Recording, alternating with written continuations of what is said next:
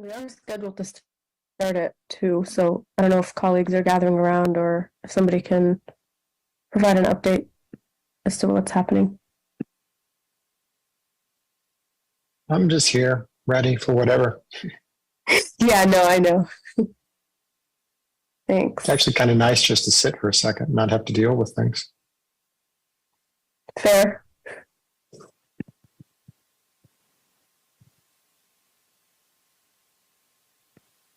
Melanie, you might have to switch your source of audio. We can't hear you.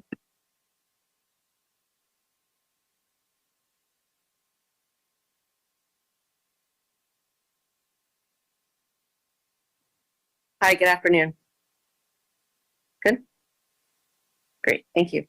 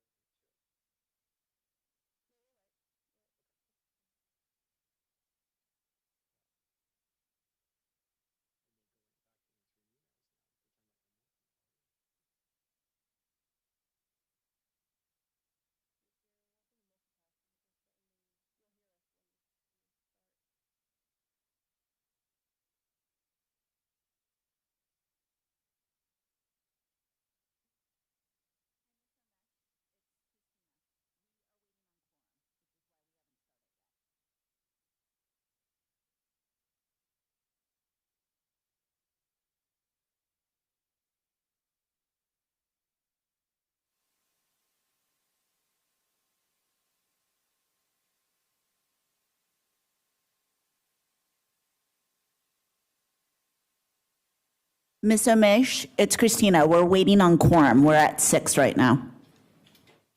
Awesome. Thanks for the update.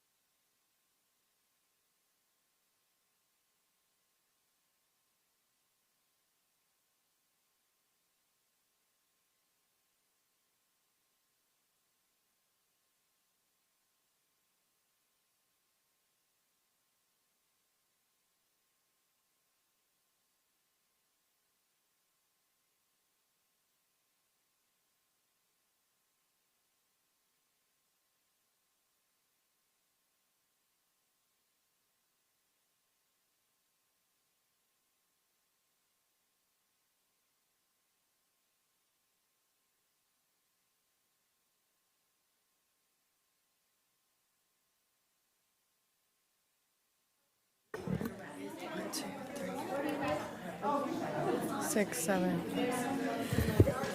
All right, my friends, we're going to go ahead and get started. We've got quorum. Long time no see to everybody on the other end of the table. I know you missed us. A couple of quick administrative things. First, Ms. Omesh has submitted a written request to virtually attend today's work session due to a personal conflict. All those in favor of approving this request? All right, that's unanimous with who's here. Ms. Marin has submitted a written request to virtually attend today's work session due to a medical conflict. All those in favor of approving this request? All right, that's everybody at the table. Can we do a quick mic check for Ms. Omesh and then Ms. Marin? Hi, everybody. It's a holy day for us, so appreciate the indulgence. Hi, good afternoon. Thank you. Thanks. All right, well, we'll go ahead and get started. I know that this has been long anticipated, long awaited. Folks are very excited to hear more. And so I will go ahead and turn it over to Dr. Boyd and Dr. Presidio, whoever's starting us off. Thank you so much, Ms. Cohen. First of all, thank you for the opportunity to give an update on where we are on the draft Special Education Enhancement Plan. I want to publicly thank the many, many people that have contributed to the plan, and certainly I would not begin to try to name names because inevitably you forget someone. And so I certainly just want to graciously thank persons who participated on the multiple teams, and those names are included in the enhancement plan booklet. And also want to thank the implementation co-chairs that are present today in the front here and along the side table. I see that we now have the presentation up, and we'll go fairly quickly so that we can engage in dialogue about the implementation plans and the full plan as it is. As you know, we began embarking upon developing a comprehensive special education enhancement plan as a result of the external review that was conducted by AIR across two separate school years. The result from that AIR review was 19 recommendations, and so the plan set forth to not only address those 19 recommendations, but to also look to see how we could really increase the excellence in education for all students in FCPS, particularly for students with IEPs and 504 plans. So that is the intent of the plan. Also, the plan is centered around 4 areas: instruction and inclusive practices, special education processes, communication and engagement, and staff capacity. And those 4 goal areas were really gleaned from the recommendations included in AIR's report, which is hyperlinked to board docs. We have a couple of resources, and we'll talk just through the slides briefly, and then we can shift to actually looking into the booklet. We have a couple of resources that were developed as we compiled this plan. The first is a special education enhancement plan booklet. This particular resource is intended for all stakeholders, internal and external, to provide really a comprehensive review or overview of the plan, the goals, the objectives, and also our metrics, along with some key terminology to ensure common understanding. That document is posted to Board Docs, and I'll just share that the team made some slight refinements on today, and so we did repost that, or it's in the process of being reposted right now. So that's available for your review. And again, in there, it includes all of the information in a more user friendly version than our tracking or implementation documents that are listed second. The second piece that we've developed are those detailed implementation plans that talk about positions, anticipated budgets, and that document or version of the document really is intended for internal progress monitoring, but we did want to share that with the public in case that supports anybody's viewer preference or learning style. So we included both of those on Board Docs. In looking at the implementation plan, as we receive feedback from many stakeholders, much of the conversation really rested upon how will we ensure that all of the many things listed in the plan would get done. So we just want to share very briefly that there really will be some coordinated implementation ahead. Just as a quick glimpse, Special Services is serving and has representatives on various strategic plan teams to ensure that the work included in the enhancement plan is embedded into the overall work of the strategic plan, so that we'll all have this work, as you know, supports the strategic plan, but to make sure that we don't have two different things or two different processes going, that there really is clear communication and expectations across the many departments, schools, and our community. And so that work is already beginning to get underway. We're also in DSS partnering very closely with the region office. As we talk about implementation fidelity, the regions really serve as a key stronghold in making sure that what's written gets done, and really engaging with departments around supports that might need to be differentiated for some schools or staff to make sure those staff are supported appropriately.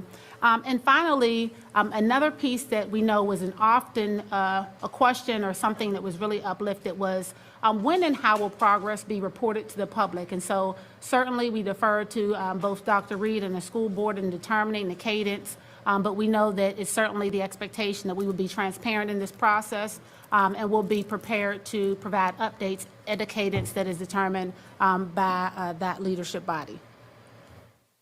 I next want to take a moment and introduce Dr. Bateman. Dr. Bateman is one of the AIR researchers that partnered with us. You all may remember Allison Gandhi. She started with us, and she did a great job supporting us, and they brought on some additional support. And Dr. Bateman can certainly give you some background information because he certainly has a plethora of experience in special education.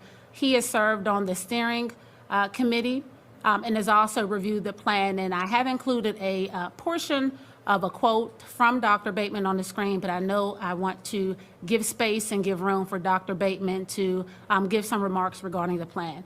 So it's my pleasure to turn the floor over to Dr. Bateman.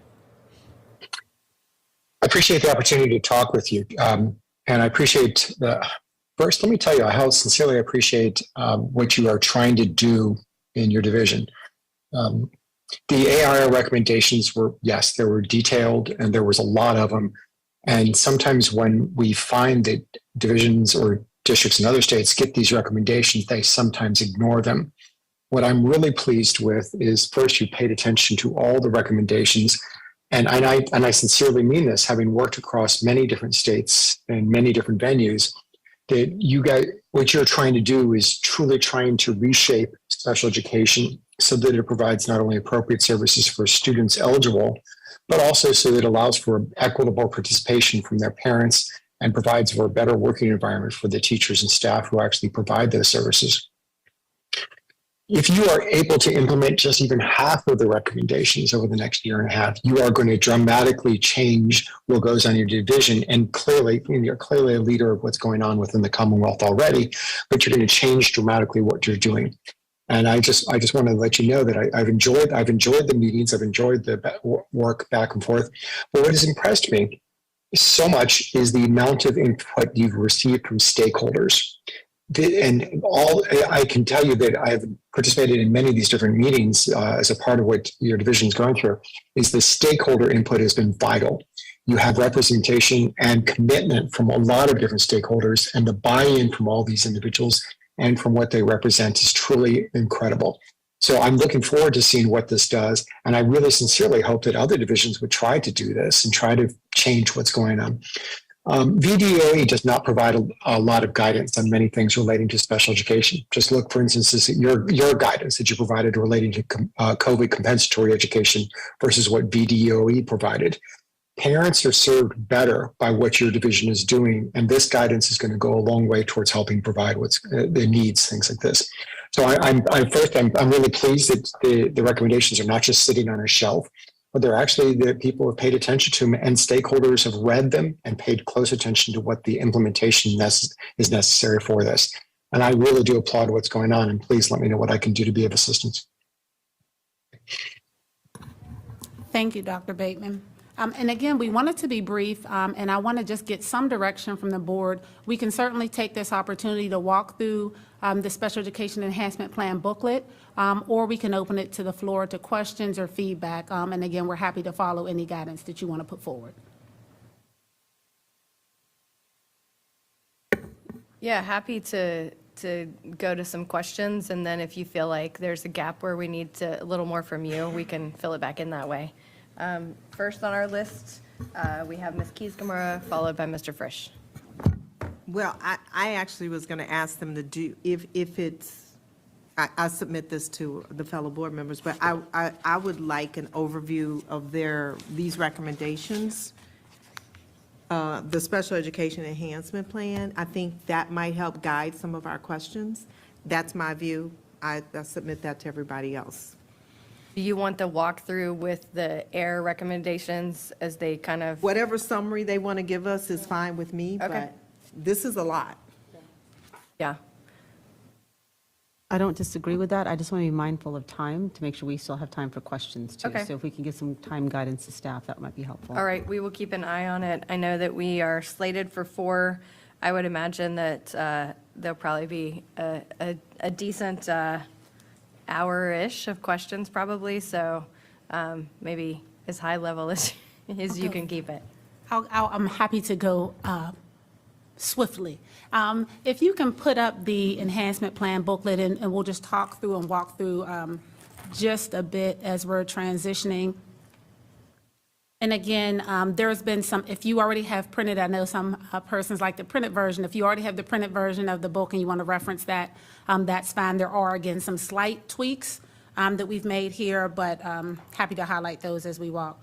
So if we go to the next page to scroll down, we want to just highlight our mission, vision, and core values. Certainly the mission, vision, and core values for really is specific to special education, and we really wanted to make sure that we uplifted some key terms. You'll see when you look at, if we keep going to the next page, I'm sorry. Keep going, one more. There we go.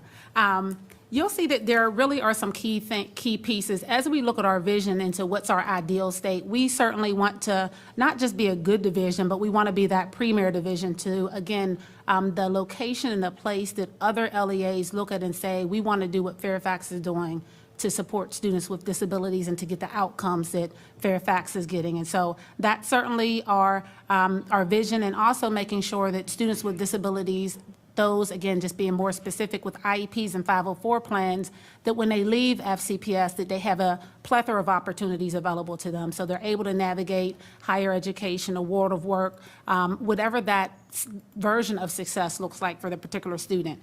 Certainly, as you look at our mission, we want to certainly engage with families, making sure we're providing quality and specialized instruction for our students. and that we have staff that are educated and supported. And the piece that we really want to lean into are really these core values, because that really speaks to the heart of what we do and how we feel about what we do and our commitment. And so you'll see terms like inclusivity, collective responsibility, equity, engagement, focusing on strengths and consistency.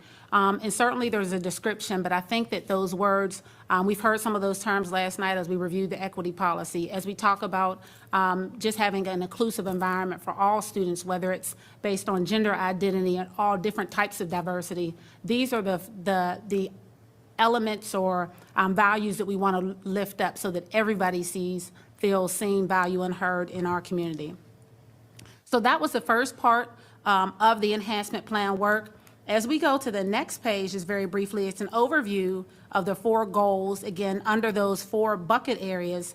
And we are focusing again on the instruction and inclusive practices. We know that we have to make sure that there's access and opportunity for students with IEPs and 504 plans, and we want to make sure that they have access in the least restrictive environment. As we've had conversations around this table, we've talked about wanting to make sure that there's access to advanced coursework, to electives, to extracurricular activities, and so that's really the essence of what's happening here and how we support staff and making sure that we implement those high leverage practices, universal design for learning, and differentiated instruction, specialized instruction, to remove barriers for our students so that they can demonstrate their knowledge and what they know. In goal 2, we're focused on special education processes. This one was intended specifically to make sure that we were compliant with the regulations. Part of the review indicated some opportunities for us in that area. And so while many of the other pieces are more specifically outcome or content driven, this particular item, while it supports that, really does focus on our arm, as we have an obligation as a LEA to make sure we're compliant with state and federal special education regulations. Goal 3, that communication and engagement, really talks about ensuring that we're able to engage authentically and effectively with a variety of stakeholders, whether it's between central office staff and school-based staff and families and students, and deals a lot with how we engage with folks, making sure that we have accessible dialogue and engagement, and also making sure that it supports our diverse language reflections that are across our community. And last but not least, certainly staff capacity. You've heard a lot about staff workload over, particularly this last year, but we know that if you went back and pulled a special education teacher from 1970, 1980, if you just jumped every 10 years, inevitably a special ed teacher would tell you that they're overworked, they feel stretched because they have that instructional and compliance responsibility. And so really a lot of work in this area really looks at assessing that workload and determining what additional supports are needed so that we can retain and really attract teachers to ensure that we have a highly effective workforce to support students. And we know that folks won't stay with us if they're burnt out or if they feel like the workload is unmanageable. And so that's really a heavy emphasis there in that particular area.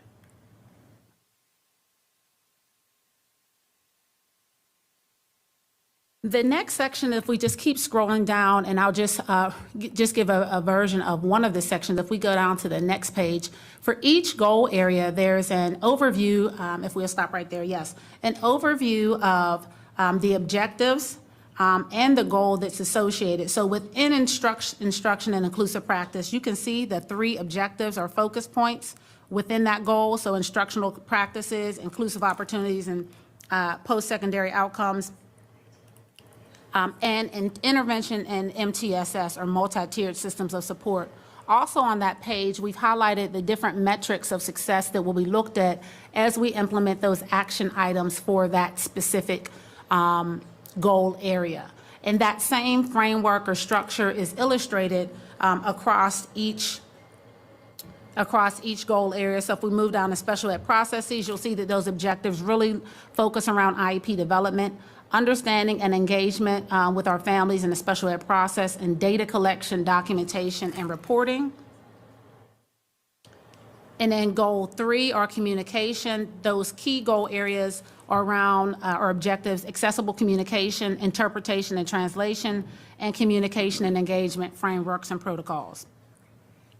And last but not least, that staff capacity element where certainly our staff that engaged with us engaged heavily around this piece was really around hiring and retention, professional development, and caseload and workload.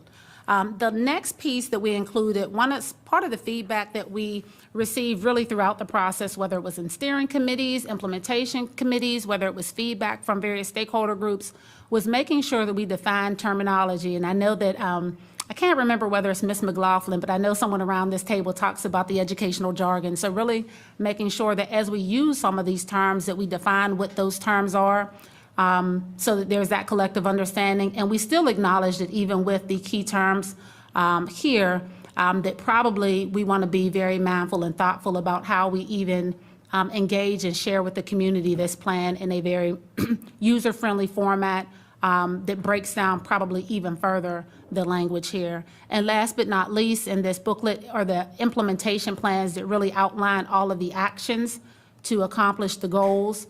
And those are stated. And again, last but not least, we certainly thank all of the implementation teams, steering committees, stakeholder groups that gave feedback, because that really did help us to continuously refine, even as late as today, continuously refine the document that's here. And while we know that we never reach perfection because we're human, we think that we've really made some progress and that the actions that are outlined will really position us to move the marker and get closer to that excellence where we want to be.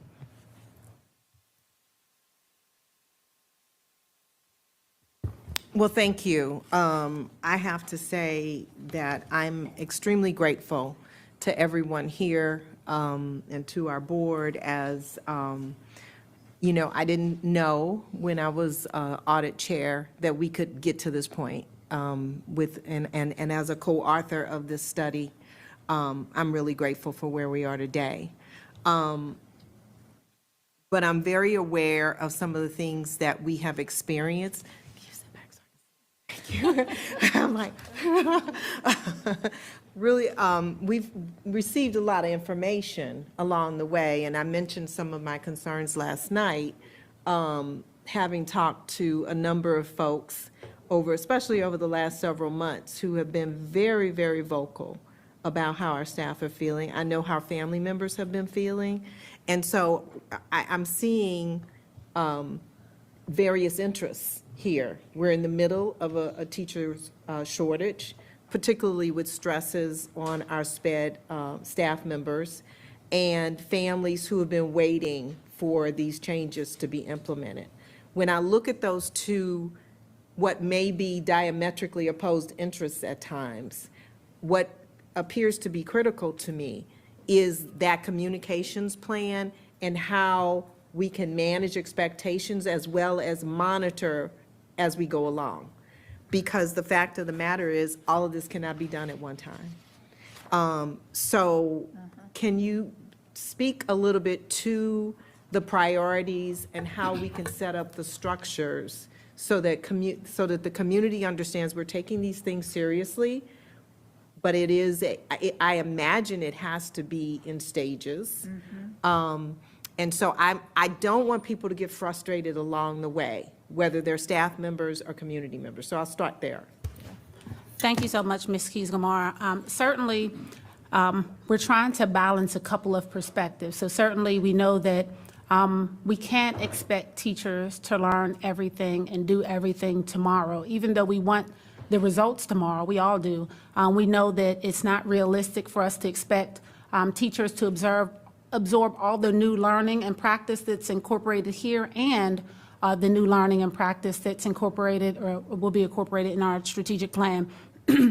So as we balance the need to want to move fast, we also sometimes have to move slow to move fast. And so what we've done is we've really broken out the work and the new learning or revised learning across years. And so we're actually, just for our own management and monitoring piece, and also as we share with teachers, are developing a year-by-year summary so that folks would understand what is it that you're expecting us to learn from the enhancement plan this year. So again, and looking at this very, very raw draft, as we look at instruction and inclusive practices on next year for 2023, 2024, we would be elevating high leverage practices, universal design for learning, and least restrictive environment. In special education processes for next year, we will be elevating secondary transition. The following year, 24-25, we will be highlighting co-teaching, MTSS, specialized reading and math training, that intense collaboration with families, and IEP progress reporting. And then the list goes on and on. So really wanting to make sure that as we look at, yes, if you flip through those pages, it will be overwhelming to your eyes and to your mind. But really wanting to break it down and make it visible for teachers and for administrators and for the community about what we're doing and when we're doing it, and the reason that we really have to be methodical about our process so that we don't inappropriately expect everybody to do things tomorrow and then fall short of that expectation. We want to make sure that we have realistic expectations, stretched, but realistic. So, excellent. I would love to see that in a slide. I'm not sure it was in there. But I also think more than a slide, I think it needs to be there for the community. Throughout the time period, Dr. Reed, I don't know if we've thought about what ongoing communication will look like with the community as we are addressing things, right? So that a parent at any time can say, oh, this is where we are. This is why I'm not seeing it in my school yet. I read this. This is why we're not there. So before we run out of time, the other part of this is there seems to be significant budgetary implications by a number of things. And so I'd like to know the plan for how we're going to address those. I can mention a few of those things that are in here, or you probably know them better than I do. But you know, I'm really concerned about the community looking at this and saying, okay, it's all fixed now, right? Sure. And our staff members feeling that extreme pressure, knowing that this is really building a whole new culture. Absolutely. Thank you, go Ms. back. Thank you, Ms. Keys-Gamara. So one of the pieces that you'll note, and we put the notation in the enhancement plan book, is that we understand that, again, a number of items are budget neutral. We changed the cost to zero cost because we know everything is at a cost. Someone is doing something. So we changed that no cost to budget neutral, meaning for a number of items, we were not requesting any additional dollars. But some costs are associated with the budget. And at the same time, we recognize that while we're hopeful that there will be support for the intent and the essence of the plan, we know that the budget is an annual process. We know that there has to be a really systematic and strategic process about looking at what budget priorities are each year. And so we have made a notation in the booklet that these are things that we're hoping to do, but those items associated with the budget are contingent upon funding availability through that annual budgetary process. 2 seconds. If that can be part of the communication as well. Yes, ma'am. All right, 2 quick notes before we move on to Mr. Frisch. My assumption is going to be that everybody's going to be a go back. So what we'll do is we'll just keep the list and go back the same through. And if folks don't want it, then you won't have to use your time saying you want to go back. The other is to let you know that the live stream is not working on YouTube right now. We think it's probably weather related, but I just want for the community to know that it is being recorded. So this will be accessed. So that has not been affected. But if you saw us scurrying around like crazy people, it was just because the live feed is not working. So we'll certainly make sure that it's available to folks. And I know our amazing IT people are on it and trying to somehow make it work. Next, we have Mr. Frisch, followed by Ms. McLaughlin. Thank you. And I appreciate all the work that's gone into this, not only from staff, but from the community. Is there any rhyme or reason to the ordering of the objectives?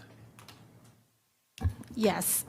Well, the objectives, no to the objectives, yes to the action. So the objectives were just 3 objectives, and so we could have moved the objectives around anyway. But within each objective, those action items are ordered chronologically. Yeah. So in my assessment, there's competing issues at play here where we continue to load up staff with more responsibility and more work because we need to do different things, but we don't have more people. And at the same time, we'd like to be doing different things to bring in more people and reduce workload. And those are competing priorities. And it concerns me because I think one of the biggest ways that we could make an impact on that is to take seriously the idea of differentiated pay scales for our special education teachers. So when I look at the objectives and actions, there are a couple actions that speak to that, right? And unfortunately, they are assessments of possible solutions rather than following through on the solution, right? So even if we took action, let's look at action 1.2.4. Conduct a desk audit to determine if a separate pay scale is warranted for special education staff at public separate schools, new standards of practice. I'll let you speak to what that means in a second, but the date associated is June 30th, 2025, which means even if we adopted it, it's already missed the budget season for that calendar year. So the best we could hope to do if we adopted it that day would be implementation for the school year 26-27. There's another desk audit, action 1.4.4, that would look at a separate pay scale warranted for non-instructionally licensed professionals. And that's for June 30th, 2026, which means we wouldn't, even if we implemented that on that day, would be school year 27-28 at the earliest. How can we do a better job of prioritizing what will have the largest impact? Having more people and developing a way to, stop putting Band-Aids on the problem, extended contracts, bonuses, signing bonuses, retention bonuses, all those things are great, but they are a symptom of the problem of a lack of personnel. If we can figure out a way to solve that problem, a lot of other things fall into place. How do we prioritize this more essential work? Thank you, Mr. Frisch. And a couple of things we try to be mindful of when drafting the plan and also when identifying what that target date would be. So some of the other, and we're working and looking in staff capacity, just for those that may be following along. Part of the piece when we do the assessment, there are some actions that speak to providing planning days for our special ed teachers at the elementary level and providing reduced teaching periods for our secondary teachers. That's something that is scheduled to occur earlier than the looking at the desk audit that would be helpful really in addressing the workload, but also comes at a very significant cost, just being very candid, and it's listed there. And one of the things that we know that while the need to have staff, to attract staff and retain staff, that's an immediate need because it's going to be difficult to do the work if we don't have the people, right? So it's kind of the chicken or the egg thing, that we know we can't enact or propose all of those very high ticket items associated with workload, because a lot of the work in staff capacity to reduce workload has a high ticket value item because it often requires more people. Because it's hard to think of what teachers can't do. If a special ed teacher walked through their day, there's not a lot that they could not do. They have to teach students, they have to do case management, they have to communicate with families, they have to take data collection. So if they're not doing it, someone else has to do it. And so we wanted to stagger those very, again, cost significant actions across time. So some earlier supports do come earlier, but we know, again, looking at the budget and looking where we may be in each year, we can't do everything at once. And even we realize that trying to do some of the things that are incorporated here, even with that stretch plan, we know that it's optimistic and we are stretching, but we feel it's important to really advocate and to make the workload more manageable for staff so that we have those effective staff for our students. Without staff, we just can't do it. Oh, yes, I'm sorry. Why we couldn't do that earlier? Oh, yes, and we certainly, again, we can adjust the desk audit timeframe, and we probably needed to communicate this just a little bit differently. But the idea was having the desk audit completed and being able to make those recommendations by this time. We can certainly do the desk audit where we're looking at what is the work, what is the function of those special ed teachers, and is that the compensation that they're receiving, does that match what we're asking them to do? And so we certainly can do that earlier. We just know that enacting results or making a recommendation to enact results of that desk audit that we assume, just knowing what we know about the work, will result in a recommendation for increased compensation, that we know that again, that implementation is going to have to be stretched from some of the other pieces there. But certainly, to your point, we certainly can advance the work of the actual desk audit, and so that we can have that information ahead of time for a projection to say in FY 25 or FY 27, we want to enact the results of that, but perhaps we can and move that up to something being done on next school year. I think that's imperative to know what we're potentially getting ourselves. I think it's imperative to know what can we get 5 seconds back from my microphone not being on? Thank you. So that we know what we are potentially getting ourselves into, because the accommodating of the workload, more planning time, et cetera, is not solving the problem, right? We're saying, we know that you're burdened with so much extra work, and we're not going to take that work off your shoulders. We're just going to make you do it in a more effective way. And that's not an acceptable solution. So I'll talk with colleagues about support for moving up. This is just investigating the possible solution. We should be doing that next year. And we're happy to adjust that time frame. We're happy to do that.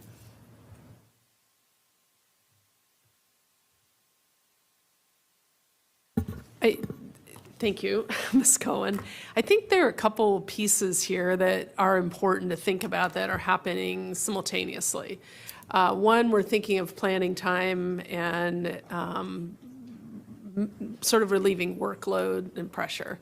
Two, we're thinking of salary enhancements, right? This idea of bonuses to stay, bonuses to come. We've added the 30 minutes for extra planning for our teachers in the special education departments for this coming year.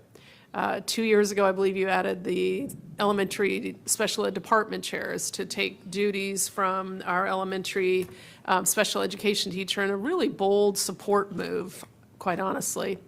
And so a wonder is not just a desk audit of what current teachers in a current model are doing, but what would a more inclusive model look like that we might not be able to do a current desk audit on, right? And so we have to be, as I think about this, and Dr. Boyd and I, as we've looked through the documents and the committee work, there's a tension between trying to resolve issues with a current model, and then when do we sort of leap to a balcony and look at what a new model might look like that might also do all the things we want done and improve outcomes for students that may not require adding staff for these reasons, but rather those reasons. So I'm just, in my mind, I'm kind of sitting and thinking, if we do the problem solving with the current model, we won't have any resources to do a new model, right? So it's just at what point does that thinking intersect, and when does it seem like it's actually going to happen? I think, Mr. Frisch, to your point, because if it's so far out there, we can't really conceive of it actually happening. So I get both sides. I'm just kind of listening, and that's what's kind of playing through my mind. So thank you, Ms. Cohen. All right, we have Ms. McLaughlin, followed by Ms. Sizemore-Heiser. Thank you. Dr. Reed, one of the things that I've often said in my tenure is that we don't exist in a vacuum or a bubble. And so there are school divisions all around the country. Have we, whether using through AIR or our own leadership team, looked at other school divisions that are best in class in special education delivery that we can learn from? Thank you, Ms. McLaughlin. So AIR did provide us with some recommendations around staff capacity, and that's where that workload, caseload assessment comes from. Also, Montgomery County does provide planning days or IEP days for their special education teachers, and I believe it's 7 or 8 that they provide as a relief to support those pieces. And so that's some information that we have gleaned, and I certainly can speak because I implemented and I used as a special ed teacher those planning days. It was extremely helpful when I worked in Montgomery County. And I didn't need all my days and was able to lend my days, or I don't guess you'd lend them, I guess you'd give them to a colleague who was newer and needed some additional time. And so that certainly provided a relief in terms of the stress and the preparation that goes into those case management pieces. So, and again, AIR provided a number of different strategies and reports as part of that supplementary support that they provided, and that was one of the areas that they did, and we implemented a number of the recommended actions in the plan. Yeah, I think for creating a sense of hope for our teachers, for our families, we would go very far as a school division if every time we identified a successful practice in another public school system to identify it, talk about what the results were, and why we're going to be adopting and implementing it. And I think it would also give the board a lot of comfort to say, this has been researched. There's the evidence, there's the best practice that we can identify with. So I think that as much as we can do that, that will be helpful. I also had asked colleagues that Dr. Boyd gave a great response to how we're going to have a time frame in rolling that out. We absolutely need that, even if it's draft and even if it were to change. But when you responded, Ms. Keys-Gamarra, that was very helpful to me to understand in what is a exceptionally comprehensive plan, and echo the comments and appreciation for staff and our community for building this out. The other thing that I would say to Mr. Frisch's comment is we always have to be mindful of our budget calendar to when our execution is. So I would be very supportive of anything that talks about moving those dates and getting us inside of the budget funding cycle for that. I do know that, Dr. Reed, the other thing when we talk about workload, I think that we're going to have metrics for explaining that, because we have a lot of faculty in a lot of other areas outside of special ed who are also feeling overwhelmed and overburdened with time. And that's not just classroom teachers. I know our speech language pathologists have talked about how they are drowning. And so I think, again, we need to be having those focus group conversations with those staff, finding out real time, what is it that's not working, what are the solutions they could bring to the table. Dr. Boyd, as you drew on your own experience, and that informs you as a leader, I think we need to continue to have that pipeline there. And then I will just reiterate my concerns from the other day. I know we all very much want to get at these solutions as quickly as possible to impact kids as quickly as possible. But 300 vacancies already anticipated for SPED. We've got to be mindful that if we do something outside of the neighboring jurisdictions that is so amazing but so demanding, we will have a tough time recruiting, because they will not want to come where they look at this as being even more overburdening. So I'll take a go back, but that's what's weighing on my mind as well. Thank you. Any responses to any of that? Agreed. Well said. All right, Ms. Sizemore-Heiser, followed by Ms. Corbett-Sanders. So I have 8 pages of bullet notes, so I don't really get through all of those before today. So a couple of big picture comments. First, I very much appreciate the staff burnout, and we need to take that into account in our staff vacancies. But this is, in similar to our strategic plan, this is a unique moment in time to really reimagine special education, and around the country that is really needed to be done. So I think looking at best practices is great, but I don't know if there's any other school division that really is doing this.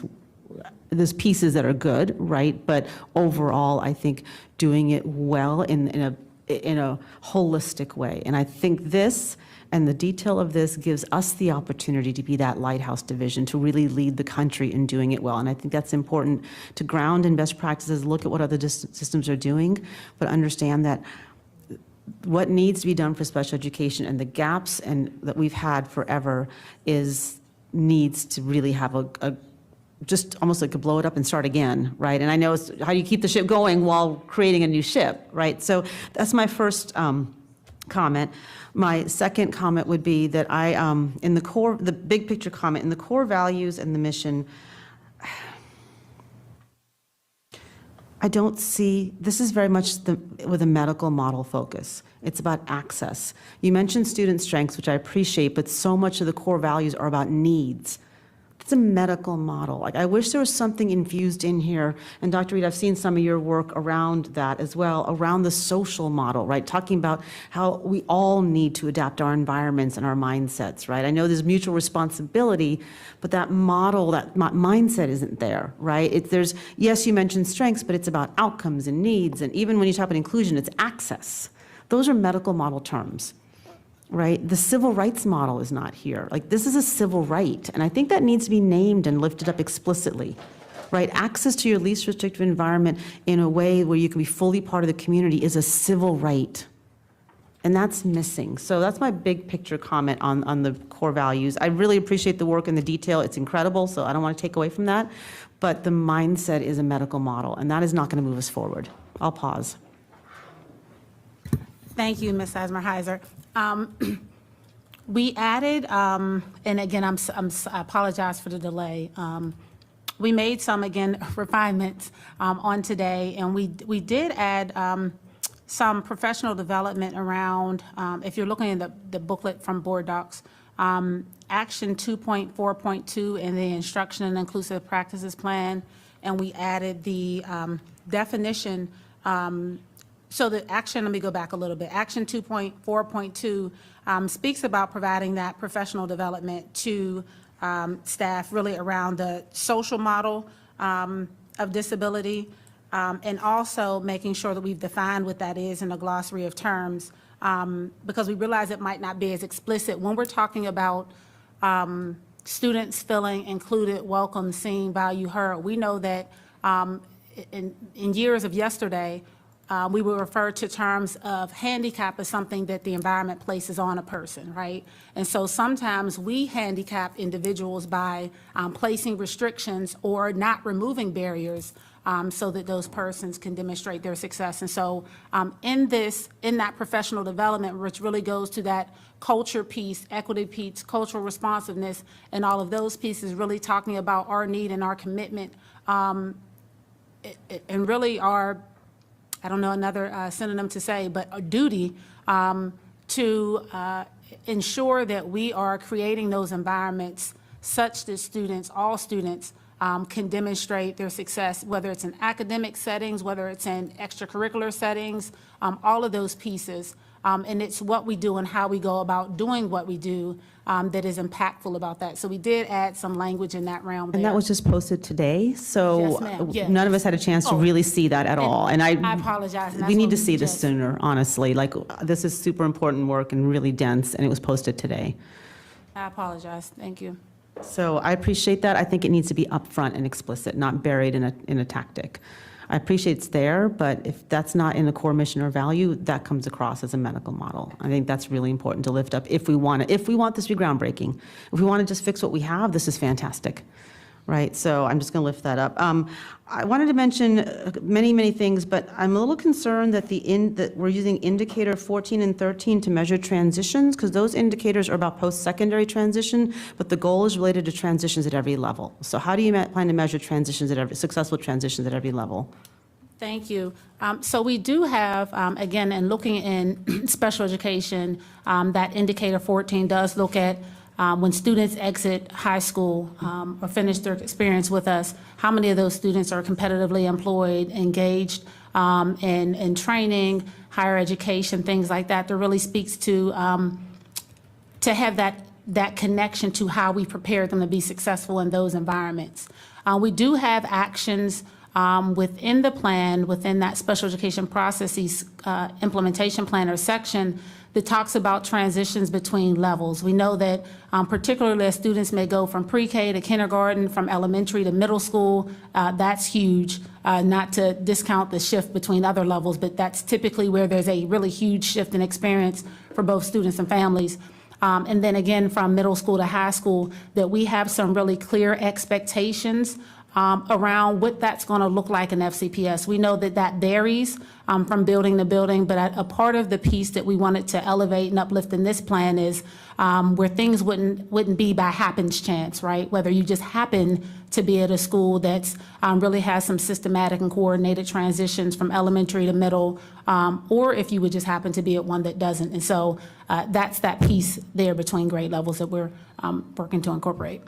And I've got 3 seconds, so I'll say, I know it's in the tactics, but I was asking specifically for measures, because what gets done. So that doesn't quite answer my question, but I appreciate that it's in the tactics, and I will take like 2 go backs. We have you down for 15. Ms. Corbett Sanders, followed by Ms. Marin. Thank you, and thank you very much for your work on this. I know that when we initially introduced the forum topic to do a comprehensive review, this was part of what I envisioned. Having said that, I'm a little concerned, and I'm so glad Ms. Sizemore-Heiser went before me, because when we talk about the vision, and there's not a clear articulation of the vision in the document. So then I went to your new pamphlet, or booklet is what it's called, and in your vision, what I consider to be the most important part of the vision for our students in Fairfax County, for our exceptional students with differing abilities, is inclusion.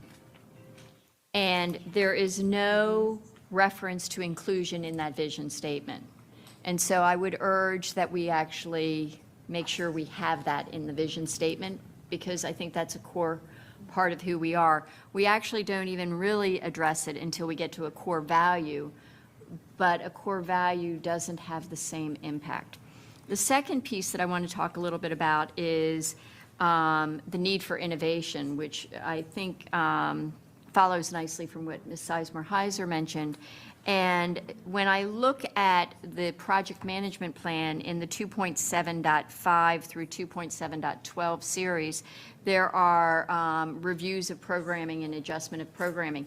That's precisely my concern, is that we haven't looked at this from an innovation model. We've looked at it from a stovepipe model.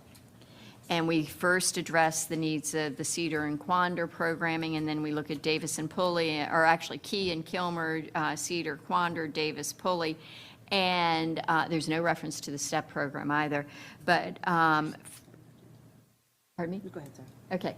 And so my concern is that one of the things that we've talked a lot about is innovation, and what we don't have here is that innovation spirit or model.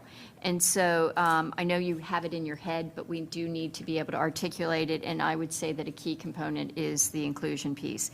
And then the final piece is, I think that a lot of this, what we plan on doing with differentiated compensation, which I fully support, I think we need to understand that in the context of the ongoing collective bargaining. And so this should be built in, and I'm not quite sure why we would be waiting until a multi-year rollout if that collective bargaining is going on now. So those are just a kind of a top part, and I know I only have 13 seconds, so I'll cede it back and come for a go back. But I'd like some responses, please. Yes, thank you.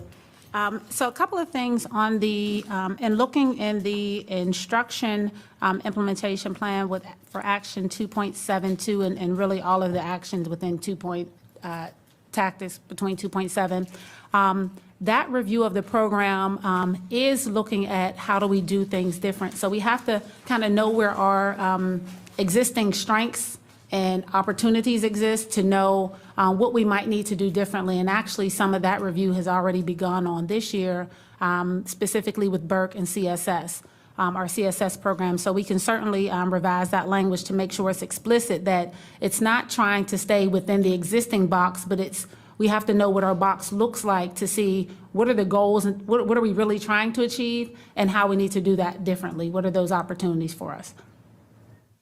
I had given back, but I'm taking my 8 seconds. I think you need to have an explicit action which says when are we going to tie all of these things together to come out with an innovative solution. Thank you. Thank you. And my other question didn't get answered regarding the vision statement. Oh, we made a note. We can go back and review that. I was trying to take on notes, and I have great note takers here. Thank you. Have Ms. Marin followed by Ms. Pekarsky. Hi, good afternoon. So I'm just trying to refresh myself on the timeline of this work. And it is very unfortunate that the meetings were posted today. My feeling is that we keep getting more information. We're getting questions from advocates in the board. They're kind of being answered, but it's like a deluge of information now. So I have these questions for the superintendent. What is your approach for embedding the SEEP, the Special Ed Enhancement Plan metrics, into the strategic plan?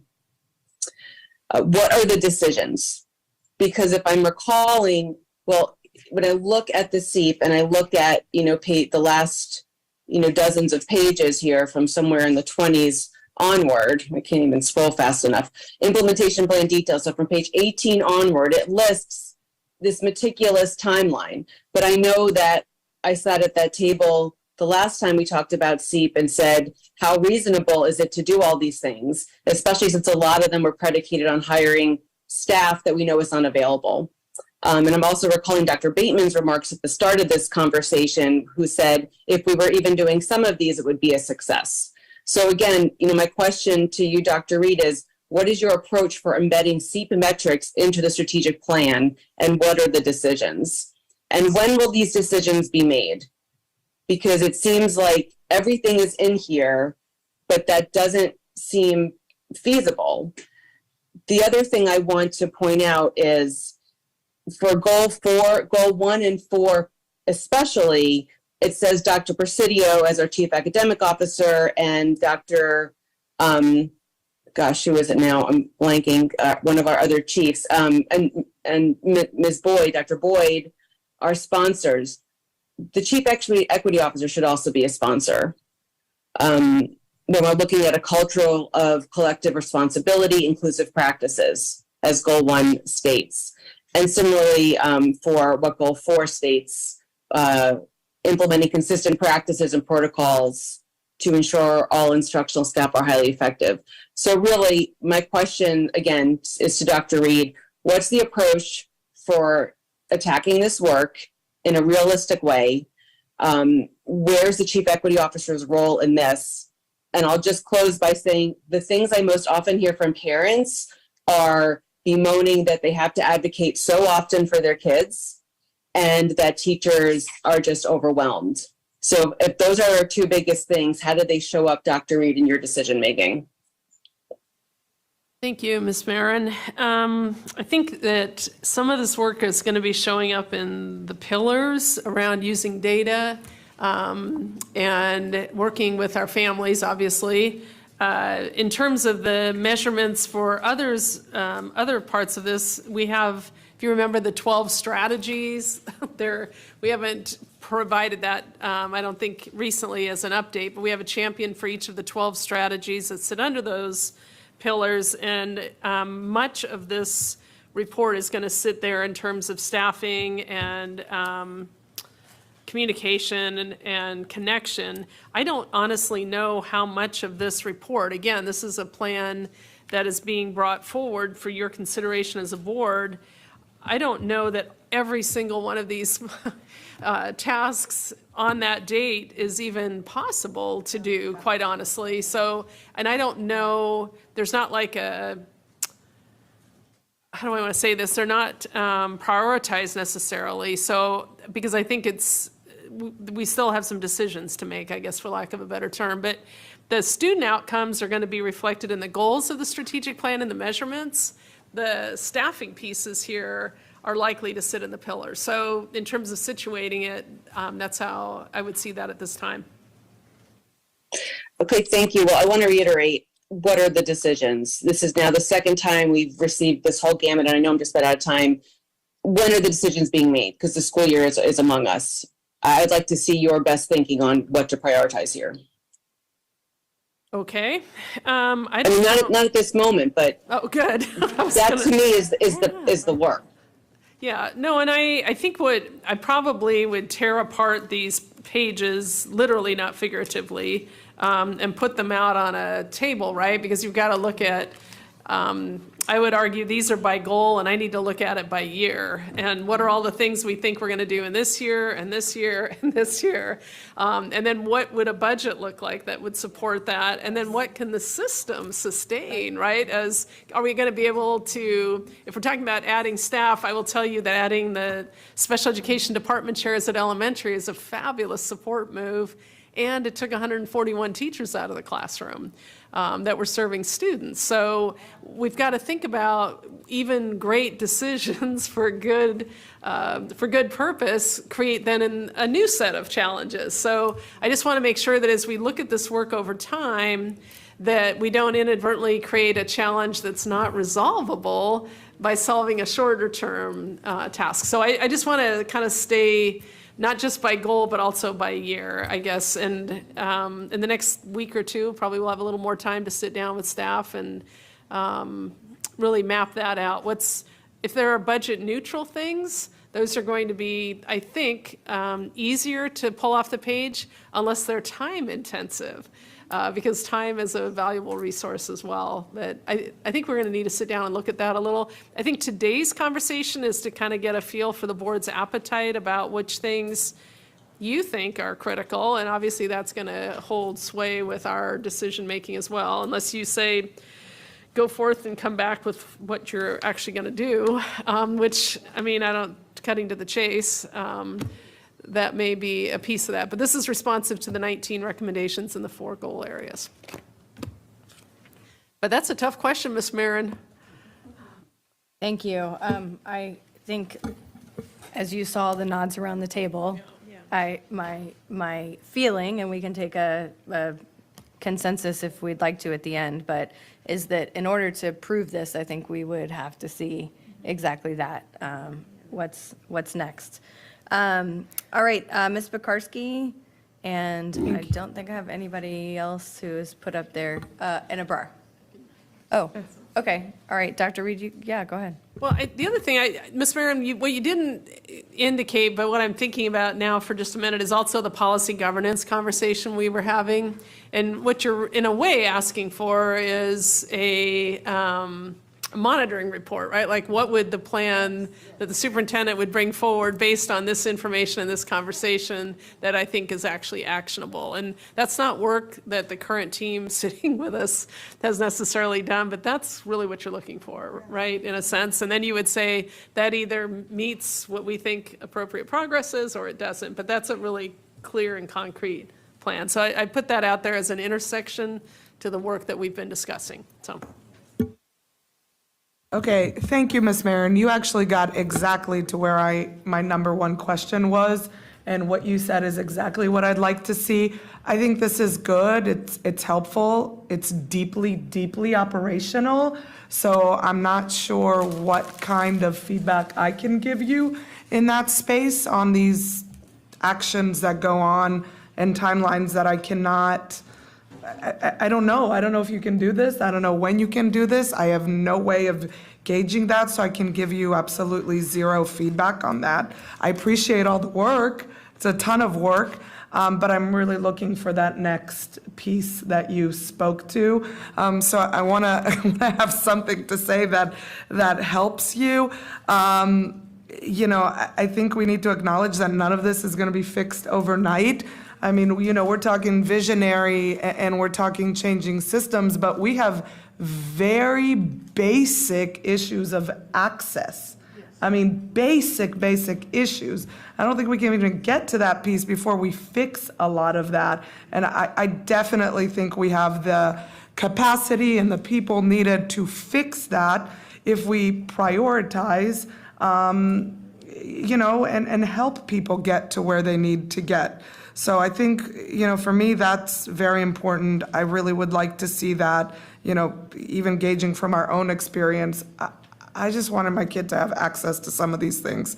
And with that, I guess one very detailed question, where or are we even going to access things like electives? Because, you know, that's a big issue, and maybe I just did not see that here. Yes, ma'am. So let me do my control find, because that's the quickest way for me to get it to it. We do have as we talk about supporting that instruction, we talk about accessing electives. So we talk about providing alternatives to strategies for success, specifically by not having to give up an elective course. And we also do, as we're talking about monitoring LRE, we talk about students accessing advanced courses. We also want to also one of our metrics that we added is a % of students accessing those general ed electives, and also monitoring our students with disabilities and their engagement in extracurricular and co-curricular activities. So as we talk about the inclusive practices and access across not only just the academic pieces, but that kind of expanded supports around the academic piece for the school community. That's great. Thank you. I just wanted to make sure that that was somewhere because that's a big issue. I'm looking at all this. It's so much. Two things, and some people have kind of gotten to this, but maybe you can offer a little bit more. How are we going to approach communicating with our staff about all of this? Why the need, what this means for them, the timelines? I think that's really important if we want buy-in and morale not to just totally tank. Yeah, thank you very much for that question. That's a very good point. So we always start when we're communicating anything or any change initiative with your center, and your staff are your centerpiece to this communication plan. So we start with the communications there. This would need to be multifaceted to make sure that we're really getting to our staff and really communicating the why and what is needed and their buy-in for this as well. It would need two-way engagement as well as just the direct communication. So you'd need to make sure you've got opportunities for them to ask questions, get some feedback, and get their questions and their maybe concerns sort of addressed immediately. Once you've got that buy-in, then you can start to go further out to your broader community. Thanks. I think that two-way communication is going to be critical so that as we, go through this, we adapt to what we're seeing real time. Anyway, I am worried, others have brought this up. I do worry just because where people are, I don't have that magic answer, but I am worried. And I guess one last question, just what does accountability for this look like? There's got to be many different, parts to that, but can you speak a little bit to it? Sure. Thank you, Ms. Pekarsky. So a number of things that we elevate in some of the actions here, but really it's applicable across the document and all the actions. We know that from the department level, we provide guidance and support, professional development and coaching, but it's really incumbent that we partner closely with the region office who supports, working directly with school-based leaders who are, working closely with staff and having that ongoing communication. We've enhanced some of those communications this year and really expanding those. We've done a lot more partnership as we've looked at the implementation of the COVID-19 compensatory education plan. Just rattles off my brain that way. And really the partnership with the region office in terms of who needs additional support, where we are, progress monitoring, percent completion, et cetera, et cetera. And those are the same type of partnerships that we want to make sure that we have moving forward. So again, that it's not, we ask them, or they need help. And so that we're really being active and purposeful and intentional, and having the region office to partner to make sure that we're having that implementation fidelity, and also making sure that we are revising how we support schools. We can't just do that. Everybody gets a bit on this day, a bit on that day, really making sure we leverage our human capital in a different way to really be targeted around the identified work that's prioritized for a given school year. Thank you. I mean, this is just so expansive that, the accountability structures are going to be crucial. And at the end of the day, top to bottom, it's just very important. So I'm very excited for the next piece of this. Thank you. Thank you. Okay. Ms. Omesh. Oh, go ahead. Yeah. I am really surprised at how much in lockstep I am with my colleagues. I think since Rashna, Karen, Melanie, Stella, just building towards kind of my concerns. I guess I'm hearing Dr. Reed, I know you shared you're looking for the board's appetite and what to take on and what not. But then, a couple work sessions ahead here now, I'm confused as to why we're not here to have the same conversation we had like a few months ago or a few months before that. And I think I was really hopeful to see some progress. And I know that, one of the glaring things last time was that these need to be outlined as SMART goals, things that are measurable and actually traceable.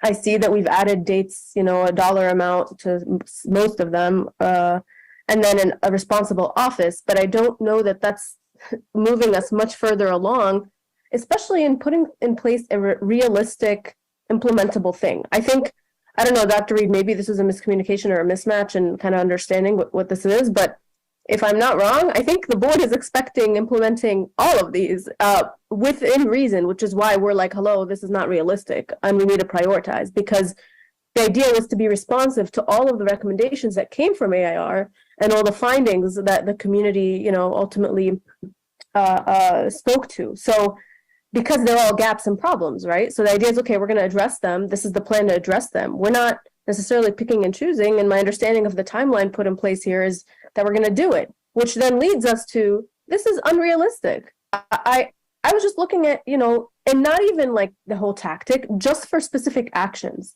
16 million, 22, 13, 24, 24, 13, 22. Like, if we're setting this up for success, I don't want us to be making promises to the community like, oh, look at this amazing thing. And we've been selling this for years at this point. We're going to do this special ed enhancement stuff. We're going to fix all these problems. And then we're setting goals that each one of these actions is its own project. And I can appreciate, Dr. Reed, you were saying like maybe that means you need a monitoring plan or something for the accountability piece that I know Stella just spoke to too. But then if it's its own project, I think it almost requires its own sub-plan. Like we're throwing it on an office and saying by this date it's going to be done. But I don't know. I think that there are major gaps there. And Dr. Boyd, you're leaving now, moving on to a different position, but you set the vision in place and put this plan, presumably with the understanding that it's realistic. So I don't know what to make of this. And I guess I also don't want us to be like lying to the community and putting this out and not even being close to a place where we can meet it.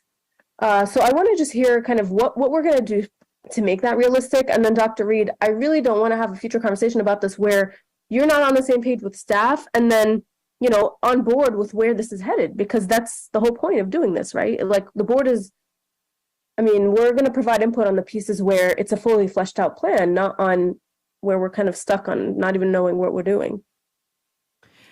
Well, thank you, Ms. Amish. I think you've nailed the polarity here. The polarity is to be responsive to all 19 recommendations, is to create a plan that I'm not sure we can execute, to be quite honest with you, in terms of the finance for these solutions, right?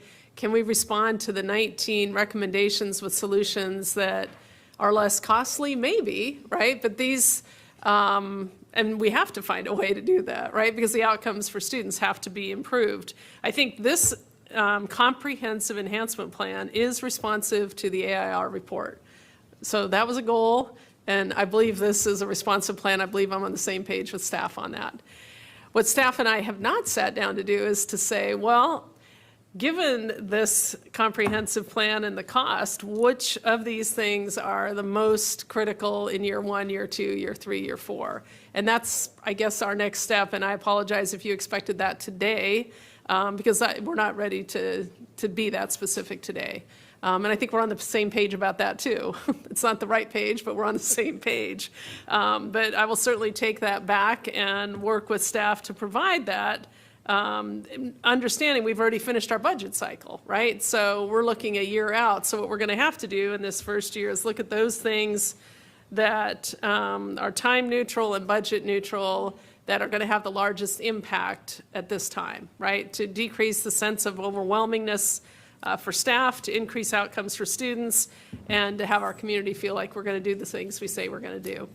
So, I don't know how to sum it up any different, but I do think we're on the same page about being responsive to the report, However, within the realm of reality in terms of what we say we're going to do, I don't know that we're ready to map this to action plans for like 2 months from now.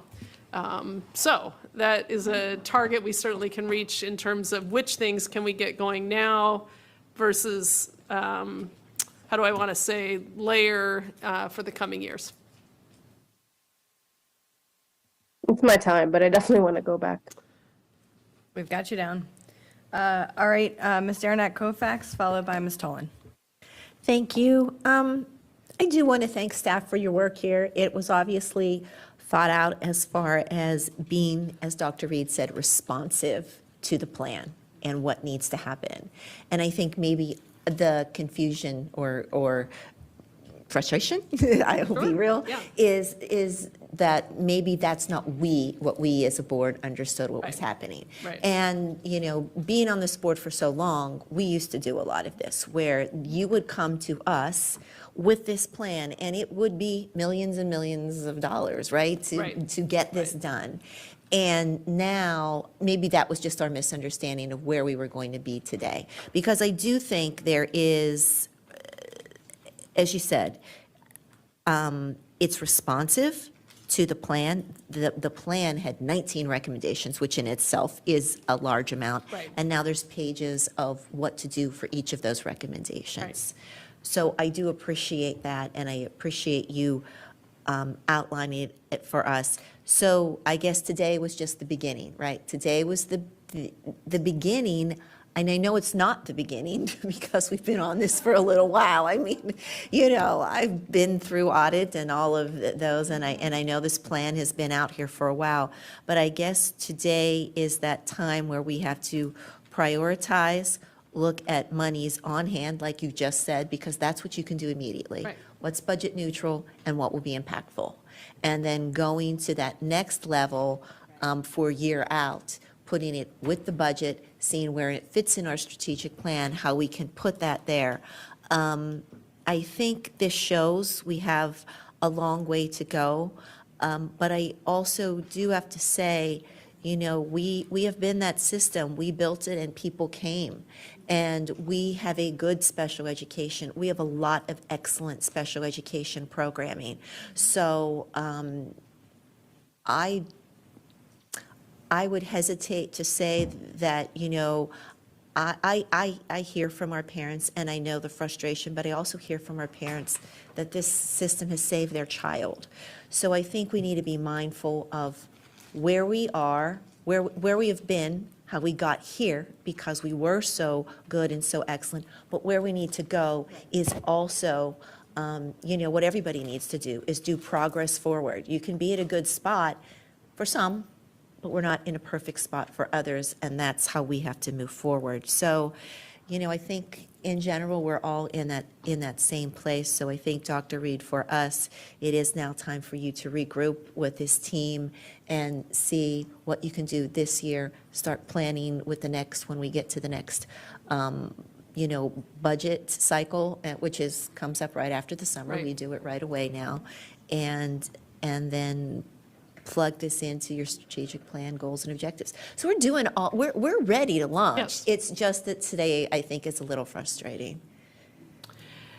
I think because of expectations. Right. No, and I think managing expectations is going to be really important, because I feel like as we're being very frank this afternoon, which I appreciate, I think staff wanted to make sure they came with every possible response to address all 19 recommendations, and remembering that there were there was other feedback to staff during this process.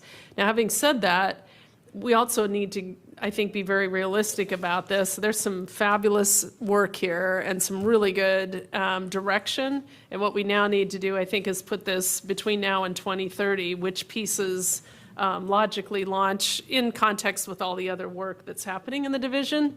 But this is a priority right now, and we have heard that loud and clear, and it's a priority to staff, it's a priority for me, and we will put together something, I think, that we will be doing this year. Again, as we talked a little bit about policy governance, I think I'll have to write something that means, how do I say, that you'll have to determine if it's appropriately responsive. And if not, then we go back to the drawing board until it's right. And, that's pretty transparent. So, all right. Yeah, I'm very happy to follow the conversations here today, because I do think that, we are uniquely poised. I was on the audit team at the time that we first started saying, oh my gosh, can audit really be the group that, spearheads this? It's the first time we ever did that. And, I think we did that successfully.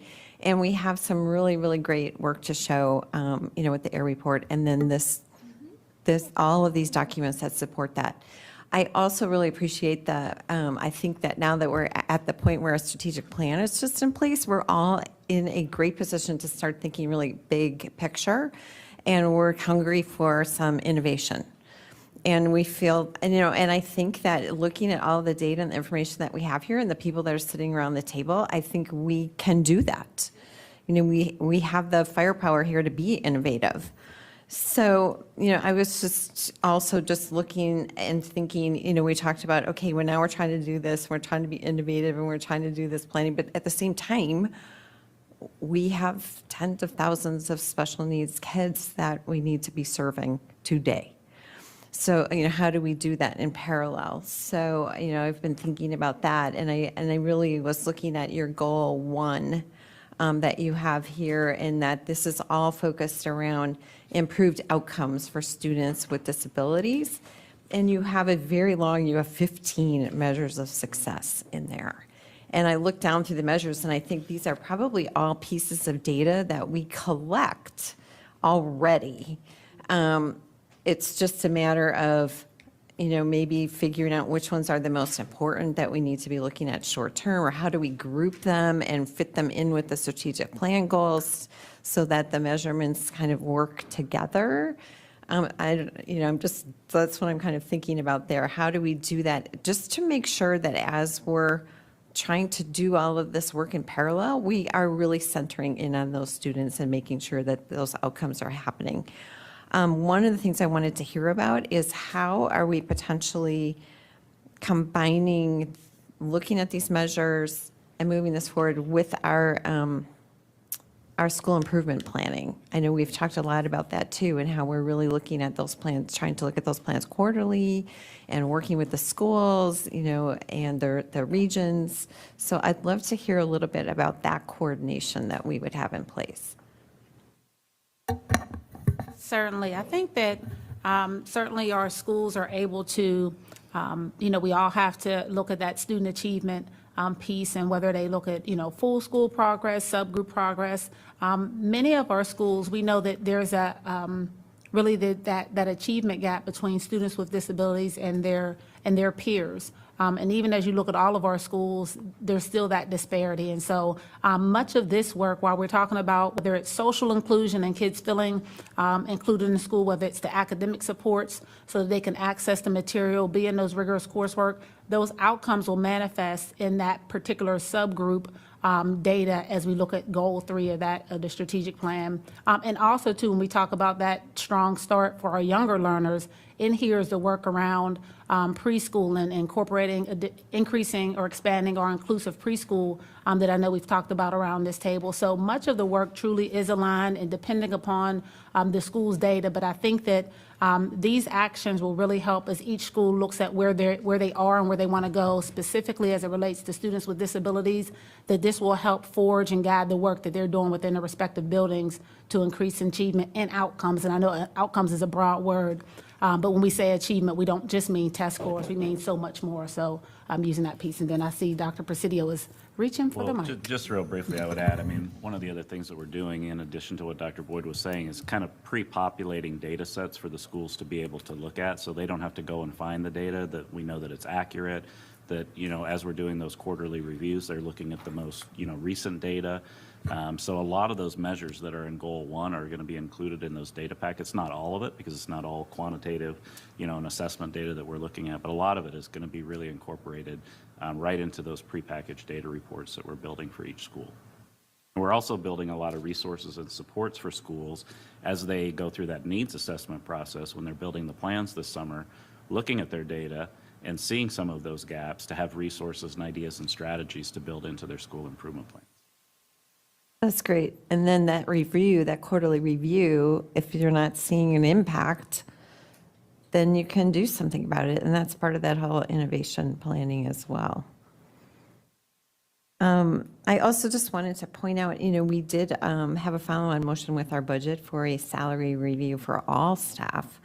So, I certainly hope, all of our special education staff are included in that, and that, of course, coordinates very nicely with, what we have here in this plan. In addition, we've been doing in our budget small amounts, to, with the compensatory services, et cetera. So prioritizing and figuring out what we need to do moving forward has already been said. Thank you. I think one of the things to your question, Ms. Tolan, about the school plans, and Dr. Presidio, Marcy Neal, the regions, Noel, Clemenco, the teams have really been working to align the plans with the strategic plan. And I know some of the goals we've talked about in here around communication goals, communications about transitions, access to coursework. A lot of the measurements currently sit in the strategic plan, and we need to make sure they apply to all students and not just some students. So we want to make sure we disaggregate data. We learned that in the core planning team. There were times we didn't have data sets for students on IEPs or 504 plans. So we just need to make sure that in all of our work that each and every student is seen, right? And their work is seen and their progress is taken care of. So the other thing I want to share is that in bigger, broader bodies of work, like our curriculum adoption, Ms. Clemenco and I were talking about that with our Decoding Dyslexia community advocates earlier today around the look at basal materials at elementary for our early literacy work. Well, we want to make sure those materials fit a UDL or a universal design for learning so they're accessible for all students. So I think what we want to try to make sure is that we filter decisions that are strategic to the benefit of each and every student. And that's really important. That's a cornerstone of the equity policy approved last night, that we don't want to order materials and then go, oh, now we need to do something with these materials so they work better for this group of students or that group of students. We want to be thoughtful ahead of time. So I think those are the ways we're trying to be really intentional. Teeing up my next question. My first question, I do want to say thank you, first of all. I know that this has been a sometimes painful process for everybody involved in it. And, I do appreciate the comprehensive way with which we're trying to, change course correction on the QE2, right? I recognize that this is going to be sometimes incremental, sometimes going to be massive. We talk about low-hanging fruit, but sometimes we have not been able to get to low-hanging fruit because our baskets are full from picking up what's on the ground, let alone be able to actually harvest what's out there. And I think we have all felt that as parents, as board members. Everybody is constantly trying to do the right thing by our kids, but the collective guidance of how we plan together and make sure that everybody's not doing this and everybody's not doing this, I think we've let our staff and our kids down in that way, and very unintentionally, because everybody's working past maximum capacity. So I so appreciate the idea of how do you take all that is good and wonderful about this system, and you have, I know 3 parents sitting here who give you a very hard time as our kids went through the system. But, to Ms. Corbett Sanders and or Ms. Daranack Koufax's point, I wouldn't have wanted my child to be anywhere else. And so my argument would be that how do we use this, or my plea would be, as a foundation for rebuilding trust with our community, with our families, with our staff, because they see this as more work. And I think our families feel like they still are not communicated to and with in a way that makes them comprehensively understand, okay, what is the plan? What's the plan this year? What's the plan 5 years from now? What's the plan 10 years from now?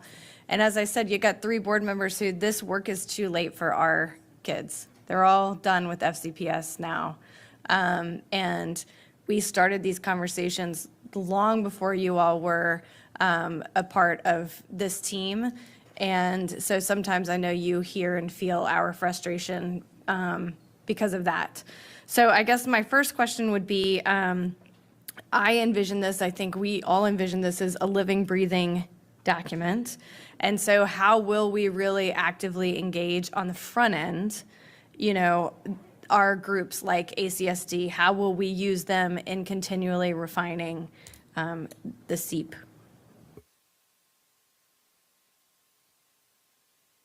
Well, I think that one of the things we're going to need to do is craft the year-over-year plan and then clearly walk it through ACSD and SEPTA and other affinity or advocacy groups that you traditionally work with, and our staff, right? Our staff need to feel like it's representative of work that is the work and it's important work. I will also say in some ways, probably the biggest shift we need isn't going to be financial. It's going to be more of a mindset shift about what's possible. I think when you've gotten into habits of doing things for so long, we don't question why we keep doing it that way, whatever it is, right? So I just think probably the biggest, I want to say the biggest lever that's going to promote the most significant shift is going to be a shift in our thinking about what's possible. And I'm trying in my mind to think about how to jumpstart that on this topic, right? We have a few topics to contemplate in that space, but because there's a certain level of energy, right? Like doing hard work it's exhilarating if it's work you feel is valuable. I think it's often work that's emotionally draining, that's exhausting when you don't see like you're, you know, able to make the progress you want to make. So we have a lot to think about that's not about budget and not about, you know, program and bonuses and that type of thing. I think those are important by themselves, though. They're not going to get us where we want to be in terms of being that lighthouse division. So I think we'll go back to staff, and I think we need to collaborate with our instructional staff, our teachers, principals, our instructional aides, folks that are working directly with our kids and our families. And because some of the solutions they're suggesting aren't about budget, right? So I think we have to remember, too, that there's a lot possible that's just costly different, right? So anyhow, it's kind of a random series of thoughts, but there you go. I do also want to put a quick plug in, if we can use this summer to educate our parents about what the IP is going to look like when you walk in, not just using PRC, like meet with SEPTA, meet with ACSD, put things online that are recorded, you know, all of the, just so everybody knows what they're walking into, because I think it's been done very well in piecemeal places, but we can't over-communicate it, is what I'm saying. When people walk in, there is no such thing as over-communicating. Yes, ma'am. It. All right, I know that we are at a crossroads of time here, 3:41. Oh, son of a biscuit. We're supposed to go until 4. I know we started about 15 minutes late. So I would ask my colleagues, can we live with a minute and a half of go backs and see where we get? No, I'm getting no's and yeses all together. All right, let's try a minute and a half with the goal of go backs, and also know we're going to get another crack at this because we're asking them to come back with a prioritization list. So this is not the end all be all of the SEEP. So we will start. I know Ms. Keys-Gamara had to step out, so I'm just going to beg your indulgence that when she comes back in, we'll throw her back into the list since she was first in the go-backs. That means we start with Mr. Frisch and followed by Ms. McLaughlin. All right, Ms. McLaughlin, followed by Ms. Sizemore-Heiser. Great, thanks. Dr. Reed, the one thing I wanted to clarify is from my remarks, in order to innovate and be a lighthouse district, we have to first know, because innovation is to create new methods and practices and products. So we have to know what is out there. So did AIR or did our school division identify among the 19 recommendations, is anyone else in the country doing it? I believe AIR did provide us some exemplars. And Dr. Boyd, I don't know what those are directly. I didn't review the exemplars. Yeah, so AAR provided us with some research-based information on reducing staff workload. As we talk in the, I believe it was October and November session, that was something that we really, even in thinking within our own group, we're really stretched on trying to figure out how we make it less hard and still get great outcomes. And so, again, they provided us with some guidance around that, and we certainly utilize that information to inform the draft here. And certainly networking and collaborating with colleagues in the area that we have associations with, but we use a lot of that research-based information. I also, to add to that, have certainly met either in conferences or other work in other places with people who I would say are experts in this field of inclusion in particular. And there's a lot of work that can be done that isn't necessarily a budget increase in terms of how we utilize staff and their roles. But again, that's a shift for Fairfax because of how we've utilized certain staff positions. So it's a conversation that will require, I think, perhaps a way for us to present that information to staff in ways to think about other possibilities. But there are best practices out there, there's no question. Yeah, I'll just simplify my question. I believe in being a lighthouse district. I believe in innovating, but in order to be strategic with our time, we should have a consultant who can tell us, is there any school division in the country who's doing this work? What are they? And learn from it before we go and innovate, because you don't have to create a wheel if a wheel already exists. So that was the crux of my question. The second thing is we learned from the spring distance learning challenges of this school division that if you don't have project management planning, you will fail in your execution. And that was one of the things that we talked about with you, and you bring in expertise. So I would say to this amazingly comprehensive plan, I think a lot of the questions I'm hearing is, let's make sure we have a robust project management plan for the execution of this work, and again, the strategic identification of what's mission critical, what can we do right away, and then scaffold from there. And I really do appreciate that you couldn't bring it all in together all at once. And I'm really supportive of you and your team for the work you're trying to do here. And happy to have, since we've got the benefit of air online here, if any commentary about what they did to try to do some benchmarking to your question, Ms. McLaughlin.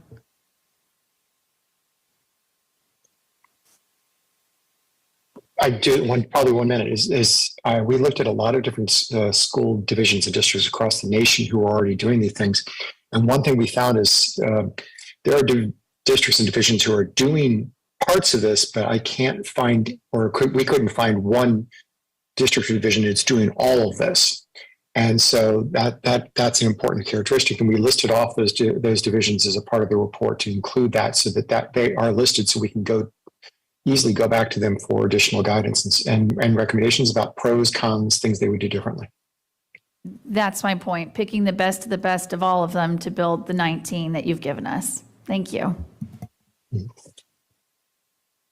Excellent, thank you. Ms. Sizemore Heiser, followed by Ms. Corbett Sanders. All right, a couple things on the big picture piece. The mindset shift, I'm so glad you lifted that up, Dr. Reed, because that's what I was trying to get at with the models I was talking about. And I appreciate my colleague mentioning inclusion. It's just not here. And I appreciate there's a tension, right, between being really responsive to the recommendations, which were based on sort of making better what we're already doing, right, and this desire to be innovative. And I get that, but that's what I see, right? We can do the work, we're doing the work, but the mindset is the biggest barrier to doing the work well and consistently. So, I mean, what I guess when you come back, or whatever you're looking at this, right? Like, I look at this way, we're trying to fix our plane, right? Like, I think Stella said, I just want my kid to access what they need, they can access, right? So fix the plane, fly the plane, which means do it well, and build a groundbreaking new plane. So I guess having some sense of how this all fits into those pieces, or if those are the pieces, right, and what the timeline of that looks like, and how realistic it is, and all that, and how it's in alignment with the strategic plan, and then what's the accountability and reporting cadence on that. That's kind of what I know it's easier said than done, but I think that's kind of what I see. Otherwise, we have some great tactics here, but I don't know how it fits into that fix, fly, build model. That's the best way I can describe it. So that's my first thought. A couple of specific pieces. On tactic 2.4, you talk about social inclusion, but there's really not much about the hidden curriculum and social. Like, we talk about self-determination, but that understanding of socialization, I mean, in the materials that I've sent you, there's so much online about that's one of the biggest barriers to post-secondary success, and I see my time's already up, so I will need to go back. We put you down. All right. Any comments on that piece of it? I think, again, as we were looking to draft the plan, looking that not all of the subject matter that's going to be within the professional development and coaching is explicitly listed here, and wanting to make sure that while we want to, really be comprehensive, we know that we couldn't put everything in here, right? And so really just thinking about how we prioritize, look at the work and things like that. And a number of the pieces around, as we talk about mindset, when we talk about things like LRE, when we talk about things like UDL and high leverage practices, it's all grounded in the piece of we as educators have to think differently about how do we check ourselves about how am I potentially, likely unintentionally, serving as a barrier potentially to students being successful in this space. How can I change my practice to make sure that all students are able to be successful within whatever setting it might be? And so a lot of that is undergirded, but again, just trying to find that balance of, we know it's overwhelming to look at, and even we try to put it in a viewer-friendly format, it's still a lot, it's 20-some odd, 30 pages. And trying to figure out how to find that balance of not listing everything when we talk about the subject matter that's going to be incorporated into that professional development.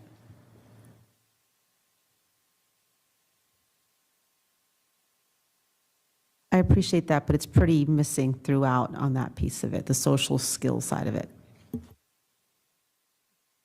All right. Ms. Corbett Sanders, followed by Ms. Marin. I have 90 seconds, right?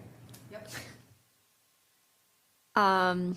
So this is how I see the challenge before us.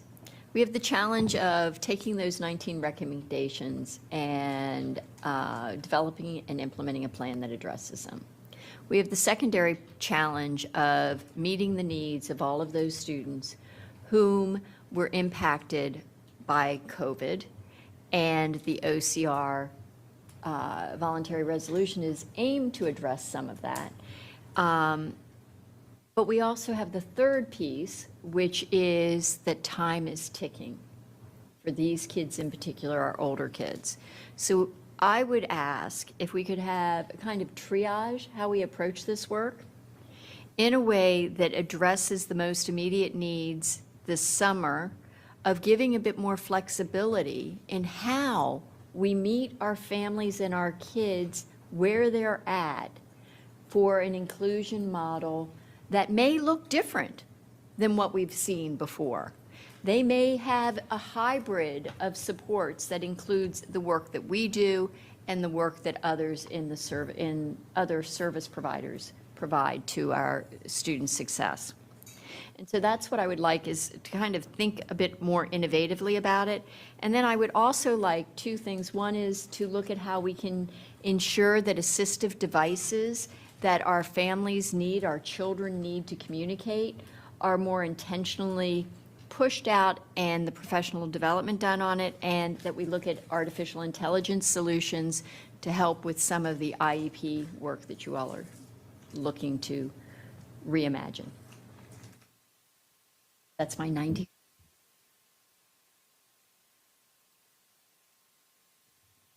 No no elaborate response, just we're taking notes, and we'll just take all of that into consideration as we go back and refine and revitalize.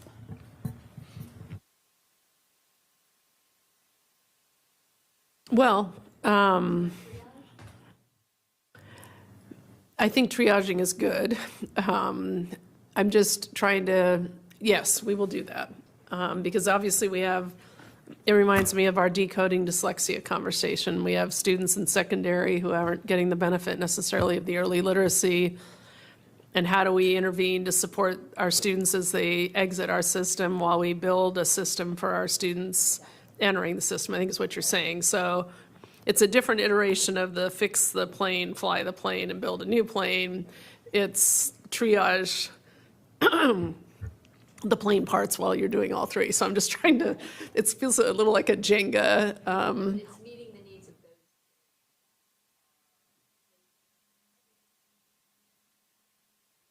those. Yes, ma'am. Yeah. I'm sorry. That works, right.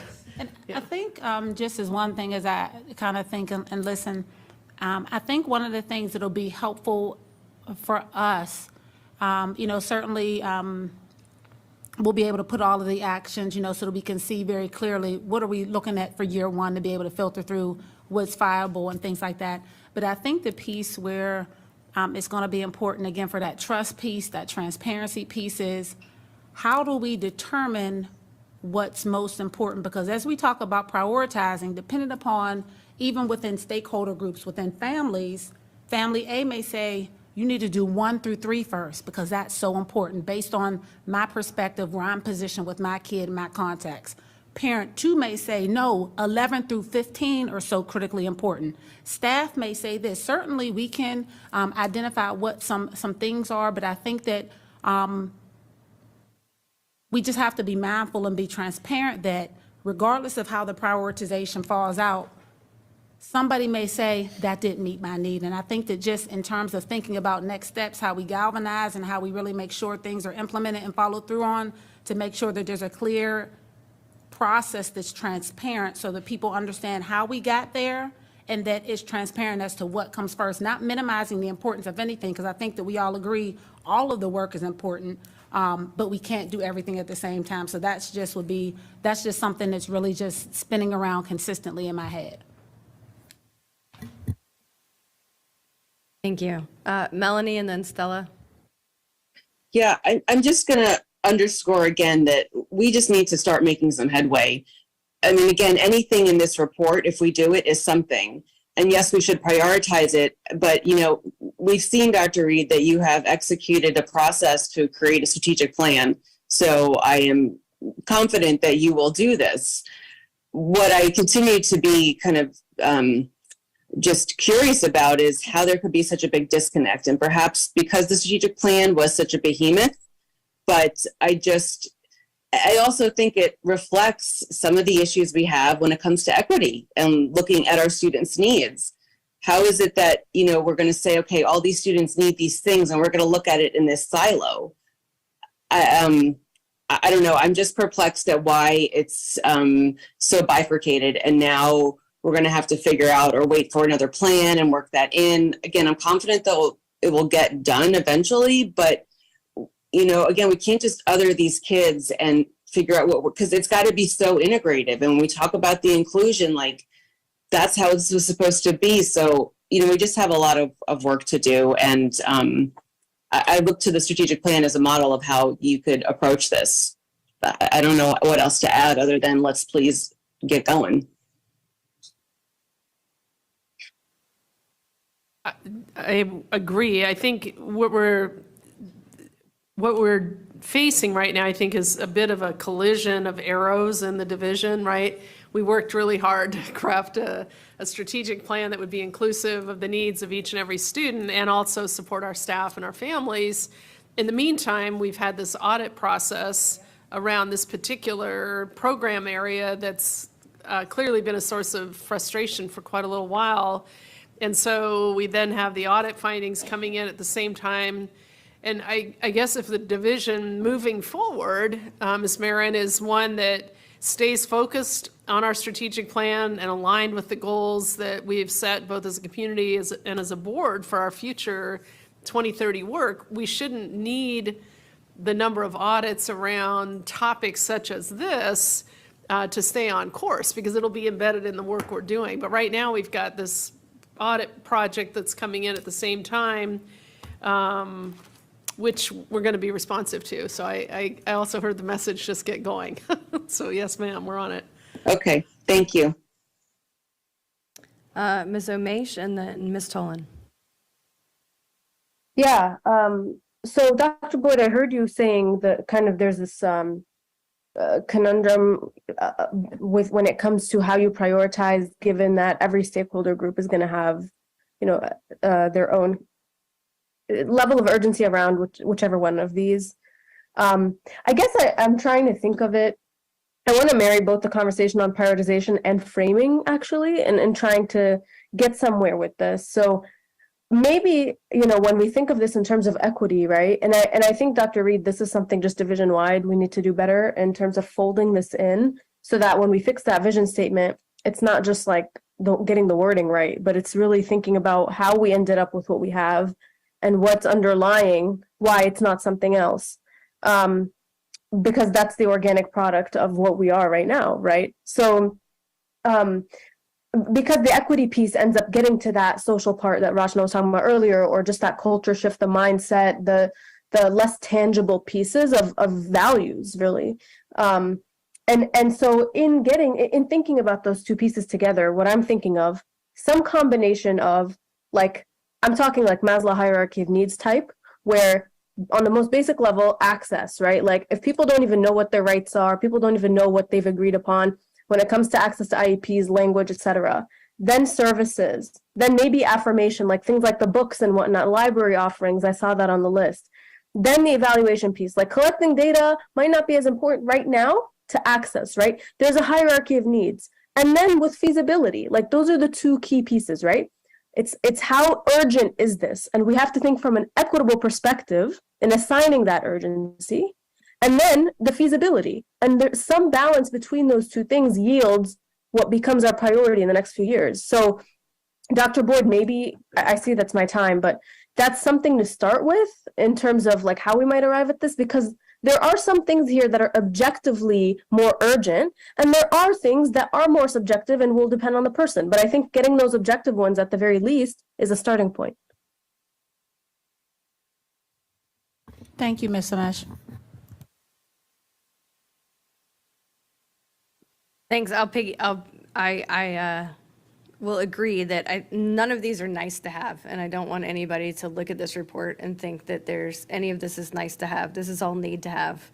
All of them are important. Some are more urgent than others of kids who actually are not able to access the curriculum. I would argue that's the most urgent need that we have. We with the equity plan had a lovely picture of somebody accessing their AAC device, and I think I know that we have had many conversations together about the lack of access to that over the summer, the lack of training for staff. So it is not lost on me that was the image that you chose to use when we talked about the equity plan. So I guess a little bit I am in disagreement that all of these things are flying separately. I mean, I think they are all part and parcel of one another.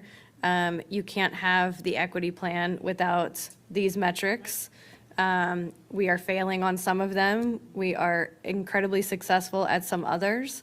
My question, I guess, would be when we look at some of these indicators too, though, I want us to really be mindful of what we are measuring. So when we say graduation, right? We've all had this conversation about what does it mean? Is it on-time graduation?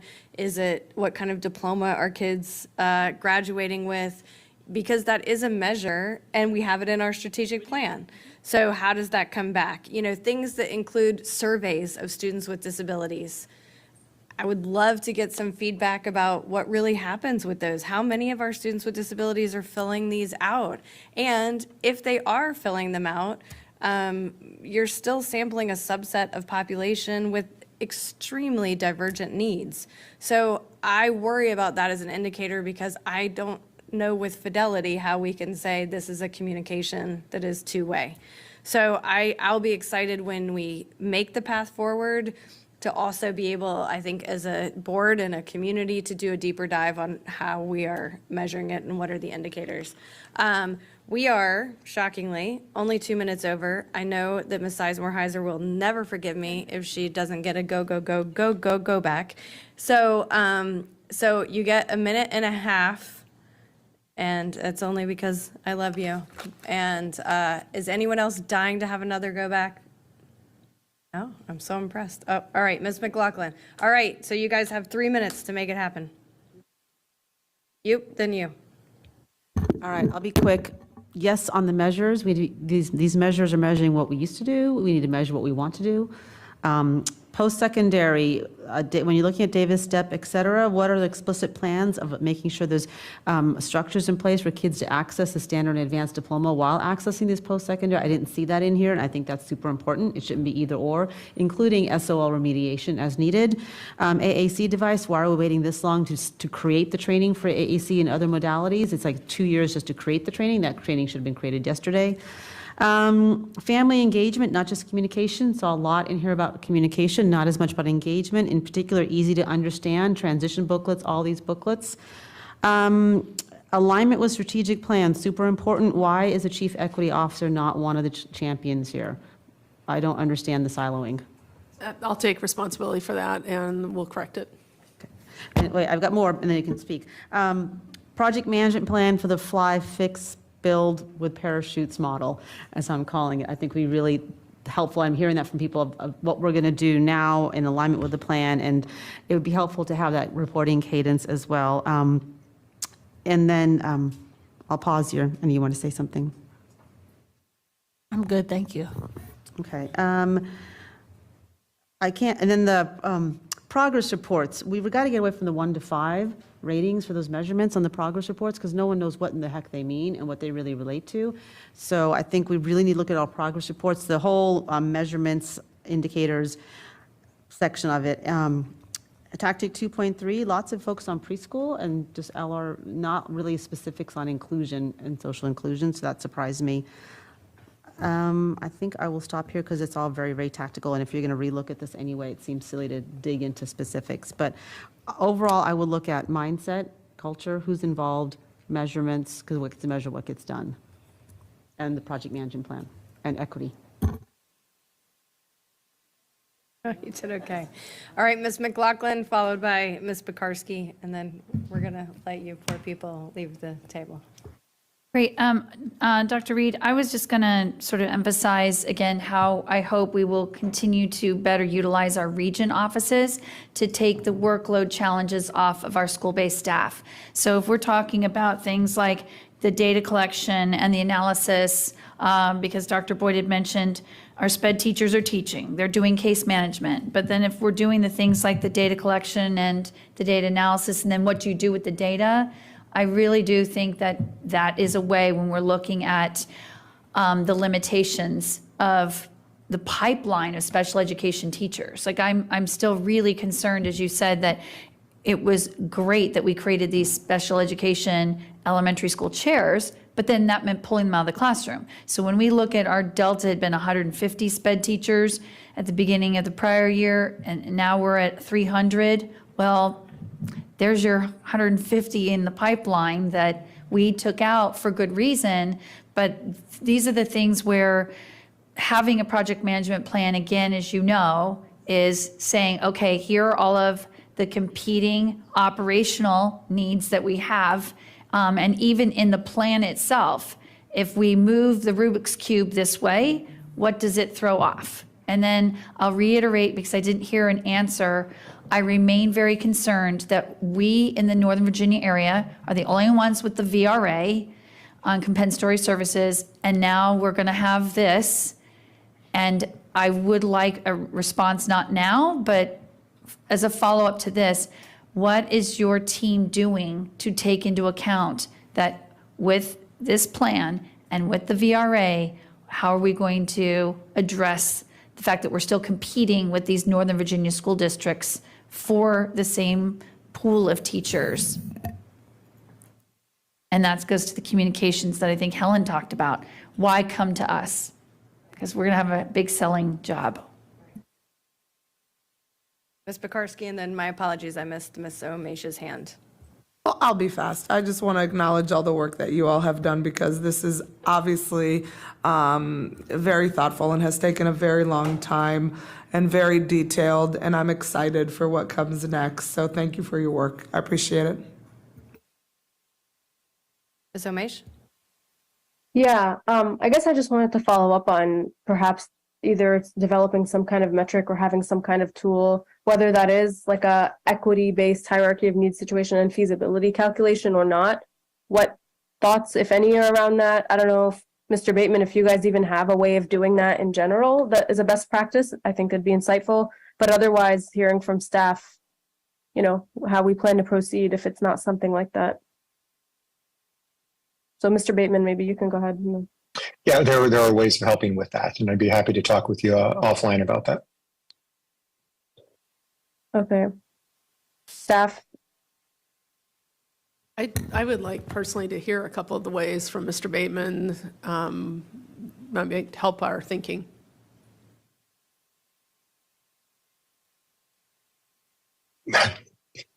Hold on, I'll be there right there.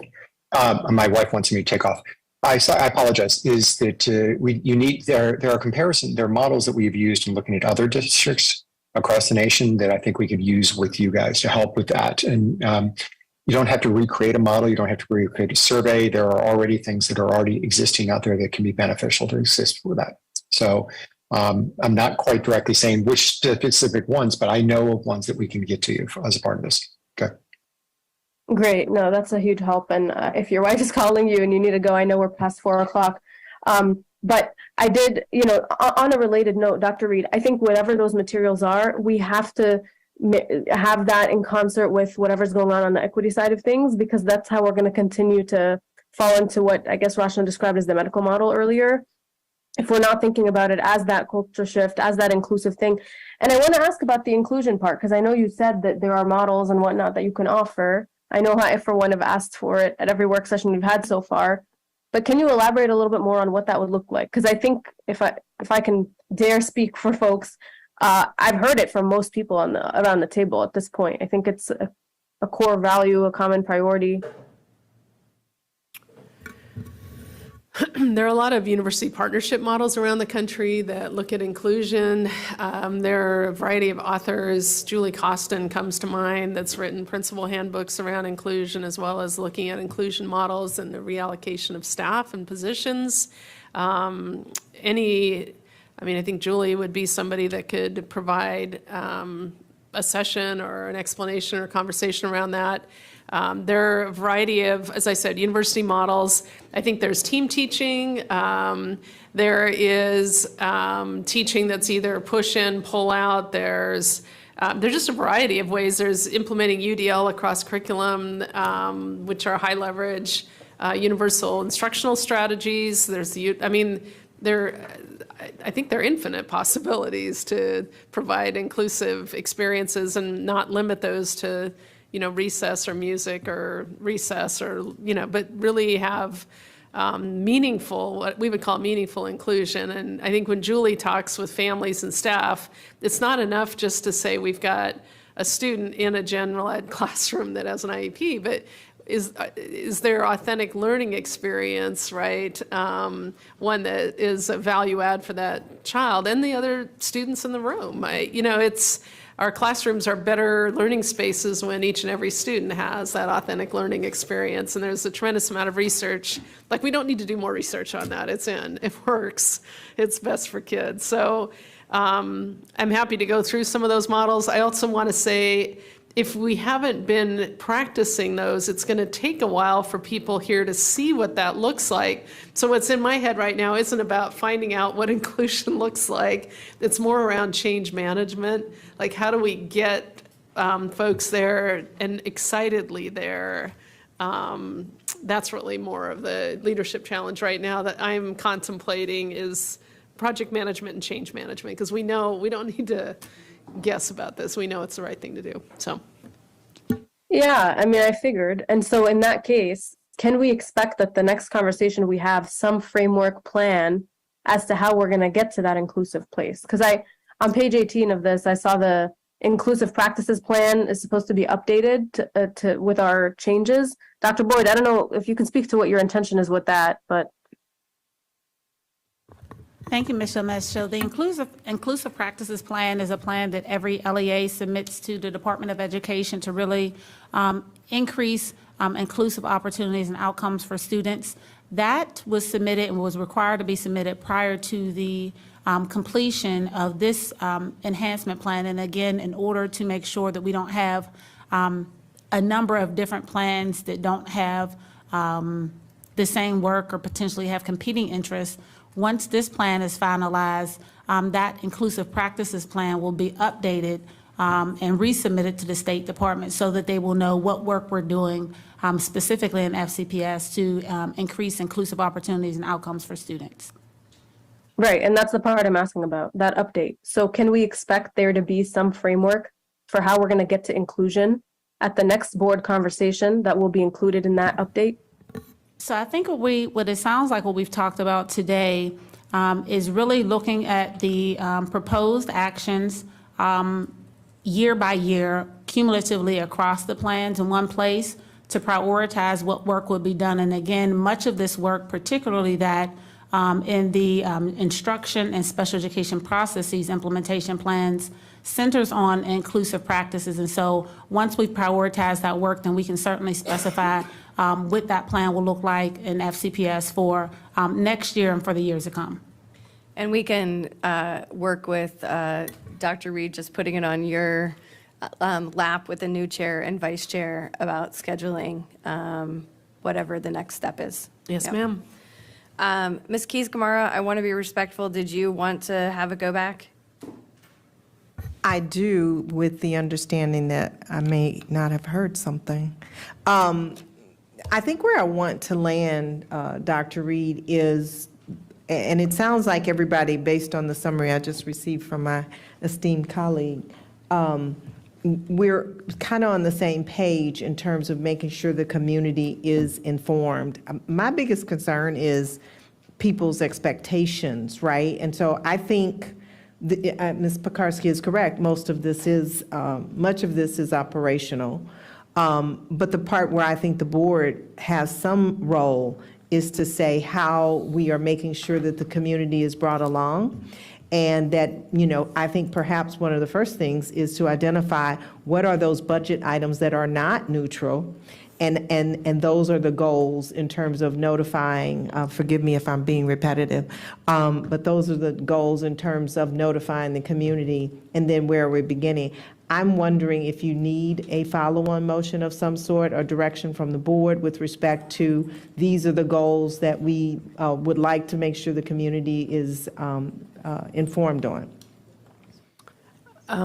Thank you, Ms. Keys-Gamarra. I think I would defer to you and the board as a body in terms of a follow-on motion. Okay.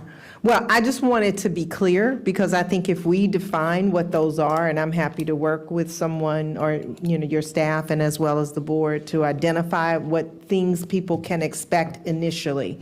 One, I think needs to be the budget and then where you will begin.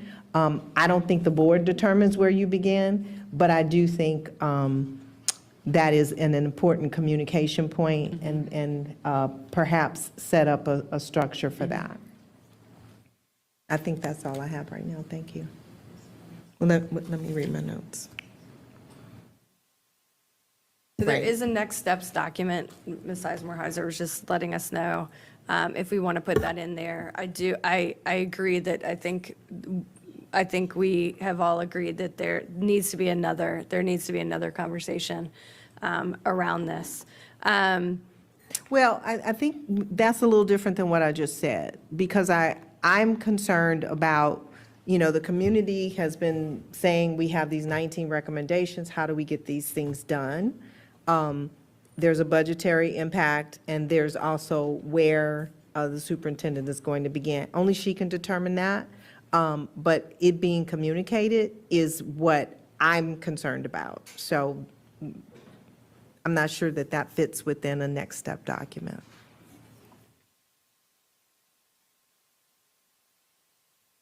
I think there's a lot of discussion around the table. I mean, I think that the idea would be that we are putting this back in your lap to determine what those are, and then coming back to us, and we would obviously like to be a part of a plan of, you know, how we inform the community what those next steps will be.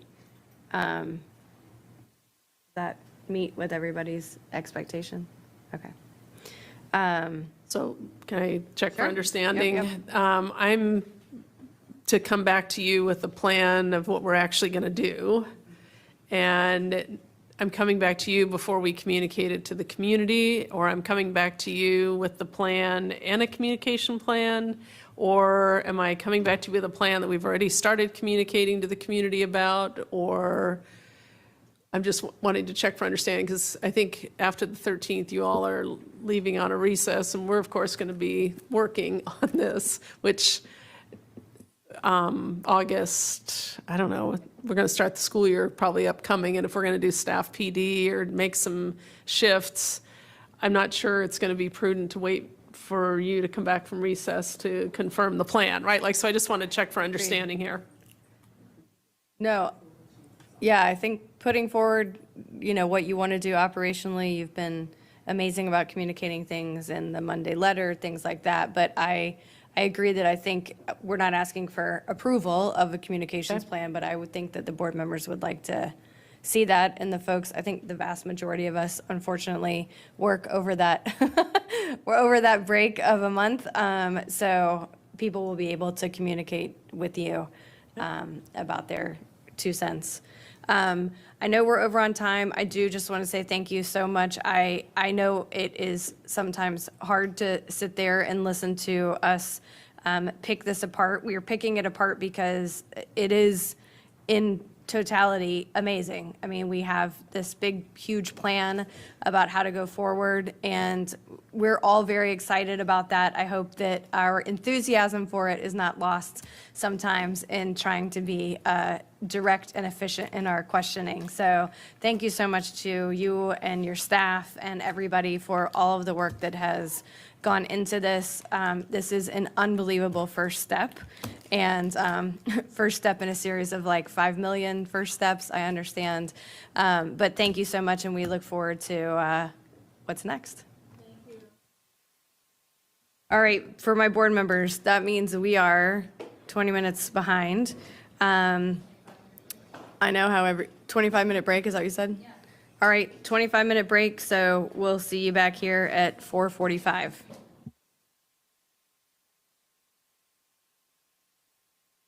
4:45.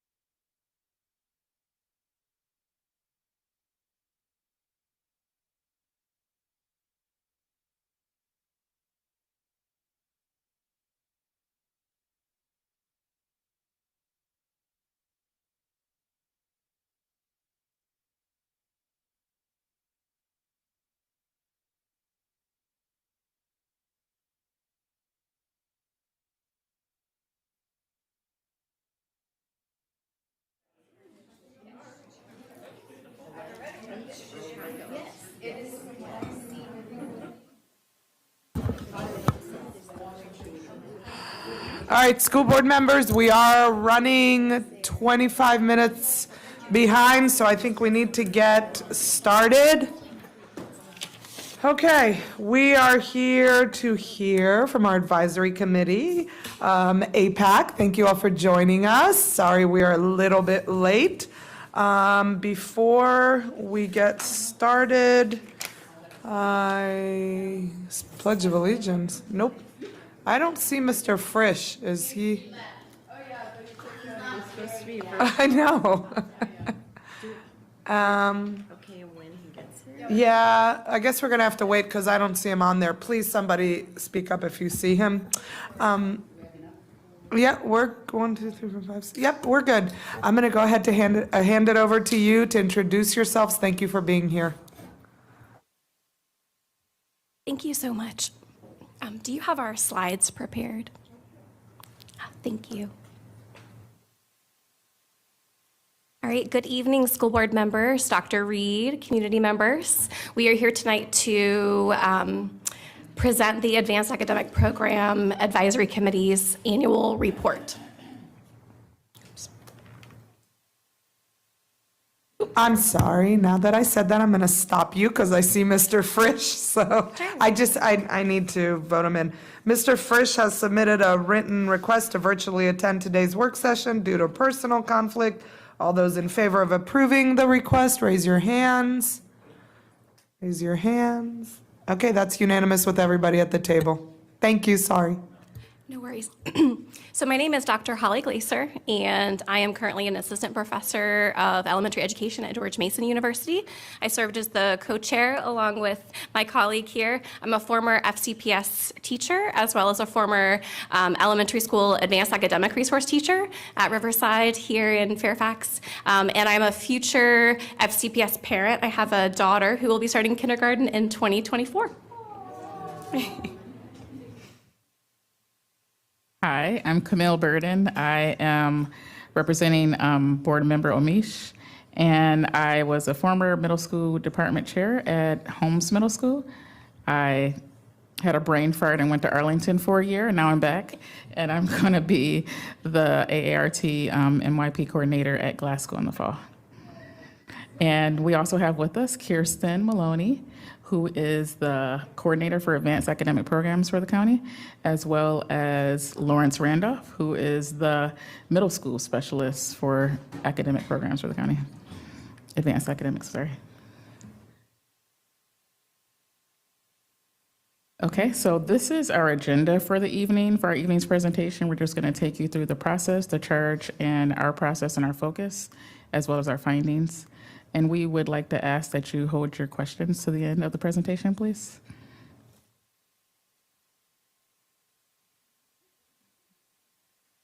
So here we are.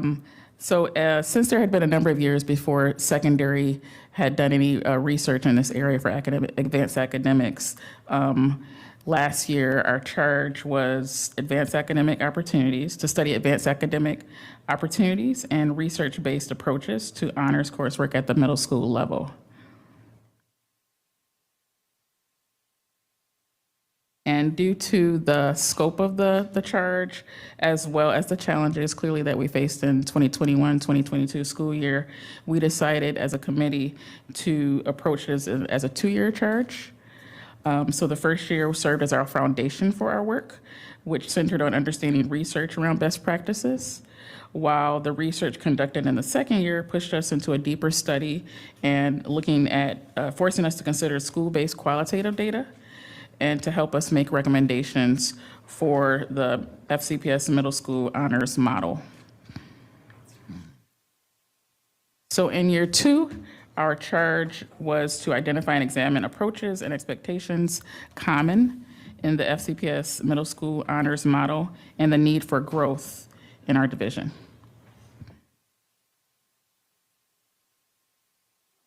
Committee, this was a 2-year process, and so in the first Sorry about that. In year one, so last year, the first thing that we did is we approached the committee and we said, what are your questions regarding the charge? What are your need to knows? And so we collected all the questions from our committee members and we categorized them and we settled on 3 areas of focus where all the questions sort of fell. And so one of the areas of focus was equity and excellence. Another was curriculum and advanced differentiation. And another was matching programs to diverse student needs. From there, as a committee, we did a literature review related to each of these areas of focus. We got into small groups. Each group had a particular focus that they worked on for the entire year. We also had 3 invited presentations. We had Dr. Joy Lawson Davis come in to present about equitable middle school programming. We had Dr. Amy Hunter come in to talk about advanced differentiation in math. And then we also had a panel of what was then a first-year middle school ARTs come in and talk about the work that they were doing with honors in middle school. In our second year, we did write up a report in our first year that we were unable to present to the school board. So in our second year, what we did is we took the findings from year one, our quote-unquote best practices that we identified from the literature and from these presentations, and we used that framework to try to get a small snapshot of what was happening in Fairfax County Public Schools. So we invited panel presentations from 4 different groups of middle school teachers. We asked some ARTs to come back, as well as instructional coaches. We called them the school-based instructional leaders, as well as the department chairs. We also had the school-based administrators come in, and then the content specialists from the District Office of Curriculum and Instruction. And in addition to that, Dr. Randolph interviewed some students at different middle schools across the county, and so we wove in their voices, audio recordings and quotes from these interviews into the presentations that we had over the course of these 4 months. I do think it's really important for you to understand that this was a very high-level assessment of the current state of Fairfax.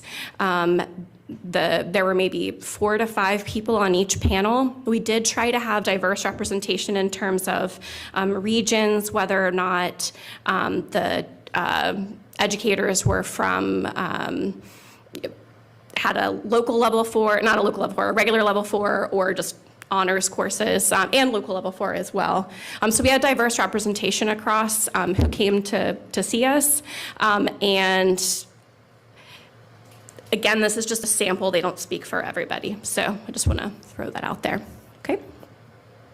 As a result, we have made some recommendations in terms of how we might make some improvements in terms of our consistency, in terms of expectations and implementation, in terms of the curriculum, and then academic advising as well.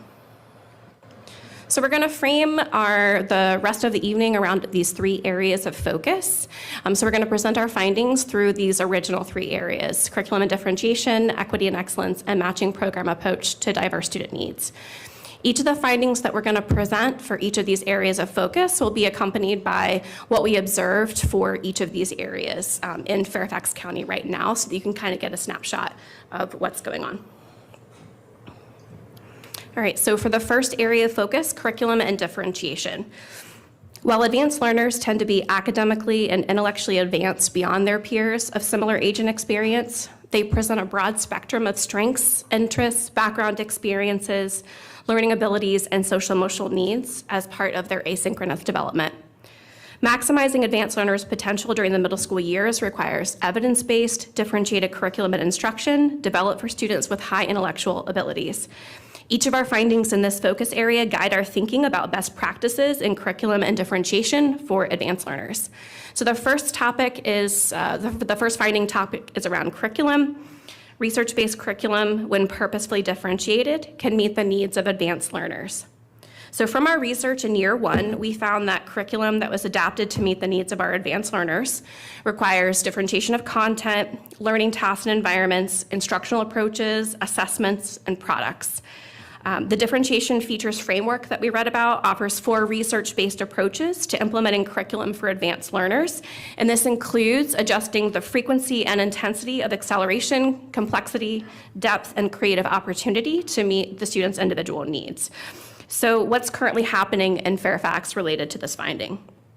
In their presentation during year one of this work, the middle school ARTs described their work coaching teachers to implement high-quality advanced curriculum as being hindered by current gaps in understanding the hallmarks of curriculum for advanced learners, as well as the lack of a district-wide honors framework.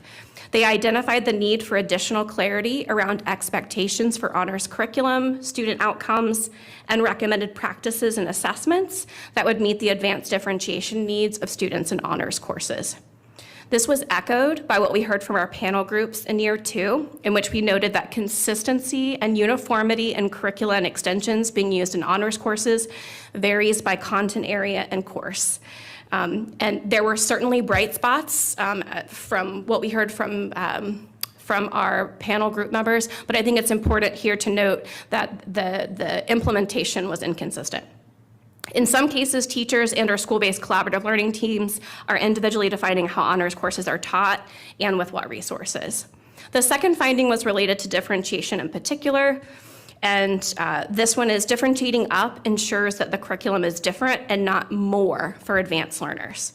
So from our research in year one, we found that rather than teaching age or grade-based standards and then just adding more, so by that I mean like more homework, more problems, adding more to do. Advanced students need curricula that is purposefully designed to maximize their growth and learning potential. So in other words, differentiating for advanced learning needs isn't just a collection of strategies or add-ons to the regular curriculum. It's a teaching model where teachers are proactively planning curriculum and instruction in response to what students need. In Fairfax, the AAP office has developed the Differentiating Up tool to support professional learning within collaborative learning teams. And this tool provides considerations for how teams can adjust curriculum to increase rigor and relevance, modify structure and pacing, and build student autonomy.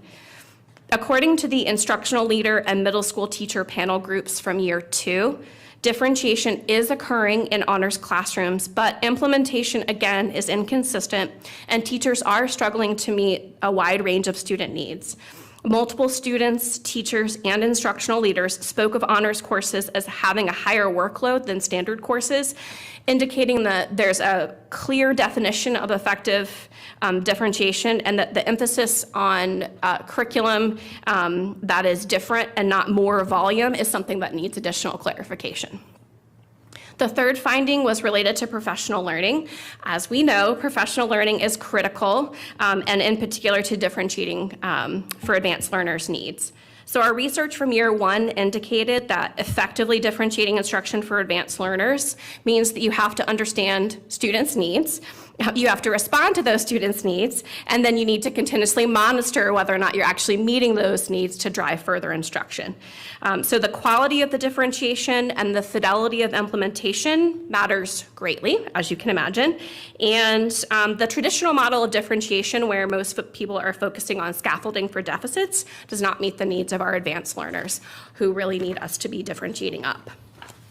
So in FCPS, the new part-time middle school ART position, thank you, school board, provides opportunities for job-embedded ongoing professional learning for teachers and administrators. ARTs model best practices, co-teach, provide resources, coach individual teachers, plan with collaborative learning teams, and align district and school goals with evidence-based practices. The AAP office also provides professional learning in the form of academy courses and institutes. And then, of course, something else that's relevant is FCPS policy R3335.10 that requires teachers who teach 5 or more sections of advanced academic courses, so that could be a combination of honors and advanced academics like the level 4 courses, to obtain their state or county endorsement in advanced academics. However, there is a lack of push for teachers to get their endorsement, and various stakeholders have requested that this FCPS policy be revisited and that threshold be lowered to teaching 2 or more sections of advanced learners to push more people to get that endorsement. And then finally, the fourth finding was around administrator support. A strong commitment to differentiating up by administration is key to its success. So unsurprisingly, research from year one demonstrated that school leaders' beliefs and level of support play a key role in teachers' willingness and success in effective differentiation. Teachers need administrator support. They need resources, they need professional learning opportunities, they need emotional support, they need understanding of the challenges, they need a focus on school vision to help teachers engage in this process. So ARTs from multiple FCPS middle schools confirmed that strong administrator support is needed to ensure that their role as coach is maximized to build staff capacity to meet the AAP goals of developing talent and differentiating for the needs of advanced learners. In our panels from year 2, middle school administrators provided examples of professional learning that they have supported. However, time was a concern for the teacher and school-based instructional leader panels, particularly in trying to balance a high level of engagement and ongoing professional learning with a current heavy focus on testing requirements and student interventions. Lack of time exacerbates the issue that few teachers of honors courses hold an AAP or advanced academics endorsement.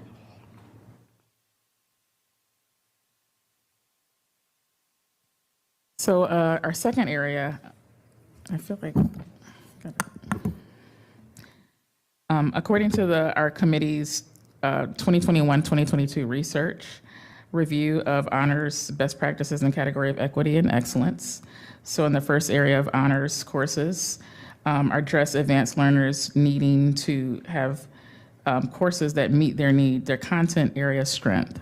So in our research of the first year, the best practice would be that we provide multiple pathways for advanced learners to engage in challenging curriculum. So that means removing the barriers for students to do so.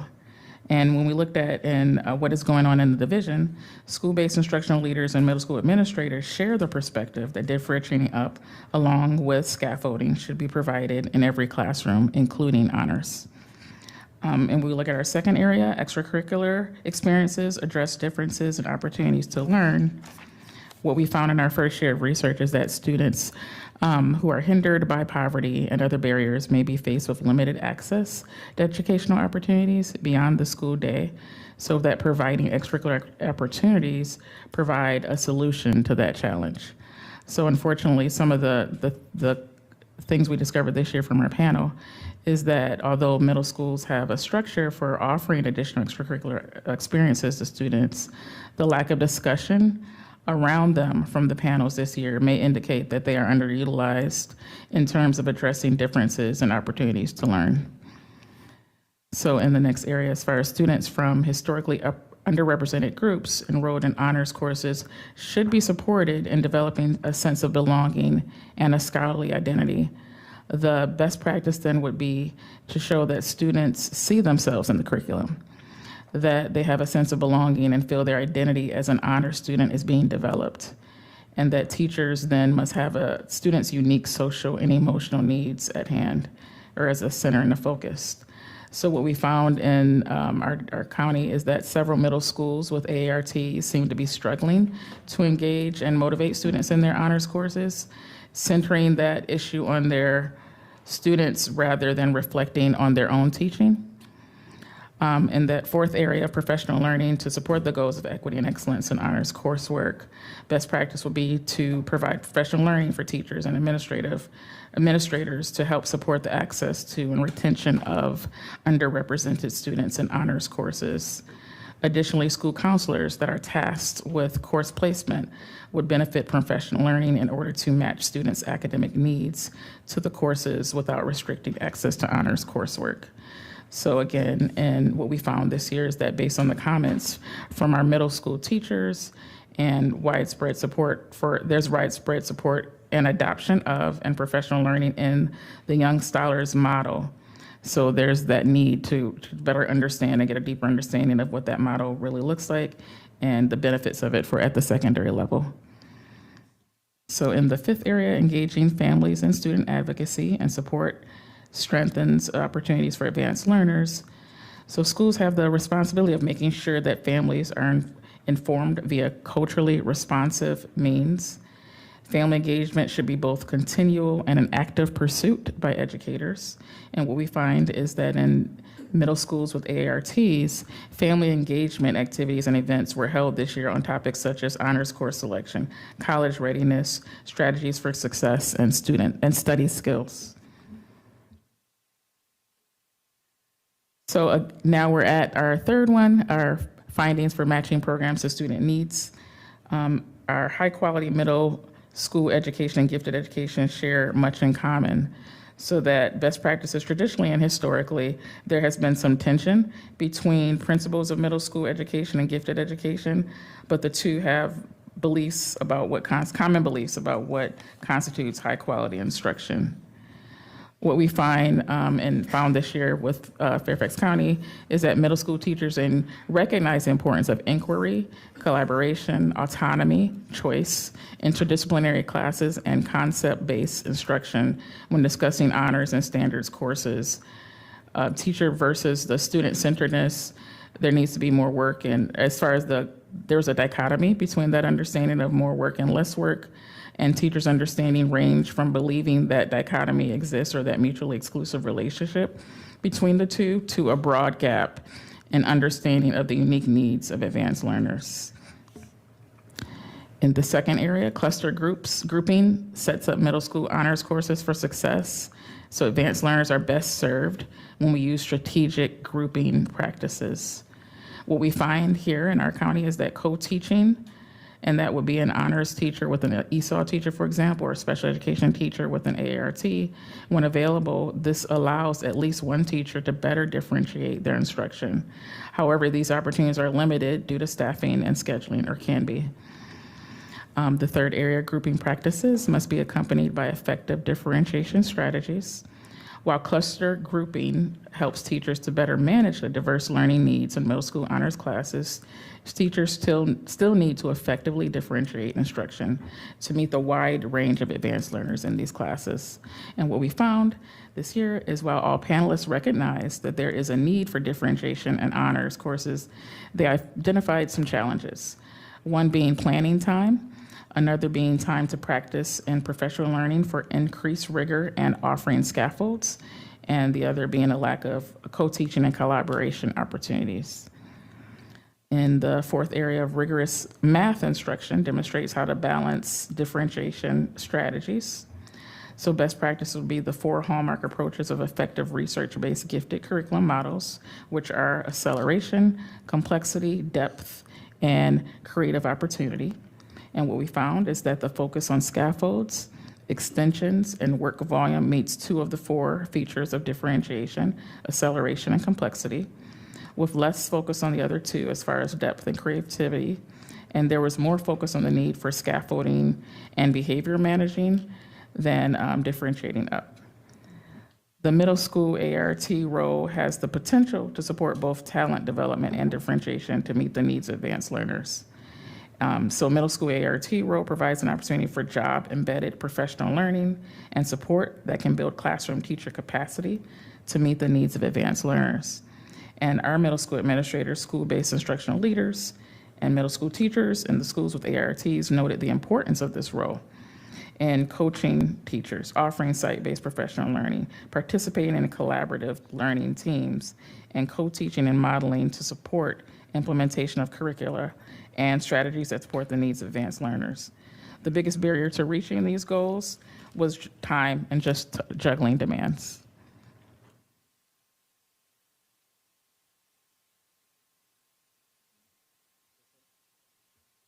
Presented before you are 8 foundational components of high-quality honors coursework identified by the committee in year 1. So by looking at middle school honors coursework from various perspectives, the committee uncovered these foundational principles that underlie high-quality honors programs, such as advanced curricula, differentiation, and grouping practices supported by meeting the needs of advanced learners, designing programs with both equity and excellence in mind, and matching programs to develop diverse student talents and interests. Middle school honors coursework offers a broad range of students access to advanced curriculum differentiated through depth, complexity, creativity, and acceleration that honors individual students' specific needs, interests, and strengths. Honors courses in FCPS are accessible to students who have been previously identified for levels 2 through 4 AAP in elementary school, as well as any student with strengths or interests in a specific core content area. High-quality honors courses must include skillful differentiation of content to meet a wide range of learner needs, from supportive to extension, and this requires investment in professional learning for teachers and administrators. Broad access to honors coursework coupled with family engagement strategies, appropriate academic advising, and extracurricular enrichment-focused opportunities all play a role in fostering the district's goal of talent development for all students at the middle school level. In order to effectively match programming approaches to such diverse student needs, middle school honors courses must be of sufficient quality and rigor to develop talent among students who may not have previously been identified for advanced academic services, and sufficiently flexible so that teachers can differentiate instruction to meet the needs of advanced learners. So again, we leverage heavily our new middle school AERT positions to support both this talent development and differentiation for advanced learners in the middle school years. So in light of these foundational components of high quality honors that we identified in year one and that we investigated in year two, the committee has developed a list of recommended priorities. We recognize that this is sort of a huge long list, and we would just love to see any of these things happen. We did take a vote, and these are actually listed in order, in our opinion, from APAC in order of priority. So the first thing that we listed, and we know, again, this is a long shot because it costs a lot of money, is staffing all middle schools with a full-time ART. So I know that the plan right now is to staff all middle schools with a part-time ART by this upcoming school year. We decided to put this in here anyway, just because that full-time, right now, the part-time ARTs are doing fantastic work with the time that they have, but their roles are being split. They're either split between being the ART and the IB coordinator within the same school, or they're split between two different schools. And there's just so many different teachers, administrators, families, students that they're having to support. So we really do feel strongly that we can increase this job embedded professional learning that we saw across multiple findings by staffing middle schools with the 1.0 ART. I do want to just say that there are even middle school administrators who believe in this enough that they are funding the other half of the position right now so that they can have a 1.0 full-time ART next year. So you can talk to those principals and get some more feedback from them if you'd like, but it's important enough that that those principals are choosing to do that with their money. The next priority is to support cohesion around honors course expectations through an honors curriculum framework. So here, this is already sort of in the works. There is, but this here is, it's already, Lawrence, right? Y'all are, Dr. Randolph, sorry. Y'all are in the process of creating this honors framework right now, and it'll just have clear definitions and expectations for honors in each content area. The third recommendation is to strengthen skills and implementation of strategies for differentiating up. So this goes back again to that professional learning and supporting teachers in differentiating up by providing this professional learning. But as we saw, there's limitations around time. How can we create this time for teachers to engage, not only in like attending the professional learning, but being coached to return to make sure it's not just about I attended this professional learning on differentiation and now all of a sudden I know how to differentiate for my students. We need that sort of follow-up. Again, I go back to the full-time middle school ART. That is what they can do. That's their job. They can coach. The fourth recommended priority is to increase secondary teachers' enrollment, participation, and completion in the available professional learning that's related to advanced academics.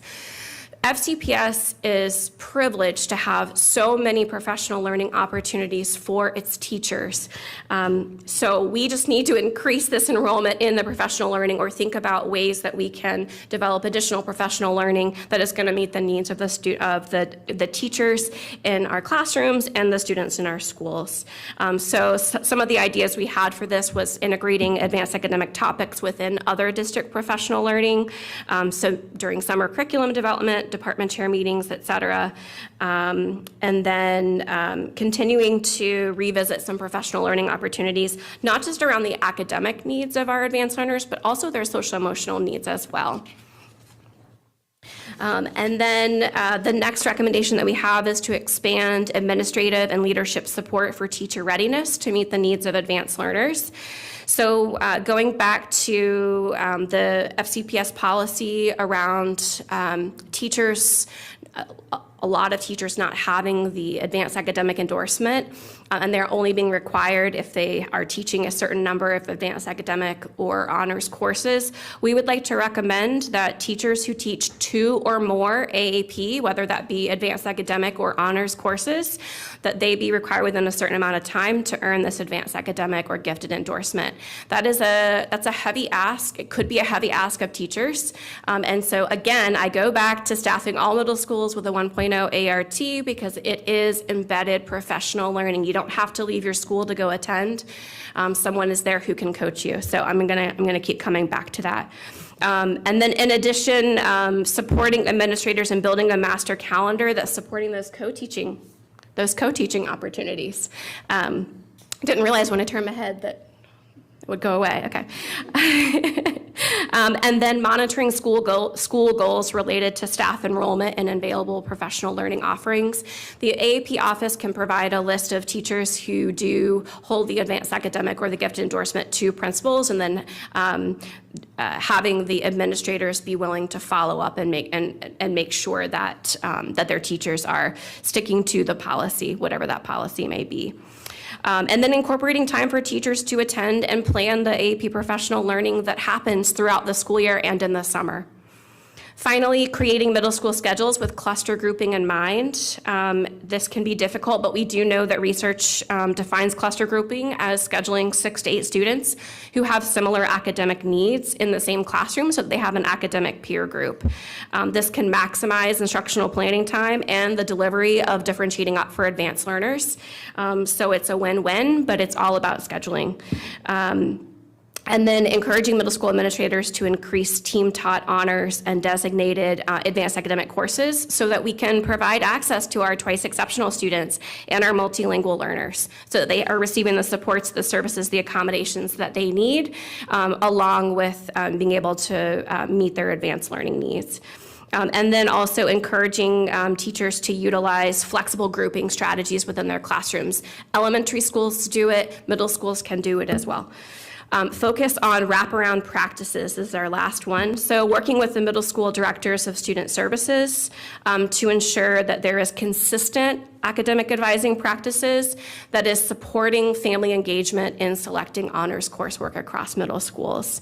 That we are increasing family engagement to recruit students to participate in extracurricular opportunities that help them see themselves as scholars. We saw with the equity and excellence findings that scholar identity piece was really important. And these talent development opportunities will not only enhance the core curriculum, but it'll also help these students recognize their diverse talents and foster a sense of group belonging. And then maximizing opportunities within advisory periods to close the gaps in opportunities to learn. Thank you. Oh, I forgot a really important slide, actually.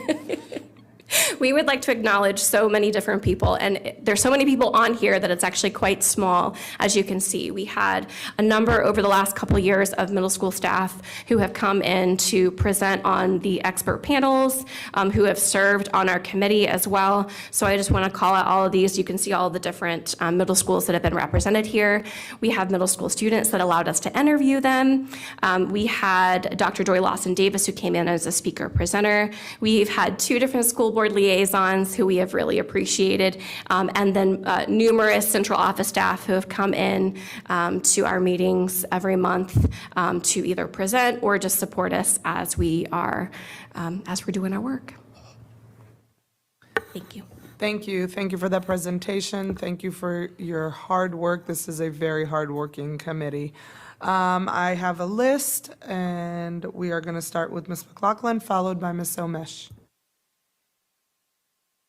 Thank you. It's going to be tough to do in 3 minutes. I do want to say that you have so much in this to your report that I would probably need an hour just myself to kind of peel back some of your recommendations. So I guess I will say, Dr. Reed, one concern I have in the recommendation is it's saying that the honors curriculum framework is needed from honors course cohesion and expectation.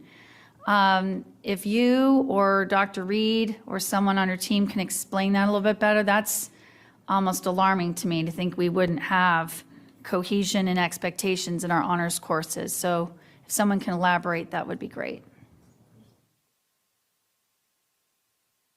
So I'll just speak to that. Can you hear me on this? Currently, our guides include extensions in the guides, and I do think that with the turnover that may have happened during the pandemic, and some of the ways that instruction shifted and that we're trying to shift it back, I think some of that may have gotten lost in time.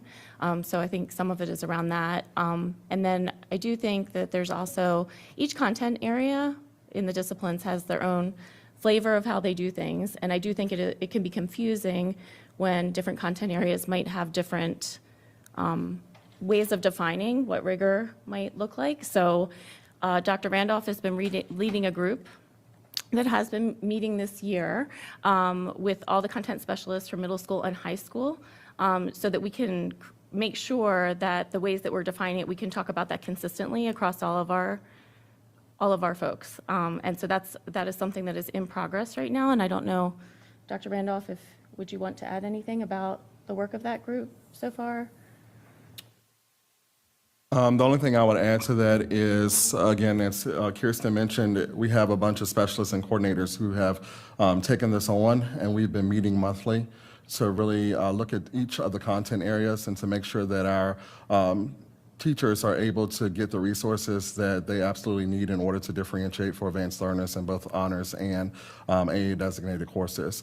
So we've done a lot of work in regards to hearing from student voices for that particular document, as well as going into schools to see what's going on in honors courses, as well as, again, hearing from teachers and administrators on what they feel they need in order to be successful in instructing honors courses. So that's ongoing work, and we'll continue in the fall. We have a lot more courses, classes in order to get into to see, what other resources are needed to support our teachers, and hopefully bring some more stakeholders to the table to review that document before it's ready to come to the school board to view. I would just add, I see it as an opportunity to reset. There's a lot of things that I think we learned in the pandemic about what to trim, and instruction has been shifting for the past 2 decades in terms of going from a very direct instruction approach to a more student-centered approach. And I think all of this falls in line with ways we can reset in a lot of ways. So I feel like that and having the advanced academic resource teacher provides a lot of opportunity to reset in this area. And I think, Dr. Randolph can probably give you countless examples of ways that the advanced academic resource teachers have been able to advance that work in schools to make sure that teachers are tuning into some of the resources that we do have in terms of our extensions that are available, and creating even more to build off of the things that we have. Thank you. Gosh, Dr. Reed, again, I think I probably have more questions than answers from listening to these recommendations. I'm trying to not have a premature reaction, but right now, what I've been listening and hearing, including the reaction about how the pandemic affected quality honors course instruction, the first thing going through my mind is, I'm glad my children have already graduated, and that's a painful thing for me to say. The beauty of the honors course offerings was that when kids hit middle school and high school, if they wanted, desired, or had, and/or the capacity to learn in the breadth and depth and pacing in an honors course through open enrollment that I've been one of the biggest champions of doing.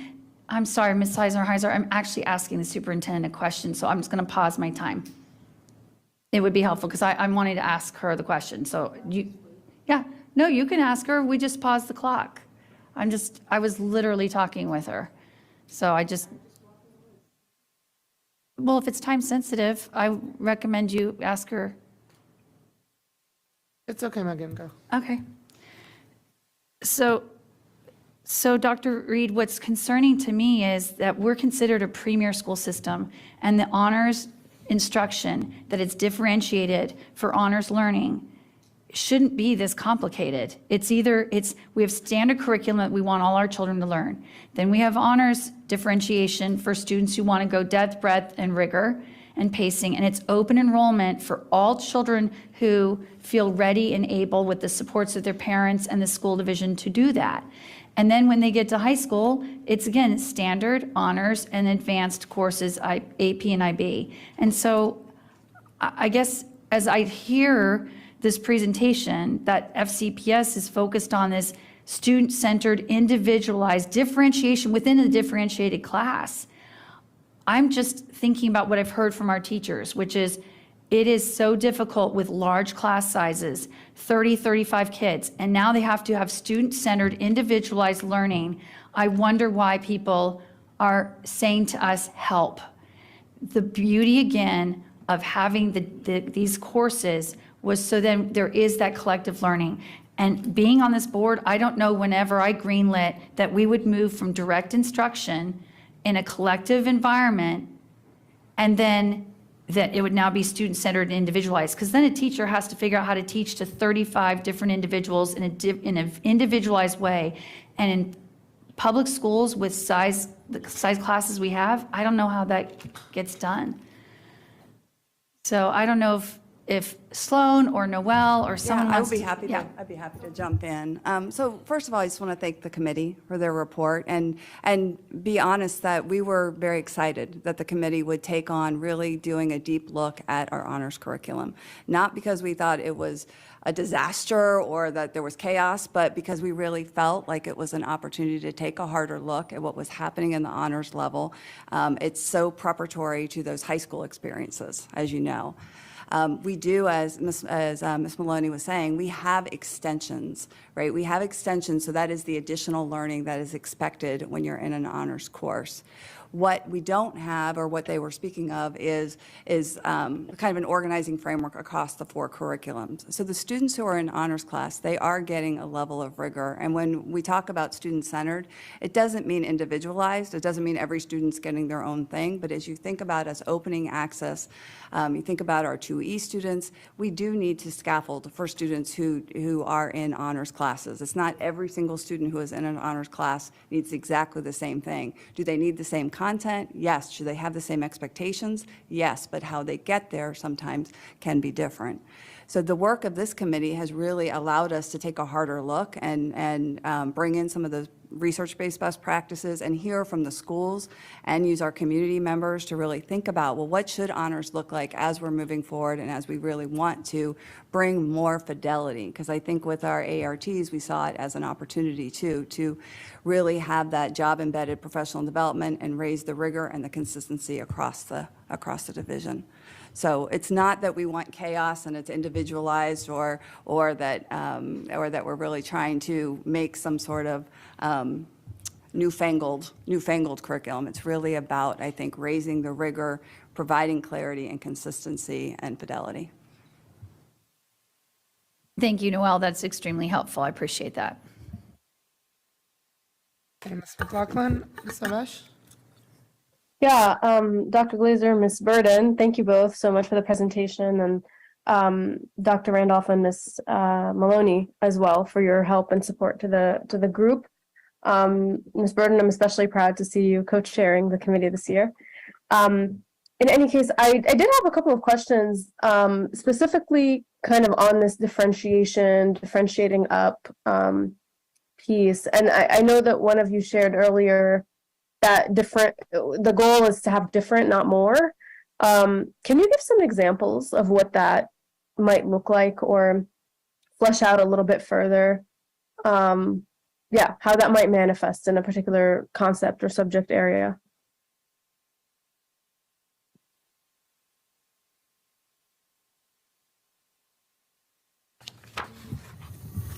Yes, thank you. I've got it right here. We have this. We have a very long report, I think, as Ms. McLaughlin said. So one of the things that we were talking about in terms of differentiation for advanced learners is recognizing that they have a need to learn at a faster pace, explore content more deeply, make connections within and across content areas, grapple with provocative questions, and have more autonomy in their learning. So that's obviously not more work, more volume, it's just different work. The thinking that they're being asked to do is a little bit different. So in order to be able to do this, we need teachers who are assessing their students and using that information to guide their instruction, to figure out what is it that they specifically need, and what they don't need is more work. They need different work. I hope that Yeah, no, I makes did see you flesh that out in the report, but I guess I'm thinking of like a substantive example just to bring it home. You know, like, does that mean when you're teaching, I don't know, like linear algebra, like, or, I mean, I guess this is before that, but you know, like a concept. Can you give me an example?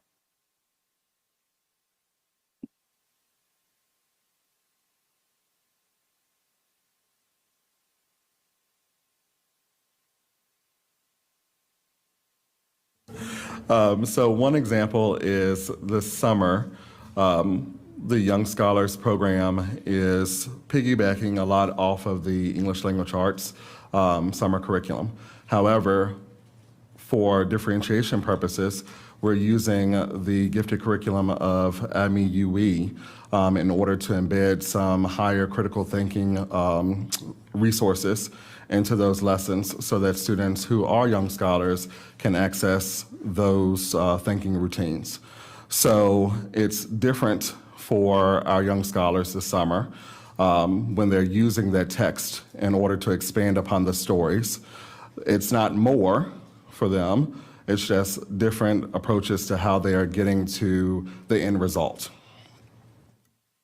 And I'll just add, IU-MeWe is a research-based curriculum unit from Vanderbilt University, which has a Center for Gifted Ed at it.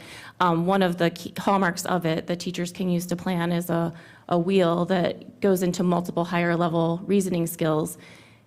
Something to be really clear about is higher level reasoning skills we want to be in every single course, but the feature of the wheel that makes it especially appropriate for this differentiation is how you can layer certain higher level things on top of one another so that everybody's going to have higher level thinking, but it can become more complex based on student need. So instead of giving more problems, we are giving a more challenging question or allowing for more independence. Do you mean between like presenting the concept or the rule and like the conclusion, like in a math class? I'm not trying to put you guys on the spot. I'm actually really trying to understand exactly what you guys are trying to do in the sense that, so like if a poem is read in English class, right? Like, okay, kids are all going to be identifying literary devices and trying to understand what do they mean, but what does something like that look like in a regular, if you will, classroom and in an honors classroom? So we For like a differentiated I feel like we versus could break, not. and that might be something, an area that we could do better. I know that there have been past presentations where we kind of present what would this standard look like in a gen ed classroom and what would the extension look like in honors. I think for your example about the poem, I would go to the wheel where there are questions that you're going to use with student groups when they're going through and analyzing that poem. When I'm planning as a teacher for what those questions are, they all should have higher level thinking, but some of them are going to layer multiple different skills on top of one another to add complexity. For math, for example, an example I know is, you might want to give students a rich task in terms of here is a plot of land that we need to purpose for the community in a certain way. And that can be a real great problem approach that we want for every student, but the information that students are given and how scaffolded that information is can meet their needs in terms of a lot of scaffolding and a lot of direction will help guide them through the process, whereas with an honors class, you would probably want more independence or more complex calculations that would need to take place in order to work on that problem. Yeah, like less steps to the conclusion maybe, or okay. I got closer, but not entirely a full picture, but I appreciate that. explanation. I guess why I'm asking is because I'm trying to figure out how does that relate to like AAP, which is still offered in middle school, right? Because you guys are talking about honors. I don't know there in the report, but anything you can offer in terms of how that's differentiated. And then the question, frankly, that remains with me too, is like, what makes that so impossible to reach even kids in regular classes, right? Like that higher level of thinking and whatnot, if it's a different curriculum and helps them get there. So if you want to comment on either of those pieces, especially the first part with the AAP versus honors, I'd appreciate it.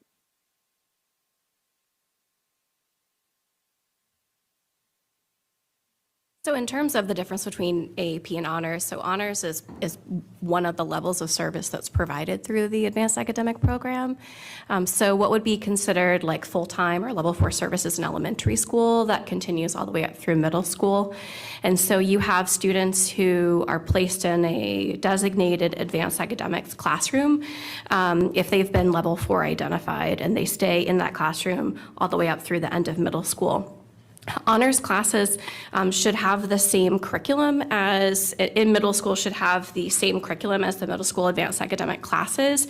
But in terms of the students that comprise that class, these are students, because you can self-select into honors, these could be students who maybe have never had any part-time advanced academic services. Maybe they received level 2 or level 3 services in elementary school. Maybe they were in the level 4 program in elementary school in full-time advanced academic services, but then they chose not to go to their center middle school and or didn't want to stick within the same cohort. And so they decided to take a few honors courses here and there, and then regular general education courses in the others. So honors is just one of the pathways through which students' advanced academic needs are met through the advanced academic program. So in a way, it could be used as part-time or full-time advanced academic services, depending on how many honors classes you're taking at the middle school level. I mean, I think I was honing in on that curriculum piece. I know how they're deployed. Obviously, there are different programs. AAP too. I mean, some people are in, reading and some people are in math and whatnot. But yeah, so are you saying it's the same curriculum? Right? Yes. I mean, that's to my colleagues, I guess that's strange, right? Because we continue busing kids to AAP centers, and certain middle schools are AAP centers, but they're offered honors too. So that's something really as a point of reflection in terms of operational waste and resources that maybe don't need to be spent unless there's a clear reason, but I'm not hearing one from the group. But the last question is just those middle schoolers. If you noticed any comments from their interviews about the social impacts maybe of the segregation piece, I remember that being a very poignant part of my middle school experience, but I'd love to hear any thoughts or anything that you guys may have heard from the interviews about how the division socially impacts them. Okay. Ms. Omesh, I did give you quite a bit of extra time, just wanted you to know. And Dr. Presidio would like to answer that. Just real briefly, I was just going to mention, because I see how many placards are up, and this report is essentially a 2-year report that's very lengthy. And I just want to make the offer to any board members, if you'd like to discuss it in more detail with staff, we're happy to do that. And we can probably let our committee reps answer most of the questions. But we're happy to follow up individually, 2x2s with folks, because I know there's a lot of questions. Thank you. Can they just answer that, my last question? Yeah. The middle school interviews. No, they didn't mention anything about the segregation. We were more focused on what supports they were receiving in honors courses. Yeah. Thank you. Okay, yep, I saw them. Okay. Thank you. We're going to go on to Ms. Keys-Gamarra, Dr. Anderson. I do want to be mindful of the time. It's 5:50. And maybe, when you're answering, maybe one person can answer, because I want to make sure everybody has a ton of questions. Obviously, all the placards went up very quickly. Go ahead. Thank you. I really appreciate this information. First of all, thank you for your hard work. You said something kind of in the middle of the presentation with respect to some middle schools not feeling as though they were getting the same level of rigor. And that is of concern to me, if I'm understood it correctly. And if so, how can we specifically address that concern? And does that also suggest, and I don't think you said this, but I'm going to extrapolate a little bit beyond what you did say, as to whether that suggests we should be having these programs everywhere, and what oversight will help us to have the level of fidelity where we don't have that possible disparity.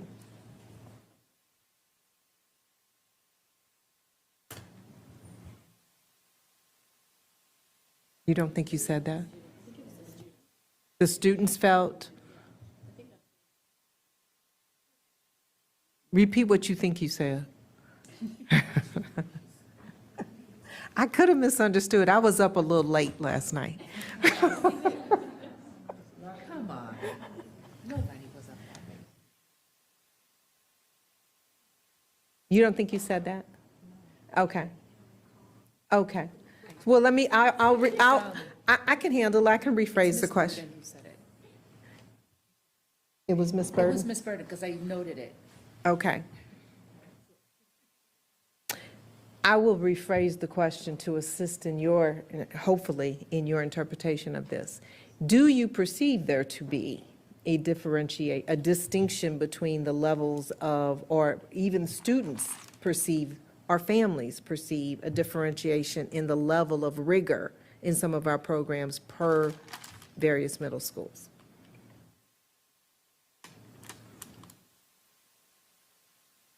So I don't perceive it. And if that's what you heard me say, I don't recall, and not to question anything you're saying, I just don't perceive it myself or have enough information to respond to that.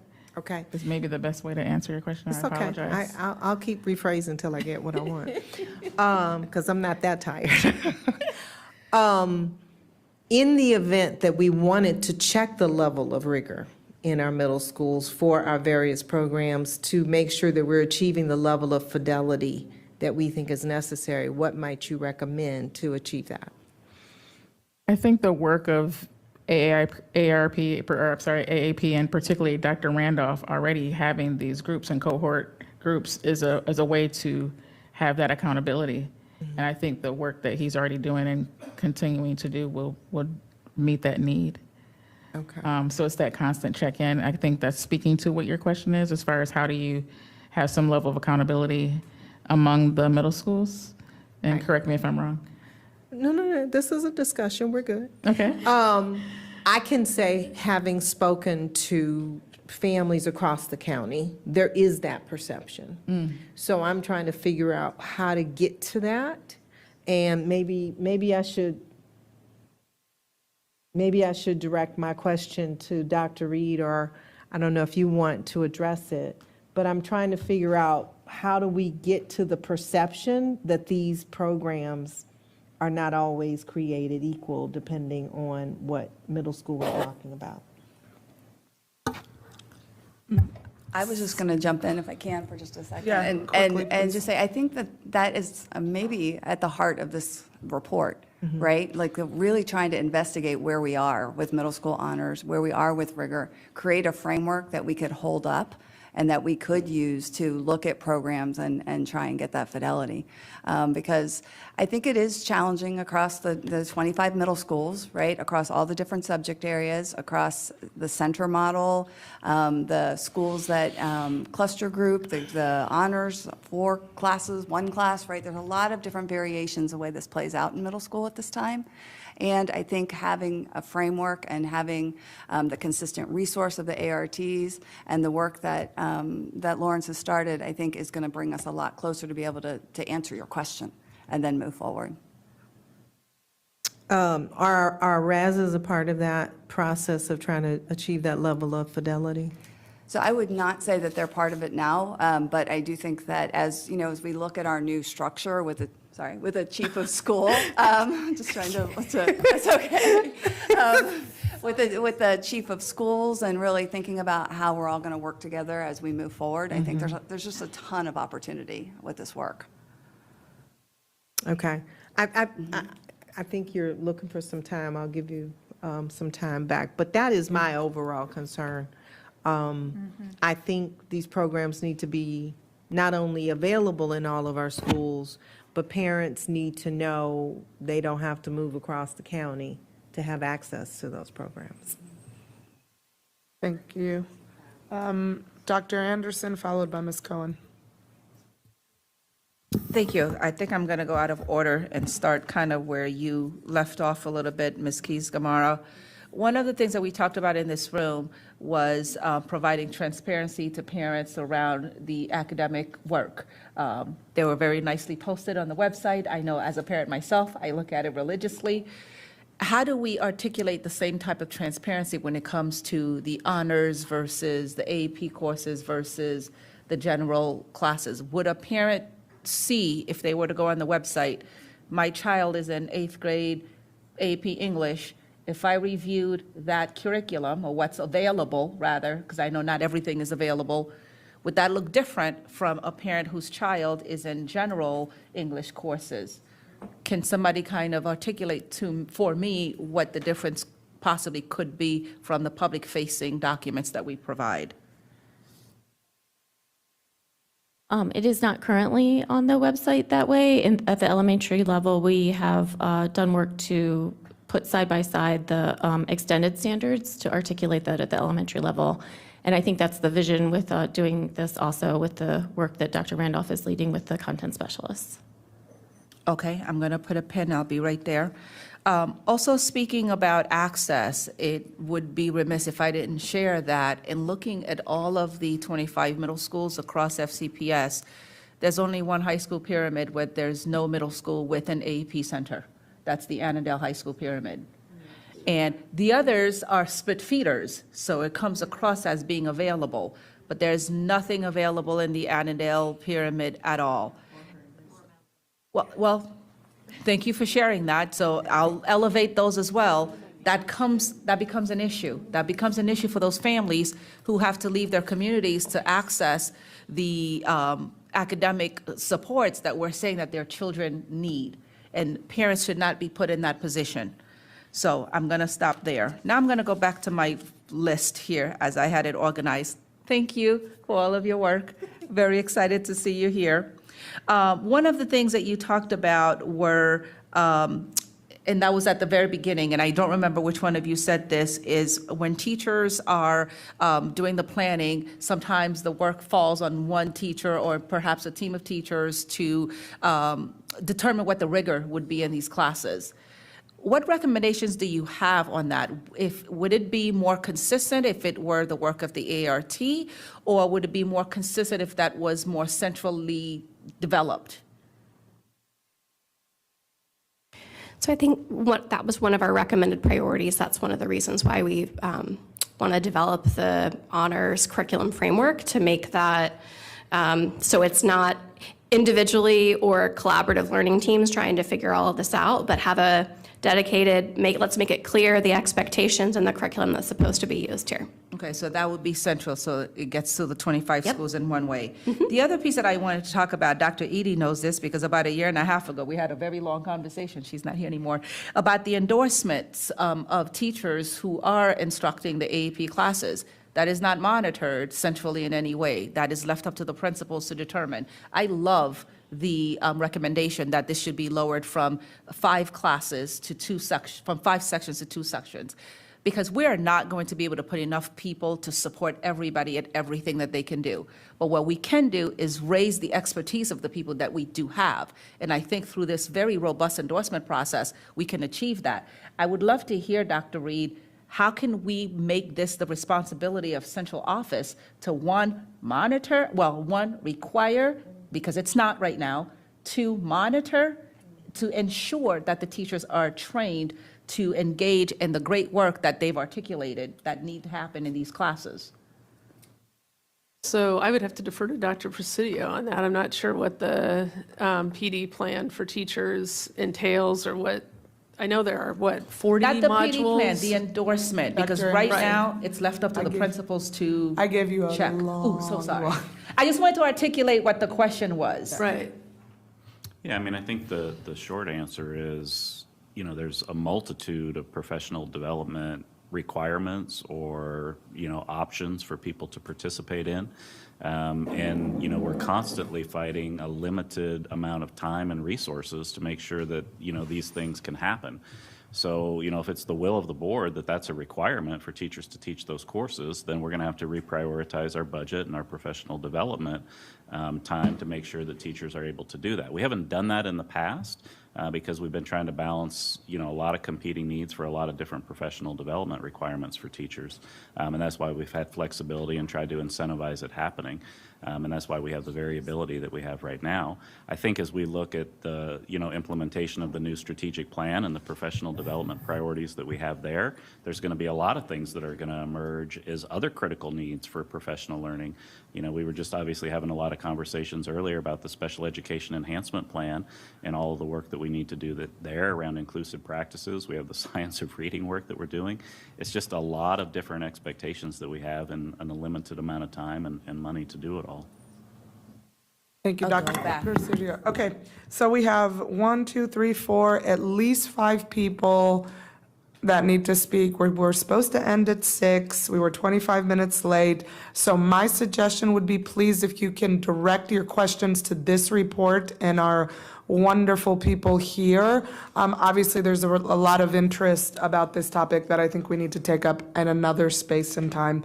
Ms. Cohen, followed by Ms. Dernak-Kofax. Agreed. I appreciate that. I will actually keep going a little bit on what Dr. Anderson said and really piggyback with what Dr. Presidio just said. So, we were just learning in ACSD about that we do some reimbursement for SPED certification. It sounds like we no longer do all of the reimbursement for folks to get certified in SPED. I wondered, could you all elaborate? Same with your gifted education certification. Do we give money towards that certification?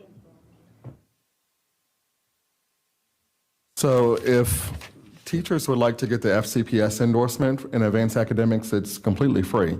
We teach the courses to the academy, and so I teach multiple classes myself. And they have to complete 12 credits. 6 credit hours have to be academy courses, and the other 6 credits can be professional development and/or academy courses. So again, we offer it completely free, and it's also counted towards the salary credit. Awesome. Okay, that's super helpful. Also, what's our role? I know we have the benefit of getting to have you here from GMU, but we've had this conversation with special ed too, right? What are the licensure and certification requirements at an undergraduate and graduate school in terms of trying to bring more special education knowledge, AAP knowledge? So how can we have an impact with, God, sorry, it's so loud. How can we have an impact with secondary learning institutions to make sure that some folks, because to your point, Dr. Presidio, once we get them, man, you're awfully busy. So is there a way that we can add some more on the back end of the requirements before you walk across the stage? We were just talking about this before this meeting, actually. We were saying establishing we already have school university partnerships here in Fairfax between George Mason and Fairfax. We have a vibrant professional development schools network, but I think we have some very unique needs in teacher education and we're dealing with a teacher shortage right now, and there's a lot of that could happen if we continue to build and strengthen the partnership that we already have with Fairfax County Schools. So I was talking to Noelle earlier about who to maybe contact so we can try to get these a better alignment. I'm thinking even statewide too, like what could we do to change? And then I guess to go a little bit further with that, I think there lies some frustration. I heard it a little bit with Dr. Anderson and some of us that there's really good research out there about that a lot of these techniques and tools for advanced learners do amazing things no matter how you're accessing the curriculum. And so I guess to your point of do we do we get to a point where we say some piece of this is required in how you get it? It's interesting. Obviously, that's an operational decision, but it's an interesting thought of how do we, instead of just incentivizing it, if we know that it is good for everyone, is this a skill set that we want our teachers to have? And I would argue that knowledge, makes you a better teacher, makes your classroom environment. I mean, these are all good things that are coming out of this, but I do recognize, to your point, one more thing is one more thing. So I guess I would just put out to kind of as a board, to be able to give some feedback to Dr. Reed about how we feel about that. The last thing I just want to say super administratively is, and we need this for all our committees, so I don't know the right answer yet, but I am horrified by the attendance of my appointee. And so I wonder if there's a place at some point in the year that you could let school board members know if their folks are not showing up, because I'm ashamed by the attendance. So my apologies that Springfield was not at the table at these meetings. You all deserve that. So my apologies. Ms. Cohen, Ms. Sternak, Kofax, followed by Ms. Tolan. Thank you. And I was happy to be the board liaison for the first year. So thank you all. It's good to see this excellent report. I will tell you, Dr. Reed, I'll still be here till December, and I will be putting in the budget while you start planning the need for the middle school, the one advanced academic resource teacher. We did that and we're seeing good results in the elementary school. We have a 0.5 that was added to that, where we started with Title I, moved on down the line, got advanced academic resource teachers in all of our elementary schools. It took about 4 years, I believe. Kirsten, is that right? Three years. 3 years. My budget chair right here knows that. And so I think, with 29 middle schools, all of them right now should have 0.5, so we can look at that in budgetary terms, because you're all saying to us that this is extremely important, right? This could be one of those coaching opportunities. Laura Jane, I think it's really important we look at this, and again, Dr. Reed, thinking about this, and Kirsten and your team, helping her, because we talk about equity and identifying potential. And if the teachers are not trained in, have that advanced academic endorsement, how can they see what may be potential? And I think that's really important for that. I did have a question on the extracurriculars, and we funded those manipulatives, and you said you don't think they were being utilized as much as possible.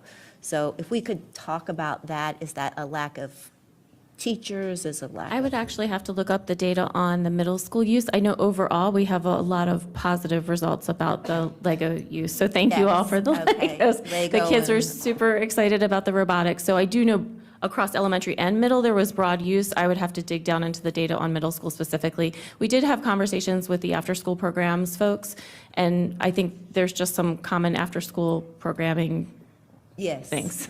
Yeah, that goes back to everything we talk about. And I can answer that. We had a couple of schools who were struggling to get students to stay after school, middle schoolers. So the principals worked with the AERTs at the middle school to offer it during the day. So there are a couple of middle schools that are offering an advisory period using the Lego robotics. Good. I think that's an excellent way to utilize them, as well as I think that whole transition is making, a couple of you had said, helping kids feel like they're scholars. And I think that's really important, particularly in middle school. That's something that's hard.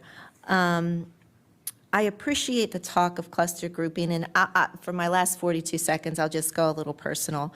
One of the colleagues called it segregation. It's really not segregation, it's grouping of like learners, and cluster grouping is a best practice, and you guys can tell me if that's wrong. Cluster grouping is a best practice, so I think that's, for those places where we don't have the middle school centers, I will say, with both of my kids that participated, we didn't leave our community, we broadened it. We broadened our community by going outside of my pyramid, and I don't think that was a horrible thing. And Laura Jane, I'm sorry to do this to you, but I will say my attendee attended every single one. And my attendee, let me tell you, my attendee is my son's third grade advanced academic resource, advanced academic Your time is teacher. up, but I'll say she was lovely. She is lovely. My son is 28 years old, still his favorite teacher. And Pat Potter. She had nice things to say about you too, Ms. Dernak-Kovacs. Ms. Tolan, followed by Ms. Corbett-Sanders. Okay, I'm happy to follow that because I don't often tell personal stories, but I'm going to do that and bring in this context. So I have a son that was not accepted to the advanced academic program, for third grade. So as a family, at that point, we decided he was in a school of Japanese immersion. So we decided to really focus on Japanese immersion and, what other opportunities we had for him. At that time, in his elementary school, we had a very part-time advanced academic resource teacher. So thank goodness he had Japanese immersion because that was, something additional. And a little bit of the pullout wasn't nearly enough. And so we were fortunate as a family that we could augment his learning, with camps and special programs and Hopkins and, all of these things. And, this was one of those kids that, by 5 was telling jokes that, adults found hilarious. 5 and 6-year-olds, not so hilarious. So when you talk about the social emotional needs of these kids too, it is super, super important and cannot be overlooked. Middle school was a bit better. He was taking all honors courses. They had geometry online at that point in time. Lots of parents thought that was horrible. I mean, it's funny to look back on that now and think how we could complain about an online course. Thank goodness he had that. No AART, all right? So, and honors, I think at that point in time, was more work and not differentiated like you're talking about. So what you're talking about is so, so important.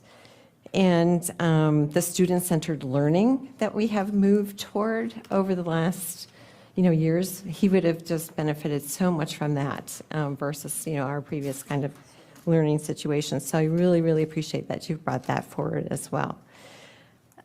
He did go on to TJ, and for the first time as a parent, it was the first time I ever saw him challenged academically. Now, he could have very easily been challenged also in the Langley High School, AP program. I'm not saying that, it's only TJ. But, there are kids, finally in high school, he felt like he could tell a joke and somebody else might laugh. And he sort of found his people and just, incredible things happened. So, he did fine. But the things that you're talking about resonate so much for me that we just have a cadre of kids that really, really need this. I'm super excited that we have local level 4. Also at our elementary schools, he could have really benefited from going in and out of that. But those things weren't available. So I'm just so excited to have you talk about these opportunities and think about how we can grow all of these things that you're talking about. Ms. Dernak-Kovacs, I will definitely support you in, I have principals that are paying for that other half of the AART and others that really, really want to. So I think that, would be super helpful in really looking at those jobs and what they do and making sure that those people can be coaching the way they need to be for all of our staff with that embedded job. Learning is important. Thank you. Thank you. Sorry, didn't want to cut you off. It is 6:15, folks. Just want to keep that top of mind. Ms. Corbett-Sanders, followed by Mr. Frisch. I'll try to give you some time back. A couple of questions. On page 16 of your report, you talk about rigorous math and differentiation. Happens to be a passion of mine. I think some of you all may know this. My daughter stayed at her base school with the promise that we would have advanced math, and then it got yanked, and so I hired a math professor from a local university to provide math club at my home for 10 kids that became 15 kids, and they all did advanced math in middle and high school. So what does that mean when you say rigorous math and differentiation? You can stop. Mike? The time. Who was going?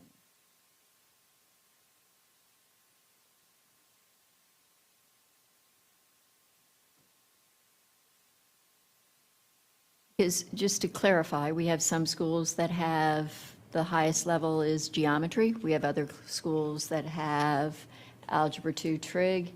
We had, when my kids were going through, my oldest, the highest level she could get in middle school was algebra.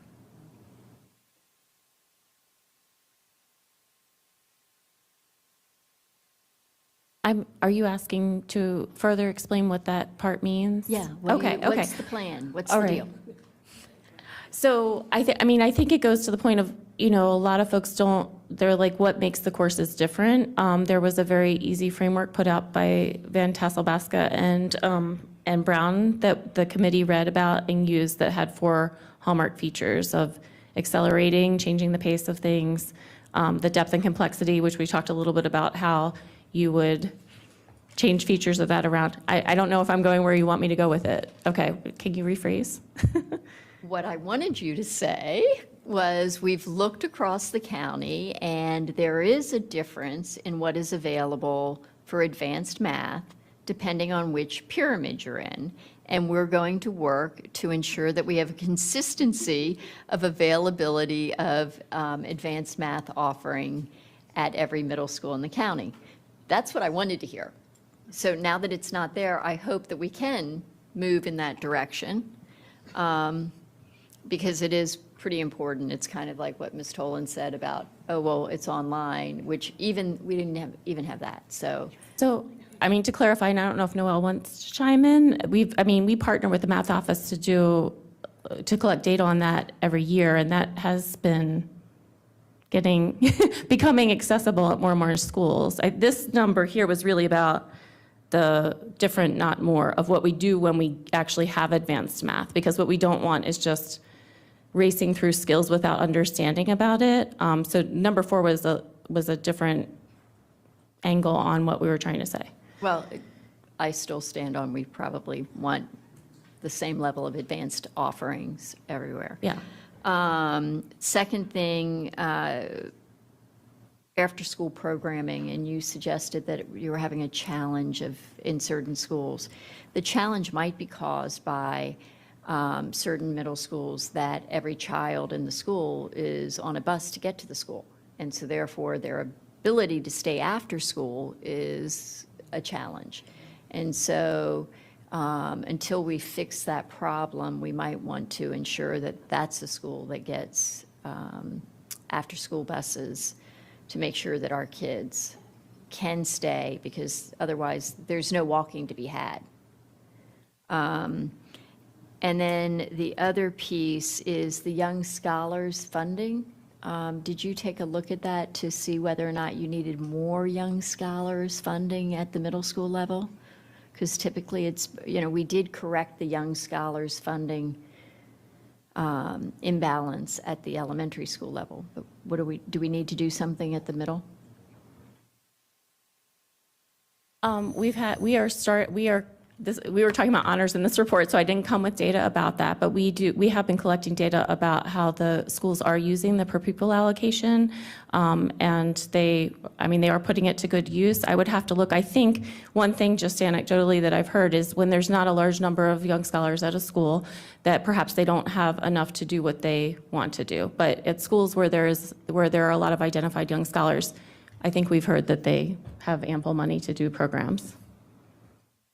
So if you take I hate this microphone. If you take, for example, Glasgow Middle School.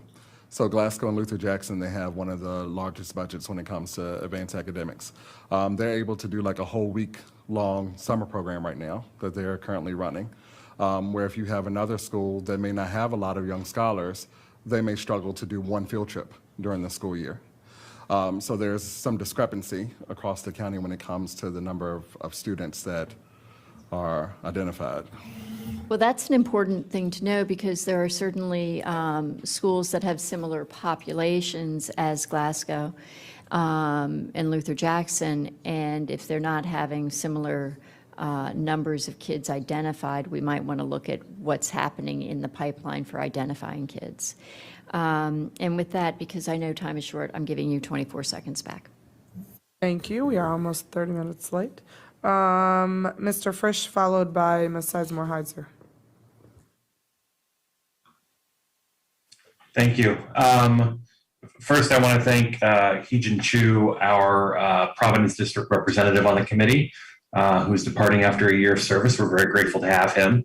I know that we are short on time. I will just say that I'll be following up with the superintendent because I'm curious about how some of this might fit into our strategic plan, particularly around how we can have more fidelity of professional development for the folks who are instructing students with advanced academics and honors programming. That seems to be an area where we might be able to make some progress and have a desired impact. So I look forward to having those conversations, and I will leave it at that because we are more than, I'm sure Ms. Pekarsky will say 33 minutes past the time now. So We will be soon. Thank you. Appreciate that. Ms. Sizemore-Heiser. Thank you. Given the shortage of time and that many of my questions and thoughts have been asked, I'll try to keep this brief. One thing I wanted to mention is when you talk about the extracurriculars, right, and the need for more extracurriculars for some of our students, have we looked at looking at public-private partnerships for some of those, working with our companies especially some of our tech companies in the area? I know I've met with several people who are business leaders, and there's a lot of people who really want to come and help. And I know maybe Jay Grant or Educate Fairfax, there's structures that we have, but that's just a thought that I think that would really help fill a gap that we have with people. And a lot of companies now will give people time to go do sort of community service. So I think this is, and even mentorships, right? When you talk about seeing themselves as scholars, it's an opportunity for mentorship. So I just want to put that out there as a solution that might be budget neutral and very effective for some of the extracurriculars. And then when we look at AARTs and expanding middle school AARTs, I'd love to see maybe as part of our cadence of operational expectations, however they end up landing on those, around sort of what have we seen the benefits of the AARTs. And I know there's a lot, but I'd just like to see some data and reporting on what have we seen with the expansion of AARTs in middle school, and how could that then be, the good things that were happening, how can that be translated to middle school? What would that look like? And then when we talk about the sort of inconsistency that I think I'm hearing from you all, or you're hearing about the implementation of honors classes in middle school, I'd love to see, a plan of how our ARTs can maybe work together or with central office to address that specific issue, because I agree, we want an honors course to be differentiated and look the same, or have the same level of quality from school to school. So I'd love to see more, maybe some thought around the roles of the AARTs across schools on that too, as well as sort of in schools. And I don't know I'll pause to see if you had a comment or thought on that. I will say that the AARTs do come to central office once a month, and we provide them with professional development, and they're tasked with going back to their schools and pushing into honors courses and supporting those teachers. And so Kirsten and I have gone over several times to see what our AARTs are doing in middle school, and several of them have taken us to courses that they are supporting teachers. I will also note that because of the middle school AARTs, we were able to increase some of our sections of academy courses. For example, differentiating up is an academy course that we teach, and historically it's always been filled by elementary teachers, and we'll have a sprinkle of middle school teachers here and there. This summer we were actually able to have an entire section just with middle school teachers because of the advocacy that our AARTs are doing to get teachers into these courses. So. Great, and I know they're doing great work. I just love to see some more information on that, just to get a sense of what's going on and maybe where there's room for making sure that consistency happens if the ARTs have a role in that. So that was just sort of my thinking. And then for time, I won't share my two personal stories around this, but I very much believe in the importance of reaching all learners and providing all learners. I think what Ms. Janet Kofax said and a couple others said, I think Ms. Tolan shared about making sure we meet the needs of all learners. it's really important. And then you mentioned some of the wraparound supports, and I think it got lifted up around some of the social supports and executive functioning supports as well. And I'm just going to put a plug in. This came up with ACSD. This is why it's so important, I think, to really look at embedding those within intervention or advisory blocks, because every student can benefit from these supports. And I think too often they've been siloed for this group or for that group, and then it would help free up the electives, which is a special ed issue. It would provide supports for every student without having to sort of say, oh, well, this student versus, and you can always do more differentiation, but I think that would kind of get to everybody. And I think you're lifting up that it's beneficial to many populations. I know my time is up. Okay, thank you. I will cede most of my time to Ms. Keys-Gamarra, who wanted to share something on a question that may be helpful to everybody. But I will just say thank you. Number one, you are all wonderful.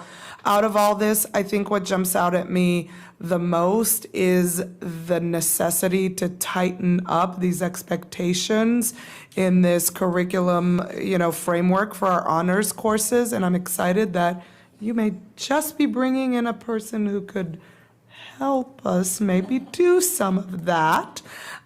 It's critical. It's critical when we talk about equity. So anyway, I will save the rest of it. Ms. Keys-Gamarra, and then we're going to close out. Thank you, everyone, again. Thank you. Really quickly, Ms. Sizemore-Heiser raised a question about working with Educate Fairfax, and I'm not sure everybody knows that they have started a new program to support STEAM type programs and to specifically raise funds to coordinate. So that may be something going forward that we can be more intentional about. So you'll be hearing more about that, but that is their latest campaign. Very exciting. Thank you, everyone, on behalf of the board. Sorry we kept you waiting. We'll take a couple of minutes transition, and then we'll get started with SHAC, I believe is next. Yep.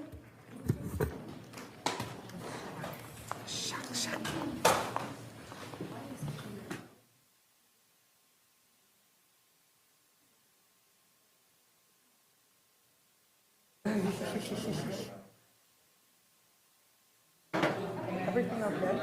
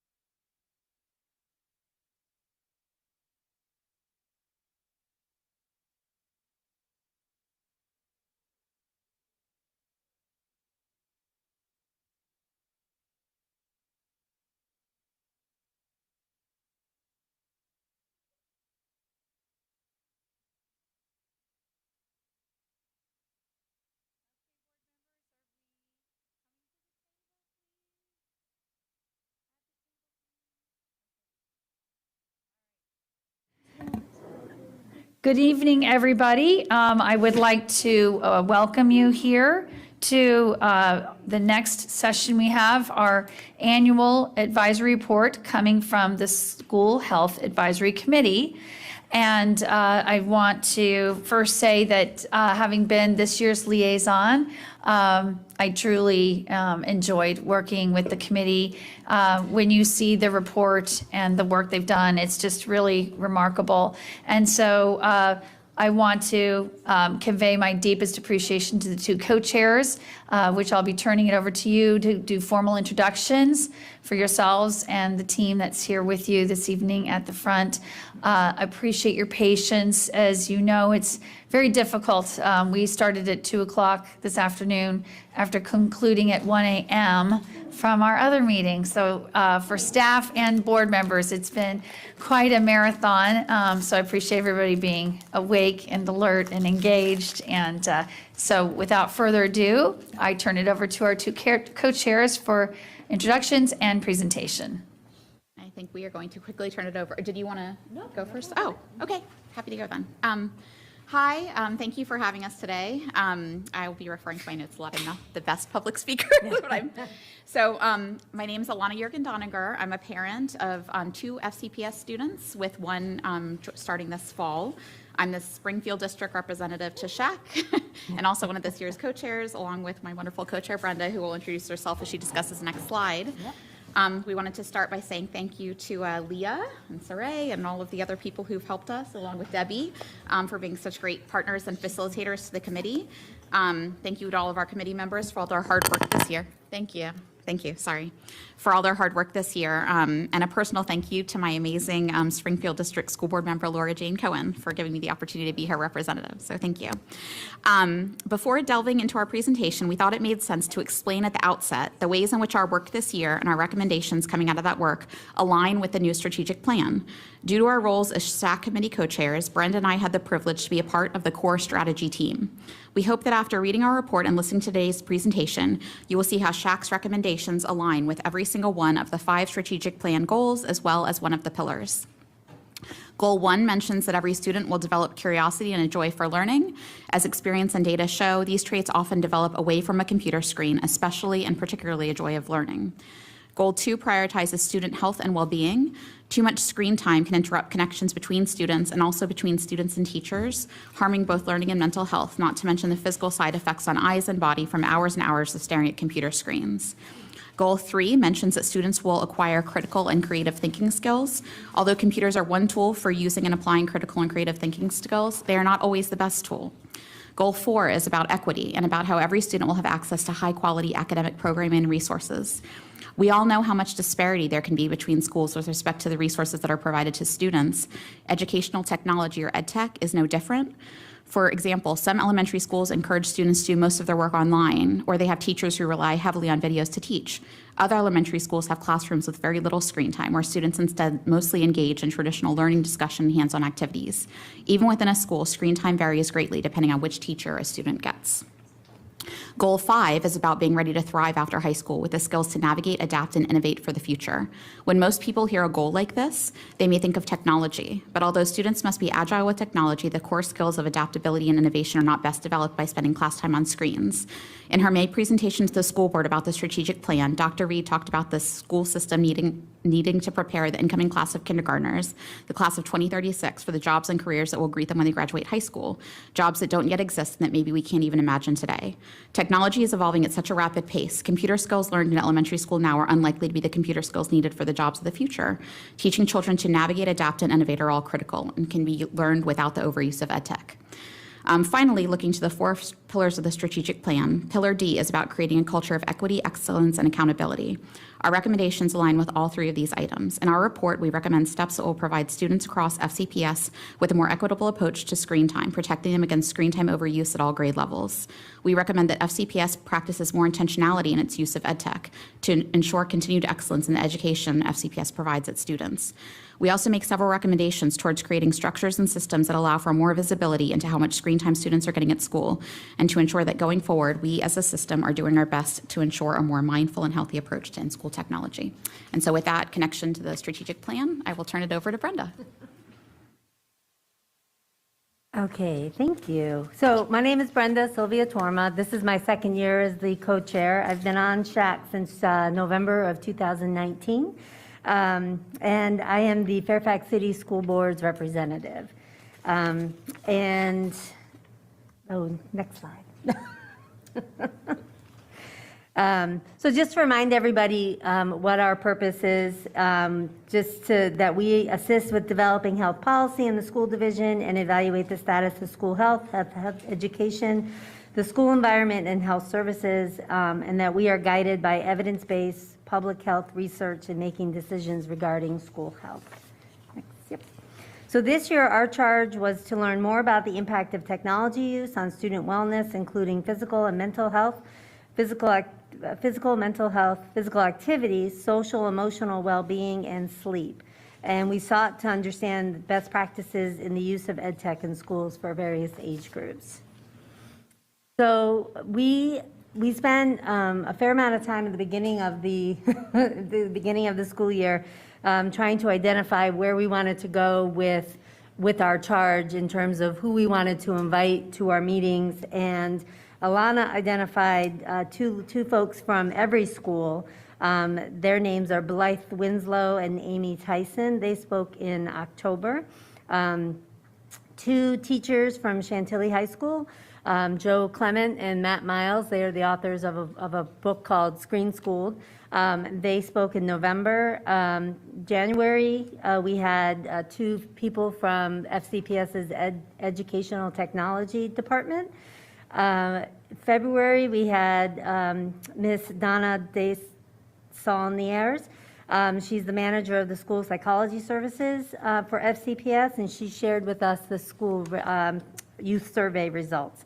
And Dr. Jenny Radeski came in March, and she's a developmental behavioral pediatrician and professor at the University of Michigan Medical School and the co-medical director of the new AAP Center of Excellence on social media and youth mental health.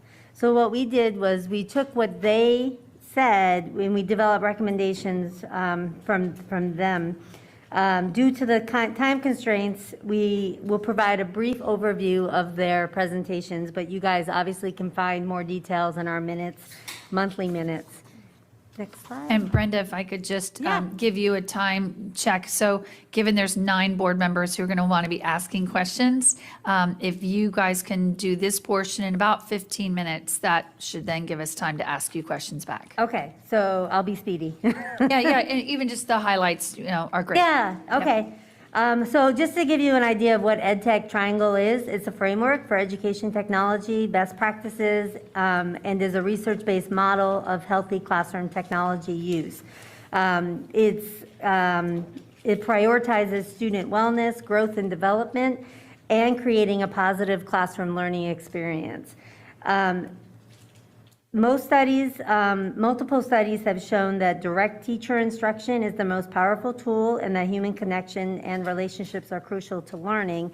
However, EdTech research is generated mostly by the same technology companies who are motivated to show positive outcomes. So we're going to talk more in a moment about transformative and supportive types of technology. That's what EdTech Triangle emphasizes.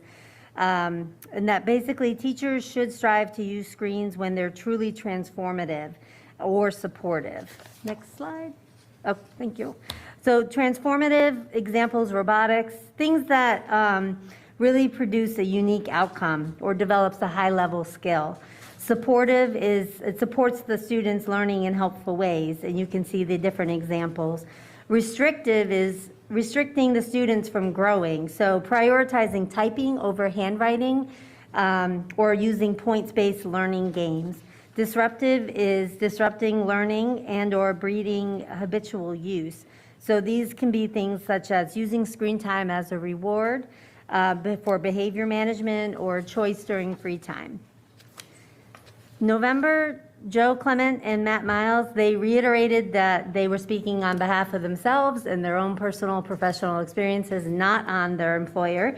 But they had written a book, and they've had 30 years of experience in teaching, and they shared with us some of their thoughts. And in addition to the data, research, and news media coverage about the impact of technology overuse in children, they also shared their own personal experiences with students' increased depression, anxiety, suicidal ideation, tech addiction, worse educational outcomes, reduced ability to focus, interact socially, reduced empathy, resilience, etc. They recommended that FCPS reevaluate students' amount of screen time and the types of educational technology. And they said that schools should be thoughtful and intentional in the frequency and utilization of technology, and that it should center student equity while also providing meaningful education experiences. And then I'll turn it over to Alana. And if you could just wait a moment, Alana, I've been made aware that one of our school board members, Rachna Sizemar-Heiser, has made a request to participate virtually. Oh, good. So I just need to read that really quickly, board members, and get your approval. Ms. Sizemar-Heiser has submitted a written request to virtually attend this evening's work session due to a personal conflict. All those in favor of approving her request? And that is unanimous with all board members present. Thank you, Ms. Sizemar-Heiser. Mic check. Hi, thank you, everybody. I had to leave a little early for a personal conflict, so thank you for letting me participate for the rest of the session virtually. Excellent. Okay, carry on. Thank you. Thank you. So in January, we had a couple of FCPS employees come to give us kind of an overview of the lay of the land within FCPS because we wanted to make sure we had a good understanding of how things worked. One of them was Dr. Keisha Valentine, who's a manager in educational technology learning partnerships, and the other one was Mr. Derek Kelly, who's a coordinator for in educational technology. And one thing they gave us an overview of is how ed tech resources are selected and deployed within FCPS. And so our understanding is that items come, like a particular program would come in, could be suggested by a teacher, could be suggested by a school, could be suggested by central office. It comes in, there's a committee of instructional staff that evaluates the possible resources to make sure that there is educational value there. Then it goes through IT and they kind of check boxes, make sure it's functional, make sure there's security, make sure there's privacy, and assuming it meets everything, then it gets added to the FCPS ecosystem. Once it's there, there are various supports to help the teachers engage with it. But then we asked later, we kind of followed up after the meeting and said, well, who's making the decision to use it then? This is how it gets into the ecosystem, but how is it decided to actually get used? And we were told the classroom teachers decide. And that becomes relevant because then going back to the slide that you see in front of you, slide 8, we basically copied and pasted this from what we were shown by Dr. Valentine and Mr. Kelly. And they had a slide that was titled 9 Big Ideas for Immediate Balance and Wellness in the Classroom. And what was really cool and exciting about it is that it aligned very much with what we'd heard in October and November from experts in this field about kind of best practices in terms of using technology. And just to point you to a few of these, item 3 is use technology in a goal-directed and purposeful manner. Number 7, use routines to develop healthy habits for technology use. And number 9, actively monitor and mediate technology use. So this was, again, a slide, a framework that came from within FCPS, within the ed tech department. But what we basically discovered is that the central office messaging doesn't seem to be making it to kind of the streets of FCPS, to the classroom. So this information is there. I made a little graphic, like here's the central office messaging, here's a gap, and then here are the classrooms. So that's something that we'll kind of address later in our recommendations. And with that, I will turn it back over to Brenda. In February, Donna Desaulniers came and she shared with us the Fairfax the Fairfax County Youth Survey. And that was administered in fall of 2021 to 8th, 10th, and 12th grade students. And as you can see from the slide, 38% of FCPS students, 8th, 10th, and 12th graders self-reported feeling persistent hopelessness and sadness. 17% considered suicide, 6% attempted suicide. 33% felt so sad or hopeless that they stopped engaging in regular activity for 2 or more weeks in the past year. So you can read the slide, but basically we wanted to give you the understanding that The survey also showed that feelings of students' persistent sadness, hopelessness increased with the hours spent on screens. In addition, the survey has shown gradual increases since 2015 in the number of students who report feeling hopelessness. So we have a breakdown of specific information, but we felt that this was important regarding technology and the fact that they're spending so many hours on screens. That was helpful information for us to have. And then in March, we had Dr. Radeski come, and just to mention her bio again, because we were so excited to get her. And that was actually one that both Dr. Reed and Ms. McLaughlin were able to join us for part of it. But she is a head of a research team at the Radeski Lab at the University of Michigan. She's a developmental behavioral pediatrician. She's a professor. And then in September 2022, the American Academy of Pediatrics, AAP, created a new Center of Excellence on Social Media and Youth Mental Health. And she was chosen to launch and co-lead this. So she's right in the center of this type of work. There were she kind of gave us an overview both of stuff she has done in her research and also stuff she has seen in her practice, because she actually sees patients as well. Some interesting things where she talked about that there are some basic changes that can be made. So one of them is that ad blockers can block age-inappropriate content. So just making sure that in the school system that those are correct, so that they're working as they should be. She mentioned schools turning off automatic search suggestions. She actually showed us a screenshot of her son's search suggestions on his Ann Arbor Public School computer, like home search page, and they were terrible.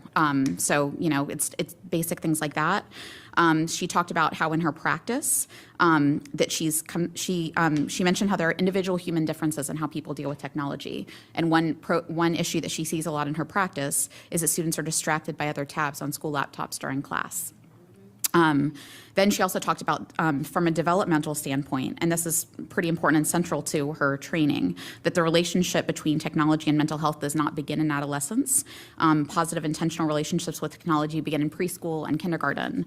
The idea that you want to teach children coping skills that allow them later when they have challenges to cope on their own rather than turning to screens as a coping tool.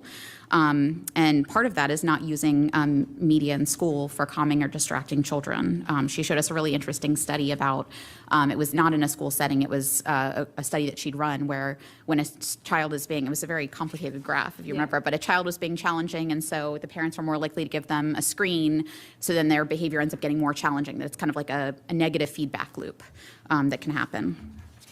So those were some of the things she said. And then she said for elementary learners, she used the word intentionally, and this was something that came up again and again and again across all of our speakers, that EdTech should be used intentionally in classrooms to support specific skills rather than by default or to keep kids busy. And the idea of, again, with this multi-tab approach, keeping EdTech focused on a single task and then closing computers rather than allowing multitasking while computers remain open. And just she, reminded us to center the child, not the technology. So on to the next slide. There were some additional topics that were covered by SHAC. There's a lot of information here, so I will try to go as fast as I can. One of them were light speed reports. I think everyone is familiar with those. That was something that one of the school board members specifically asked us to look into, what the uptake was. So we checked in with thanks from our staff with IT. That in January, there were only around 5,000 FCPS parents or guardians receiving light speed reports, which is not a lot. So we looked at it, and there was a tremendous amount of communication from FCPS, and yet despite that communication, I think, everyone's just so overloaded with information, and there were just so many barriers to getting it. So you have to make a note of it or save the email, and then you have to find the link in the email later, and then you have to provide information. You have to know the student's number when you create the report or request a report. You have to put in the enrolling parent's information exactly. If you get something wrong, they just say it all has to be perfectly correct, and then if it is, you start getting an email on a regular basis. If it's not, you don't get anything. So then you have to remember again, if you mess something up, to go back and do it. So there are a lot of barriers. We talk about later one of our recommendations for this, but basically make it easier. It shouldn't be so hard, and we think parents would enjoy having this information. It's just that the more barriers you create, the harder it is to get it. The second one, look back at the FCPS schools that were hardest hit by COVID in spring 2022. That was another thing that we looked into separately that was requested by the school board. There's a graph in our report. If you have the report handy, we were trying to keep the slides as tight as possible, but on page 10 of the report, the reason why we look back at spring 2022 is because that's when there were a ton of COVID cases in the system. You can see clearly by a graph of the year. And what we were trying to figure out is if there were certain schools, it seemed like anecdotally there were certain schools that were hit very hard. And we looked back and there were 12 schools that were hit the hardest by COVID in this time period. And just to kind of throw some data at you. So if you guys are familiar with red cap COVID cases, it's not all COVID cases. I know Brenda's done COVID casework. It's a certain subset. So when we give percentages of COVID cases, it's not actually total COVID, it's total red cap, which is a smaller subset of total COVID cases. So in those 12 schools, within that spring window between spring break and the end of the school year, 14% or more of their school population had red cap COVID cases within that time window. In contrast, more than half of FCPS schools had 5% or less of the school population's red capped. So there's a huge difference. We noticed that there are some schools that were just had so many more cases. So we worked with facilities, again, with help from our staff, to look into what some commonalities might be. If there were date of construction, date of renovation, air delivery system, footprint, layout, we looked for kind of physical issues, and we didn't see anything there. We tried to look into whether perhaps our air delivery systems are malfunctioning a lot. My children happen to go to one of those schools, and the air delivery systems are malfunctioning a lot. But so we got data on work requests for those schools, but we don't know how it compares to other schools. So we don't know how to compare the number of work requests from those schools to other schools. The other thing that we asked for was, and this is kind of in part 2 of the section of the report on page 11, we all learned kind of during COVID that one way of measuring whether there's good ventilation is CO2 monitoring. And that was something that FCPS facilities also started doing in that time period. And basically the way they use it is to see if their air delivery systems need fixing. So they kind of sporadically go around and do testing. And if they notice that the CO2 levels are high, the carbon dioxide levels are high, then they will go and try to fix the system and get them within range. So we found that in many of those 12 schools, they had readings over their, so what they would do is if there was a reading over 1150 parts per minute for over 30 minutes, then that would kind of flag it as something needed to be fixed and they needed to bring it back down.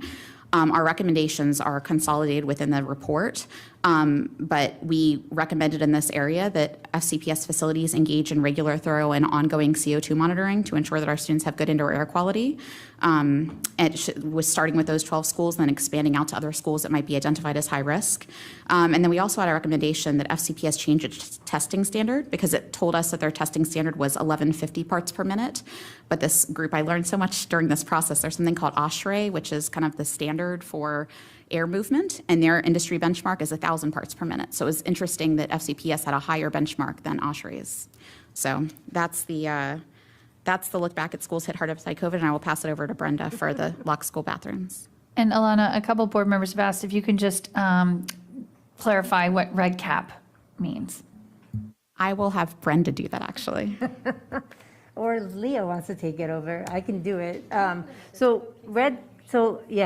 She's a COVID case manager. So I'm a COVID case manager at Chantilly High School and Chantilly Academy, in addition to all the other roles that I play. And red cap basically is the students or staff who are on campus, whether it's at the school or at central office, they're on campus for 48 hours before their symptoms began. So it's not anyone, like somebody who has symptoms beginning on a Sunday at 3 in the afternoon or 4 in the afternoon. 48 hours before that was 3, 4 in the afternoon on Friday. If they weren't there Friday after 4, then it's not considered a case that's red capped. And red cap means you submit it to the health department and it goes on our list of, on our online list, our online dashboard. So there's plenty of cases, like when I do COVID case management, there are plenty of cases that I still have to manage and tell people, hey, this is when you can return to school, or this is when you can return to work. But that doesn't mean that I report it as a red cap. So the numbers on the dashboard are not all the numbers. They're just the numbers that took place when the people were on campus or at a school event. Does that make sense? It does, thank you. Okay. And that was just to say that the numbers that we were able to check weren't, so if we said, for instance, 14% of the school population, that was both students and staff that we looked at. If we said 14%, that doesn't mean that it was only 14% that had, not only, but only 14% that had COVID in that time period. It was higher than that, but that was the only number that we could track by these red cap cases. And again, this is a look back at, I think, more ventilation than just, I know a lot of, COVID isn't the topic anymore. In January of 2023, Opal Cohen, who was our wonderful student SHAC representative, yes, she informed us that there were several FCPS schools that were locking high school restrooms during the school day for the entire day, and that some students were being told to wait until they went home to use the restroom. And of course, SHAC recognizes that there's lots of serious safety, security issues regarding school bathrooms, fentanyl overdoses, violence, sexual assault, vaping, vandalism, et cetera. But preventing access to school bathrooms, of course, is unhealthy for all students and potentially embarrassing or even dangerous for those with certain medical conditions. And it also contraindicates the students' rights and responsibilities. And so our recommendation would be to strongly recommend that FCPS ensure that students always have access to a nearby bathroom throughout the school day. And of course, there's lots of issues with that, but that's what we would like to see. These next two are very quick. Elementary school lockdown videos. This was something that was brought to our attention that we wanted to flag to all of you. There are certain rules from the state, and again, we had help from our staff tracking down information. Okay, yeah. So we found out, so there are state requirements for lockdown drills. However, there is also, starting this year, there is a new video that is being required by FCPS, that was created by FCPS, that is not required by the state, and that is being shown in all elementary schools as part of the mandatory lockdown drill. So prior to this year, schools handled it differently. This year, there is now a mandatory video. We heard concerns about the video. To see the video, it requires parents to go to the school for safety reasons. So our recommendation to you all was if there's a closed session or if there's a way for you all to watch the video without the public watching it with you, we would really like to recommend that you all watch it and then perhaps make a decision, because we didn't feel like it was our place to do that, but we wanted to raise the issue further so that you all could view it. I think it's a very short, 2 to 3 minute video, with a concern being that it's too scary and traumatic for elementary school students, and so it's creating trauma by showing it to them. And then the last one is a potential partnership with Dr. Radeski. She's very graciously, as they do this work on this AAP Center of Excellence, they also have funding for it. They want to work with schools, and she's graciously agreed she'd be interested in working with our school district. So we just recommended that we follow up with her on that. And I've been in communication with her, sent her our final report, and she mentioned that one of the things that she's thinking about doing is developing a curriculum to teach more about kind of digital ecosystems and the manipulation that can happen within them, to teach high school students about that and about social media. And so that would be one area where she could partner with us, which actually aligns with one of our recommendations as well. So we might be able to work with her on that. Great. And just being a time check, we've got about 30 minutes left. Yeah, so okay. if you guys want to because board members are going to be asking a lot of questions about the report. So maybe what we'll do is just for the audience who might be watching home or later, maybe just read out through the recommendations. Then we'll turn it to questions and we'll probably get to more details. Okay. That sounds good. Can do. Okay, so recommendation 1 is to improve the FCPS digital ecosystem to facilitate healthier technology use. We want to improve FCPS's EdTech screening process, which we discussed a little bit earlier, to make it more robust and to filter more at the front end. We want to make it easier for teachers to use audio options instead of just video options. For instance, a 3-minute meditation break by audio instead of watching a video at the elementary school level. Center the student, not the technology. Basically, this would be reconsidering one-to-one at lower ages, and also having elementary school students not take laptops home at night. 1D, provide offline options to students who need or want them. Just adding that to the SR&R, that if they need offline options, we'll provide that to them. And then 1E is my absolute favorite, but it's more detailed, is use technology to combat the overuse of technology. So there are things that we can do to basically use technology to work for us and combat some of this overuse. Recommendation 2 is to create a school culture of intentional technology use, training teachers and staff on the downsides of EdTech. And the reason why we say downsides here is because we think that the benefits have been widely communicated, and there's been kind of a culture of look at all these cool shiny toys online, and without much exposure of the fact that there can be downsides to that. So there are benefits, but the reason why we say train on the downsides is because we don't think that's been done to date as much as it can be. How best to employ EdTech, how it's best used, and how to be intentional regarding its use.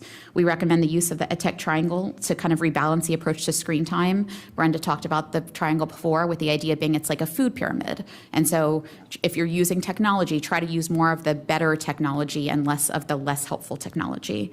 2B is to develop new technology use guidelines for teachers, nothing that would be that expansive or complicated, just more like kind of a set of questions. And it would kind of go really with 2C, a healthy technology use one-pager. You know, questions like, what is this technology displacing in the classroom when you're using a screen program? You know, what are other choices for this? And then I will pass to Brenda for recommendation 3. Okay, recommendation 3, set district-wide guidelines for technology use by grade level. So currently, FCPS does not have guidelines for this, and use of EdTech in each classroom is based on the teacher's discretion. So the lack of guidelines can lead to disparities in classroom screen-based work, even for our youngest learners. So SHAC believes that FCPS should share the structured guidelines on maximum computer screen use by age level, and that this would provide everyone with clear expectations and consistency across the county. It could be shared with teachers for classroom use, made available for families on the public webpage, and incorporated into a school improvement plan. Specifically, we looked at AAP's guidelines, which was children ages 2 to 5 should have at most 1 hour of high-quality screen use daily. Now, this is a total cumulative amount of time. So if they're doing 2 hours at home and they're doing 1 hour in school, that's still 3 hours. That's still well above what is expected or proposed by the AAP. So in order to stay within the AAP recommended screen time, we recommend that FCPS remove all one-to-one devices at the preschool and kindergarten level and not use screen time in school, specifically until Q4 of kindergarten. And we do have thoughts on how those devices could be used, because we're not saying get rid of them. We're saying we can repurpose them.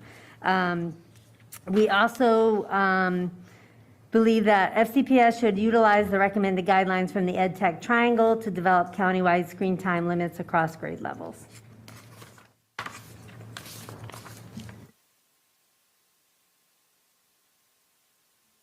Okay. Recommendation 4, develop screen time visibility and accountability. Due to the decentralization of EdTech decision-making and the opacity of classrooms, it can be very challenging for parents, administrators, and instructional staff to know how much screen time students are getting. That was something that we kind of talked about before, and that again falls in line with what we heard from multiple speakers, including Dr. Radeski, talking about how it's important to just have a sense for how much time they're spending online. So 4A, use an opt-out system for Lightspeed Parents Report, that rather than the current burdensome opt-in system. And then if parents don't like getting them, they can opt out. There can be a button at the bottom to unsubscribe. That way parents can automatically, rather than jumping through all these hoops, be getting the Lightspeed reports that the school has already wanted to engage in. 4B is a new system. It would be kind of putting a structure in place. I know there's been a lot of talk about structures and systems. So creating internal reports to provide visibility within FCPS as to how much time students are spending on computers at school, because I think the reality is administrations at school oftentimes don't know what's going on at that level in the classroom, how much time students are spending on computers. That's what I've found in my experience. We've had the pleasure of working on the core strategy team and, just encountering a lot of people. And it just seems like, it's hard for principals to keep up with what's going on in every classroom. So our idea was to use technology to curb technology. And so there are systems available that could track and that could provide a report to the SBITs once a week that would say how many per a teacher's classroom, for instance, at the elementary level, or at any level really, for a teacher, like how many minutes on average per week, not per day, because some days it'll be more, some days it'll be less, but how many minutes per week is the average student in that class spending on the computer. So it gives then visibility to administrators if there are certain teachers that are using screen time a lot and certain ones that aren't. Recommendation 5 would be educating students about the drawbacks of screen-based technology, and this is an area where Dr. Radesky indicated she might be able to work with us. But basically, educate students about the impact of too much technology use on their mental health, personal wellness, and learning, as well as some of the invisible aspects of ed tech, social media, and other screen time that can make it hard to detach the parts that kind of hook them in.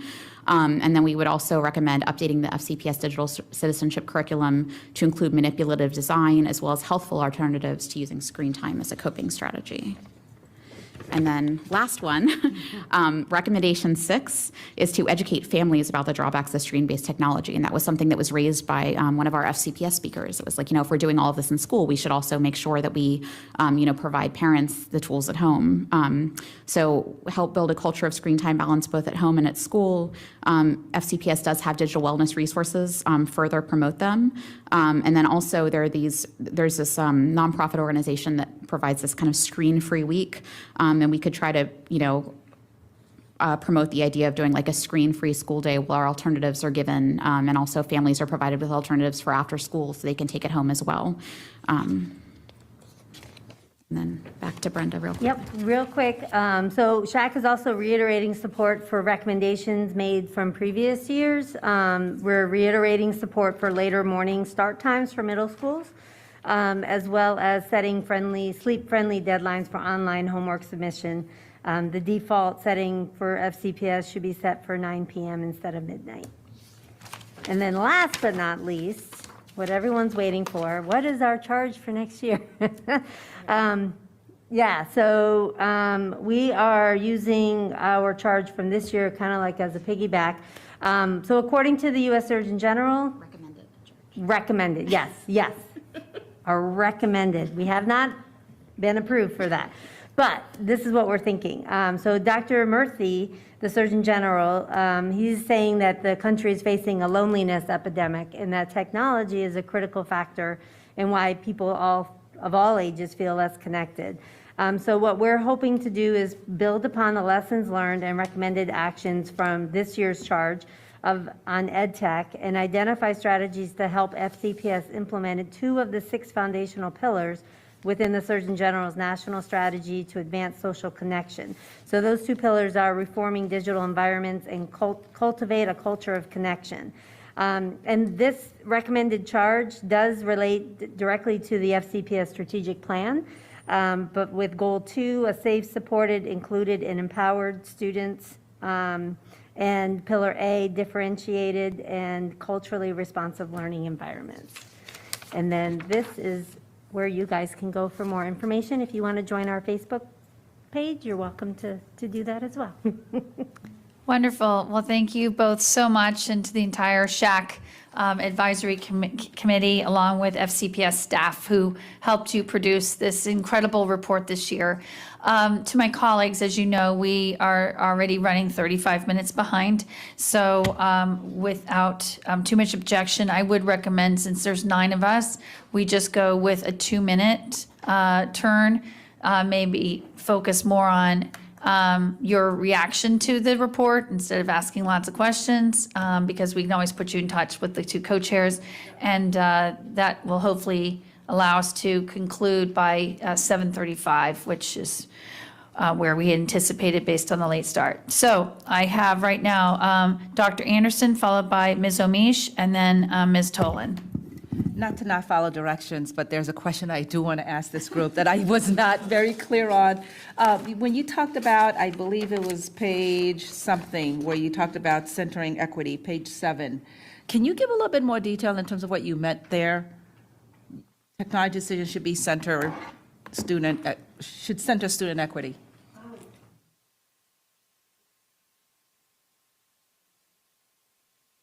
Okay, so for screen schools, for what Joe, Mr. Clement, and Mr. Miles was asking about, technology use decisions should center student equity while also providing meaningful educational opportunities. I'll have to go back to look at this. That was one of the quotes from the speakers. I see. And so we were trying to share their learnings. What the theme of their conversation was just that, students are getting very differentiated experiences. So I would assume that it went to that. Yeah, the overarching theme of their presentation, technology use decisions should center. Yeah, we can circle back with you on that if that would be helpful. Okay. Sure, and now, this is the part where I follow directions to give my feedback. First of all, thank you for all of this work. So much of what you shared really just resonates with me. I think I was a huge proponent when we were in the pandemic and our students needed to have access to the technology, but we're not in that landscape now, and I'm seeing just a very heavy dependency on the technology. If I see one more slide deck in my child's work, I think I'm just going to lose it, because there's opportunity to do it differently. I visited this wonderful program at Arlington, their Montessori program, where they were doing science of reading, similarly to what we observed at one of the elementary schools we visited, Dr. Reed, except it wasn't digital. It was hands-on, completely tactile, and it was a completely impactful experience. Same thing, just two different approaches. I would love to see us engage in more of that. I would also love to hear, and I didn't see it here, the Dr. Rodisky, if she talked about how does the impact of screen time, how does it influence students with ADHD? Because we know that there's a different thing there, and we have many students who have that we need to be mindful of. Just kind of pulling back a little bit, I hear your recommendations, I read your recommendations, and I am in fully alignment with what you've provided. I want to go back and pivot to Dr. Reed a little bit in terms of, do you see space for us to develop expectations regarding the technology use in our classroom? If so, how would that occur? Let me start there. I would assume we have some recommendations now. Noelle, I'm guessing we do, right? It's mostly where we go, not how long we spend at places that we allowed to go. So we give a lot of guidance on the kinds of things students should be doing, and I think we're very much in alignment with SHAC. It's not about consumption, it's about creation and using the technology in impactful ways. We do have some guidelines around time that are tight, but because the different uses and the different classes, it's very hard to just pinpoint a number and say, like, computers are off. Kids are using it in a small group or a large group. It's hard to have a number, but we do have screen time guidelines for decision-making for teachers to use. And I think the suggestion was a one-pager. We could maybe tighten it up for them. I think I'd like to pivot away from the guidance and guidelines to expectations, because that's what offers clarity. And I love your concept of using technology to combat the use of technology. I think sometimes there's a lack of awareness of how much time students are spending. I am one of those parents that she subscribes to Lightspeed, and I am on it every week. I get my report. I sit there with my son. Where were you? Why were you there? And why were you? And when were you there? So it is very impactful to my family, particularly in terms of monitoring how much time is spent. But I am not there. I can only do it after the fact to say that, I would just love to see some intentionality around curbing that. I think that's my time. Yep, that is your time. Thank you, Dr. Anderson. We have Ms. Omesh, Ms. Tolan, followed by Karen Keys-Gamarra. Yeah, happy to follow that. And thank you to the team at SHAC for all your hard work on such an important topic.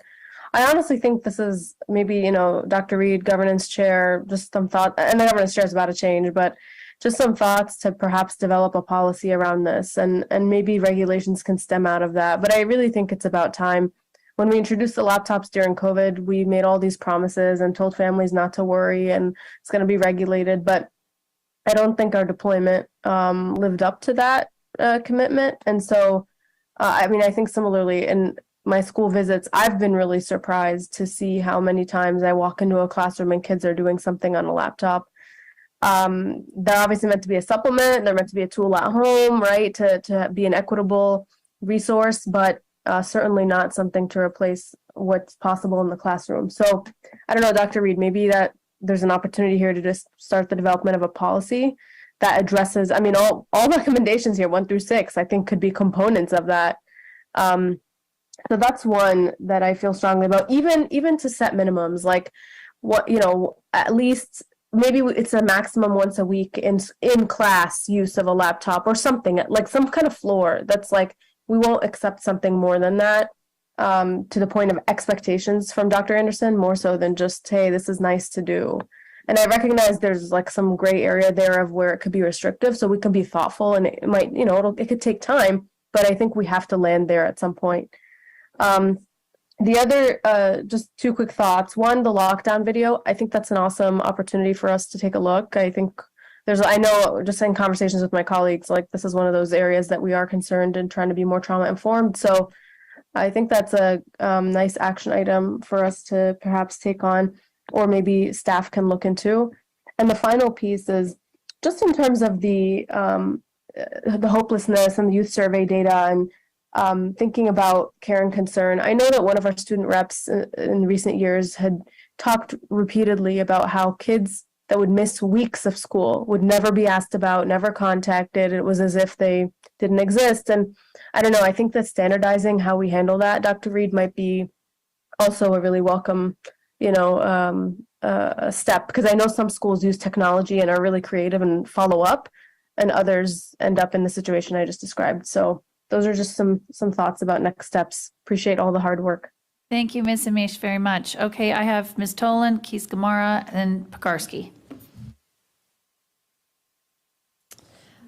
Yes, so thank you very much. I did have a long conversation with Mary Rowe Miller, who is my appointee, about your report. So I'm super, super excited that you took on this topic of technology use, because something that weighs heavily on me. We don't really understand, what the impacts are. So I appreciate you looking into it. I think there's a lot of great work that has been going on over the years. I'm happy you talked to Derek Kelly, from ISD, and the work that's happening there. I appreciate what Noelle brought up. I think part of this too is we really need to look at the role of our SPITs. And, this comes up periodically, and we hear that, our specialists, that are supposed to be coaching our teachers on how to use technology and what technology to use and when to use it, are being pulled, for various different roles in their schools, and not really used in those coaching positions. So I think as far as PD, that's a resource that we should really be looking into, and making sure that we're utilizing as effectively as possible. I have done some shadowing of students, and I think the benefit of that is that I sit in the class for the entire 90 minutes. And I sit in the back and I watch, what's happening, and I can see what's on the kids' screens if they're using the computers too, which is also very helpful. I'm not saying it's perfect, but I have actually been pleasantly surprised at the amount of different kinds of things and this is in the high schools. Okay, the different kinds of things that the kids are doing within that 90-minute period, not just sitting, on the computer. They're working in small groups, they're doing a lab, they have some lecture, that it really is kind of a mix, which I'm happy to see. Not that it's perfect, we have a long way to go, and we need our SPITs to help us with that. I did just want to mention on the carbon dioxide testing, we did a lot of work on that just coming out of COVID. At McLean High School, we started this project. And so I know that our facilities folks are using our energy managers that regularly go out to every single school. They provided them with carbon monoxide testing equipment. So I hope this is still happening. They are doing carbon monoxide testing at all of the schools as they're going out and testing the energy use as well. So it sounds like it might be stepped up from. Please. And Ms. Tolan, after that, your time is long over. Okay. So our understanding is that there wasn't a systemic or systematic approach to the testing. It's just kind of ad hoc here and there. And facilities seemed very stretched. So when Ms. McLaughlin asked us if there were areas that we thought might have budget impact, that was the two areas were really getting programs, the technology to fight the technology, and then perhaps like an entry-level employee who was just going around for facilities and doing that, because our understanding is that there is no systemic approach to that right now. Great, we can look into that. Great, thank you so much. Okay, Keys Gamara, Parkarski, Ms. Cohen. Before I begin my time, I just want to make one statement, and that there's been a number, we've mentioned a person who is an advisor repeatedly, and the board can't be involved in those kind of decisions. So I just thought I should mention that. Were you talking about Dr. wanna say- Podansky out in Michigan? Well, I wasn't going to say the name. Okay, it doesn't matter because she's grant funded. We wouldn't be paying anything. Okay. So, but they have every right to be able to talk about the work they I'm did not with her. saying they don't. Yeah, yeah, but. I am yeah, concerned about the perception. Right, but all they've done is they had someone who advised them and gave them information to then make recommendations about technology on kids. Then this goes to the superintendent. Superintendent or team can read the report and decide whatever they want to do with it. But I did hear them say that she's grant funded, so this isn't a pitch for us to hire her as a consultant. That's correct? That is correct. It's a American Academy of Pediatrics Center of Excellence that's grant funded. So the suggestion was not to have any budget impact. I appreciate that. However, that may not be what the public hears, and so I wanted to make a statement. Thank you. No, I very much appreciate that, Ms. Keys-Gamara. It's super helpful. Absolutely. And we It wasn't an accusation. Yeah, but I will say we have worked with the Yale Center for Emotional Intelligence and that's been work we've done as well, so. Okay, my time. All righty. I thought I was being helpful. Okay. You are always helpful. All right, I will be brief. As you were speaking about how students interact with technology in particular, I was wondering if you had any opportunity to look at or receive information regarding not just the connection to ADHD, but any kind of addictive behavior that may be addressed or occurring as we're looking at this issue. That wasn't something that we specifically spoke with anybody about. However, again, Dr. Radesky, who does the research and runs a practice, she talked, and this is, I'm just going to read from our report. She said, Dr. Radesky spoke about individual human differences, such as how children are wired differently and impacted differently by social media, technology use, and ed tech. In her practice, she hears from patients' parents that students are distracted by other tabs on school laptops during classes. That was how that came up, talking very generally, of course, about her practice and what she sees. But no, we did not specifically delve into that. Right. Okay. Also too, just, with students, kiddos that have ADHD, they of course have less impulse control and your prefrontal cortex doesn't fully develop until your late 20s. So, all of the stuff that the kids are looking at and being, persuaded to be looking at through this manipulative design, it's all intended to get kids to stay on longer. So kids with ADHD would be very likely have harder time managing that because they have less impulse control. And so just speaking generally. And part of also what, what Dr. Radesky talked to us about with this digital ecosystem design she didn't use the word addictive, but I think the word that they use a lot is hook. So a lot of these programs are designed to hook, whether it's certain ed tech programs. She mentioned there have been lawsuits against Prodigy, but also a lot of social media. We all know there was that Frances Haugen woman who spoke out against Facebook. So that is a feature of a lot of these programs that's pretty well known, I think. And that's part of what we would like to add to the digital citizenship curriculum, just to be able to teach students more directly how these technology companies are out there trying to hook them.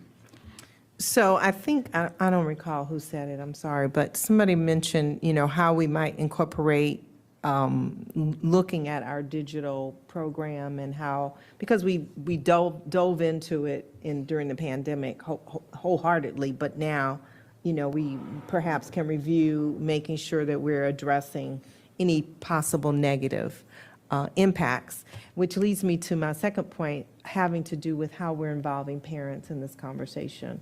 I'm wondering if we can use some of this information, Dr. Reed, to perhaps create information online, et cetera, to let parents know how they can help and how they can participate in terms of controlling or just developing healthy relationships with technology. I can jump in here. We actually have quite a few resources online, everything from just information. Our digital resource curriculum actually has parent modules they do alone, modules they do with their students. There's sample contracts, if you want to have contracts with your kids around their cell phone use.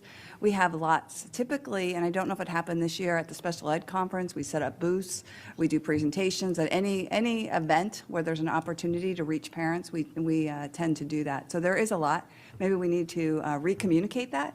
You know, we communicate it once, we communicate twice, but we need to keep communicating it to families. And I always worry, and just generally, I worry about the user friendliness of our site, right? And how easily a parent can find that information.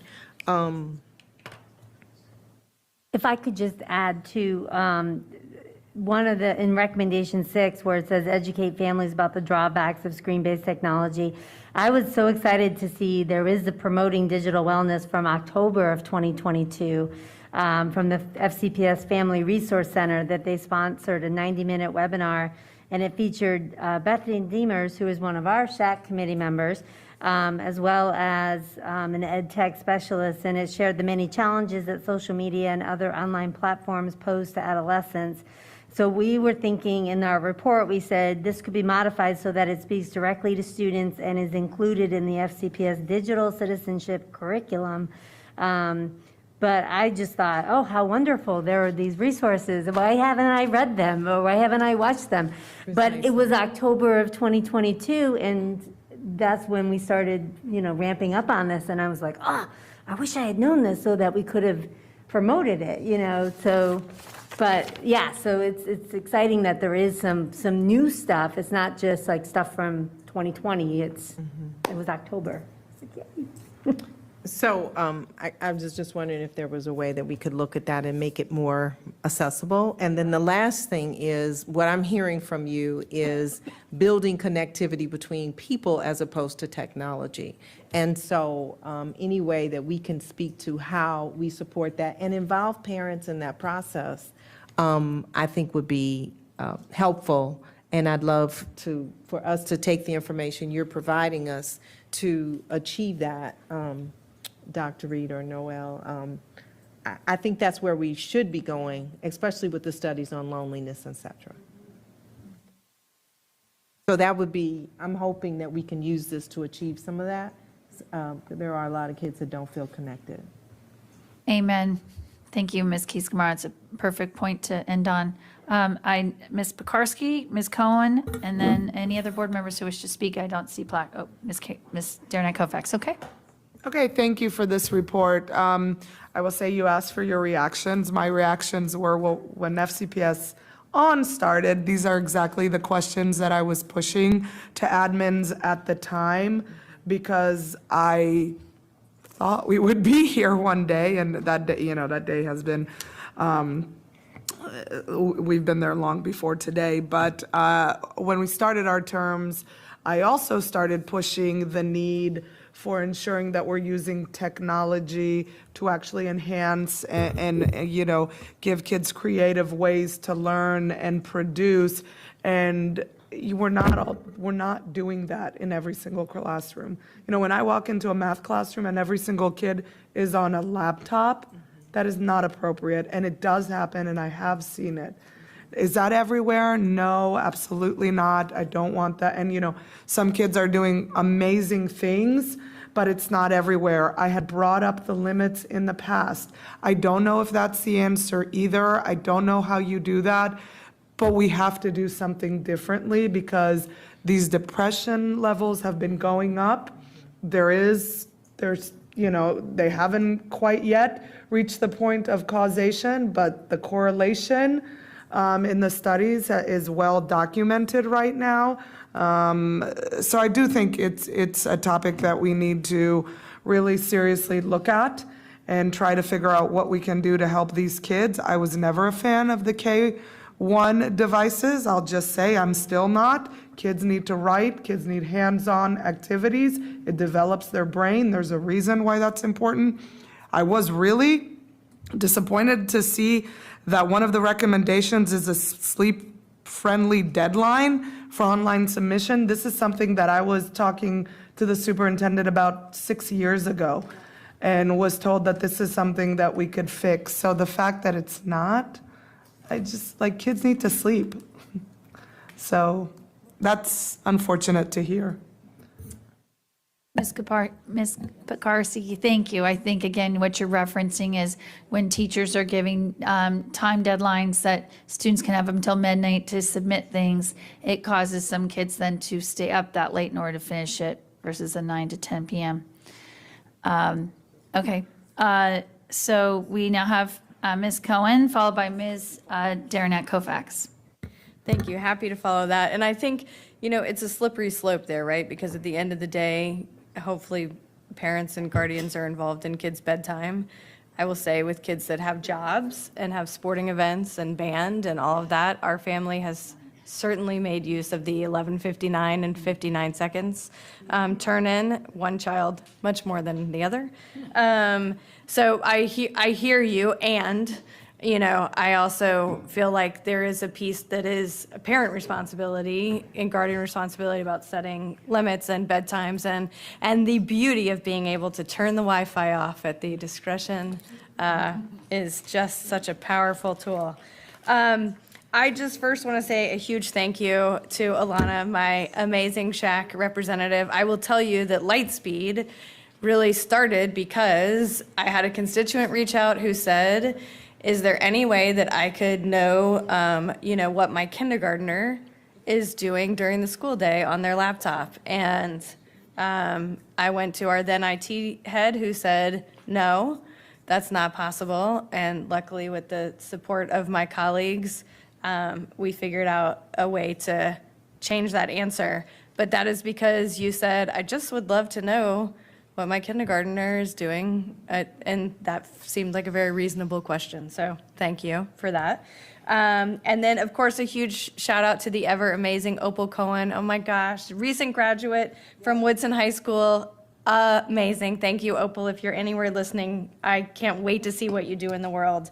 I do think the opportunity for partnering with parents in PTA, PTO settings is huge here. I got to, I think many of my colleagues probably did too, see Screenagers through FCC PTA's license of it. So I think trying to work in the parent piece of when we talk about parent education, other than just the Parent Resource Center does an amazing job, but I know we've tasked them with all kinds of things. I know my time's up, but I just want to say super fast that I would be remiss not to say how important technology is for so many of our students, especially assistive technology and assistive and augmentative communication devices. So I just always want us to be careful when we have the larger conversation about technology to always make sure that we're remembering that the nuances in there. Thank you for that word. Just really quickly, that is included in our report.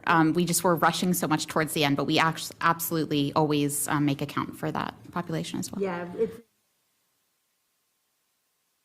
Wonderful, thank you. Ms. Derenak Kofax? Yes, I just want to thank you for this report. I could see it was well done, and lots of thought went into it. I want to thank my rep, Jen Steiner. I talked to her last week as far as what to expect, and she wasn't able to be here tonight. But so I do think what you point out is there is a culture that is probably not monitored properly because it is so different from classroom to classroom. That's what I'm hearing from my colleagues as well. So I think, Dr. Reed, that's probably the thing we're going to have to look at and work on and, add it to the strategic plan. No, I'm kidding, but right, that's getting deep. But what I'm saying is and there are some things that for us, the one-to-one device, for those of us who were on the board, it was an equity issue for a long time, this one-to-one device. Now, you're talking about our youngest learners and how that impacts them, and I did some work on that when I was working with organizations 0 to 3 and how that, yeah, that I worked for them for a while. So I get that. And I think I wouldn't recommend taking it away because it's there, but it has to be monitored in a very judicious fashion for our youngest learners. So I really do love your, the ideas of a screen-free day, things like that. Ms. Klemenko, thank you so much for telling us what we have out there, and I think that's always the problem. We have so much, but, it's do the parents engage with it? Do they understand? Do they do that? And I'm on your team as far as the kids with activities. I think that could be anxiety producing if we took that down to like a 9 o'clock time frame. If you have activities or sports, you're not home sometimes till 9. And if you're, a diligent student, that's going to cause you greater anxiety. But I get why you want to do it. So it's a balance, right? We're all talking a balancing act. I really do appreciate, I think it was very thoughtful, very well done. And I think there's plenty of things in there that we can use to work and move forward. So thank you so much. Okay, with no other board members, I'll just take my final 2 minutes. I do want to again convey how much I enjoyed being the liaison to the SHAC committee this year. And I do want to echo something that Ms. Pekarsky said, because I remember when FCPS first introduced the FCPS On program. And with the prior board, there were many of us around the table expressing concern to the superintendent at the time that how you use this as a tool, if it is not done well, then unfortunately students will find themselves with far too much screen time. And what we are experiencing here in FCPS is a national epidemic level of anxiety and depression. And Ms. Pekarsky, again, I liked your intentional language. Is it a correlation? Is it causality? I think that we have a responsibility as a society to start understanding that. I know of individual cases where extraordinarily bright young people went off to college and their families had no idea that they were addicted to video games, and they failed out of school. Extraordinarily bright, talented students. And so, whether it's news programs documenting that the software is meant to hook you in.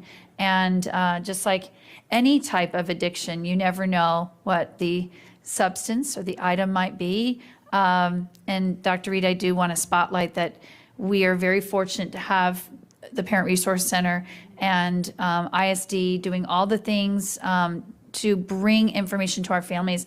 I think that we just need to probably work with our Office of Communications and Community Relations to really almost have this intentional, continuous feed to our families on it. And the last thing I'll say is the classroom by classroom comments being made that teachers are best in class for using it as a tool, and those who don't realize they have defaulted it as the other teacher in the classroom. I think we have to better utilize our principals, assistant principals, and anyone who's guiding and instructing teachers, instructional coaches. There's got to be a little more intentional review and mindfulness of it. So with that, we do have one more advisory group to present this evening. So again, thank you to everyone for your work on this, and staff will be providing a formal response back to the committee as well as to the board, and we'll look forward to further dialogue with you. Have a great night.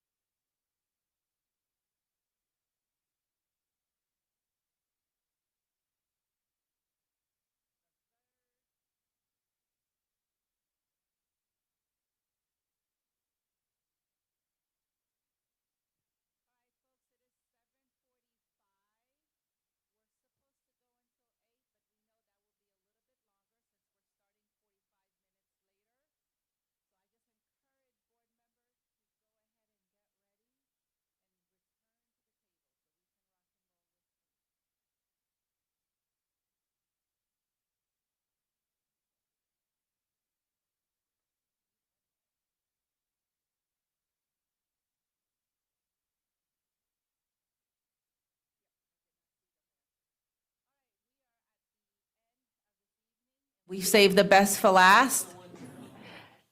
Yes, ACE is my favorite committee, but I say that to all of my committees.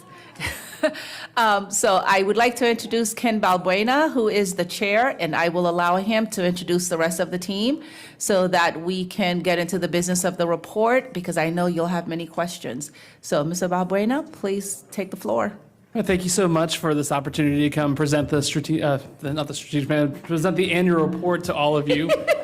So The strategic ACE report. the strategic ACE report, which does reference the strategic plan throughout. So very excited to be here. We've got our staff liaison is Karen, and actually, rather than me telling you, I'll just let them tell who they are. So I'm Karen Williams. I'm Director in Instructional Services and the staff liaison to the ACE Advisory Committee. Hi, I'm Rich Polio. I'm the Director of ESOL Services, and I supervise the adult ESOL program.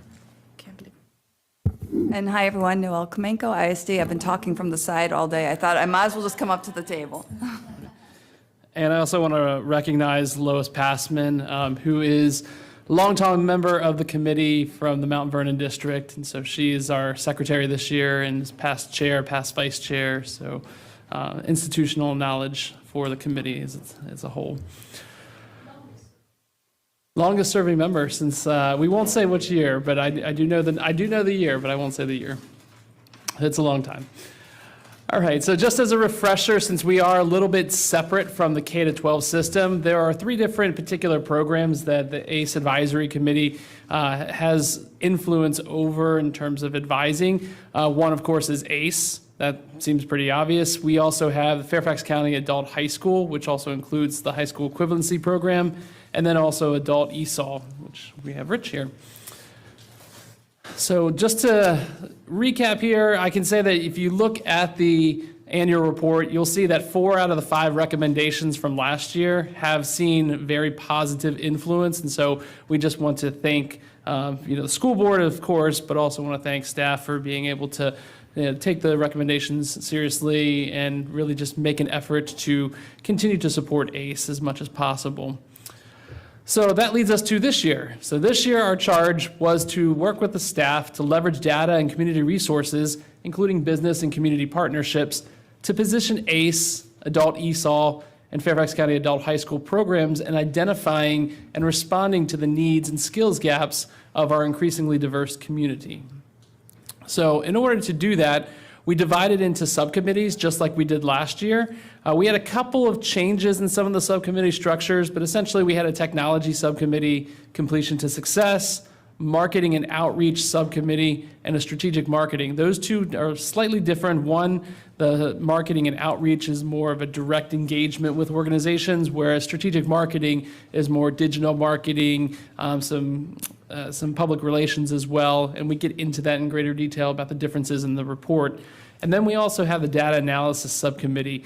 Ms. Pekarsky had appointed Dr. Salim Miralagu, who, fantastic person, is a data scientist for Oracle and just brought a lot to the committees. And he also has a report that he, as one of the attachments to our overall report that I encourage the school board to take a look at, because there's a lot of great suggestions in there, which we will touch on.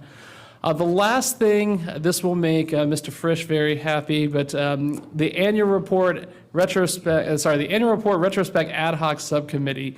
I went back and looked at some of the past school board comments, and I noticed that Mr. Frisch asked us the same exact thing, gave us the same exact advice 2 years in a row. So I was like, well, if we didn't listen to him the first time, perhaps we should go back and look at what the past comments were from the school board and how can we maybe take some of those items and bring them to the future and bring it to the next term for ACE and just really try and respect all of you and listen to what your feedback was and be able to address those in the future if we haven't addressed them already.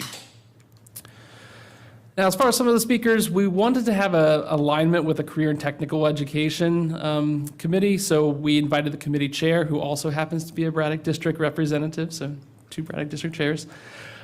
We work very closely with RMR Marketing and Associates. That's the ACE marketing vendor that won the contract, won a bid that was put out by the ACE staff.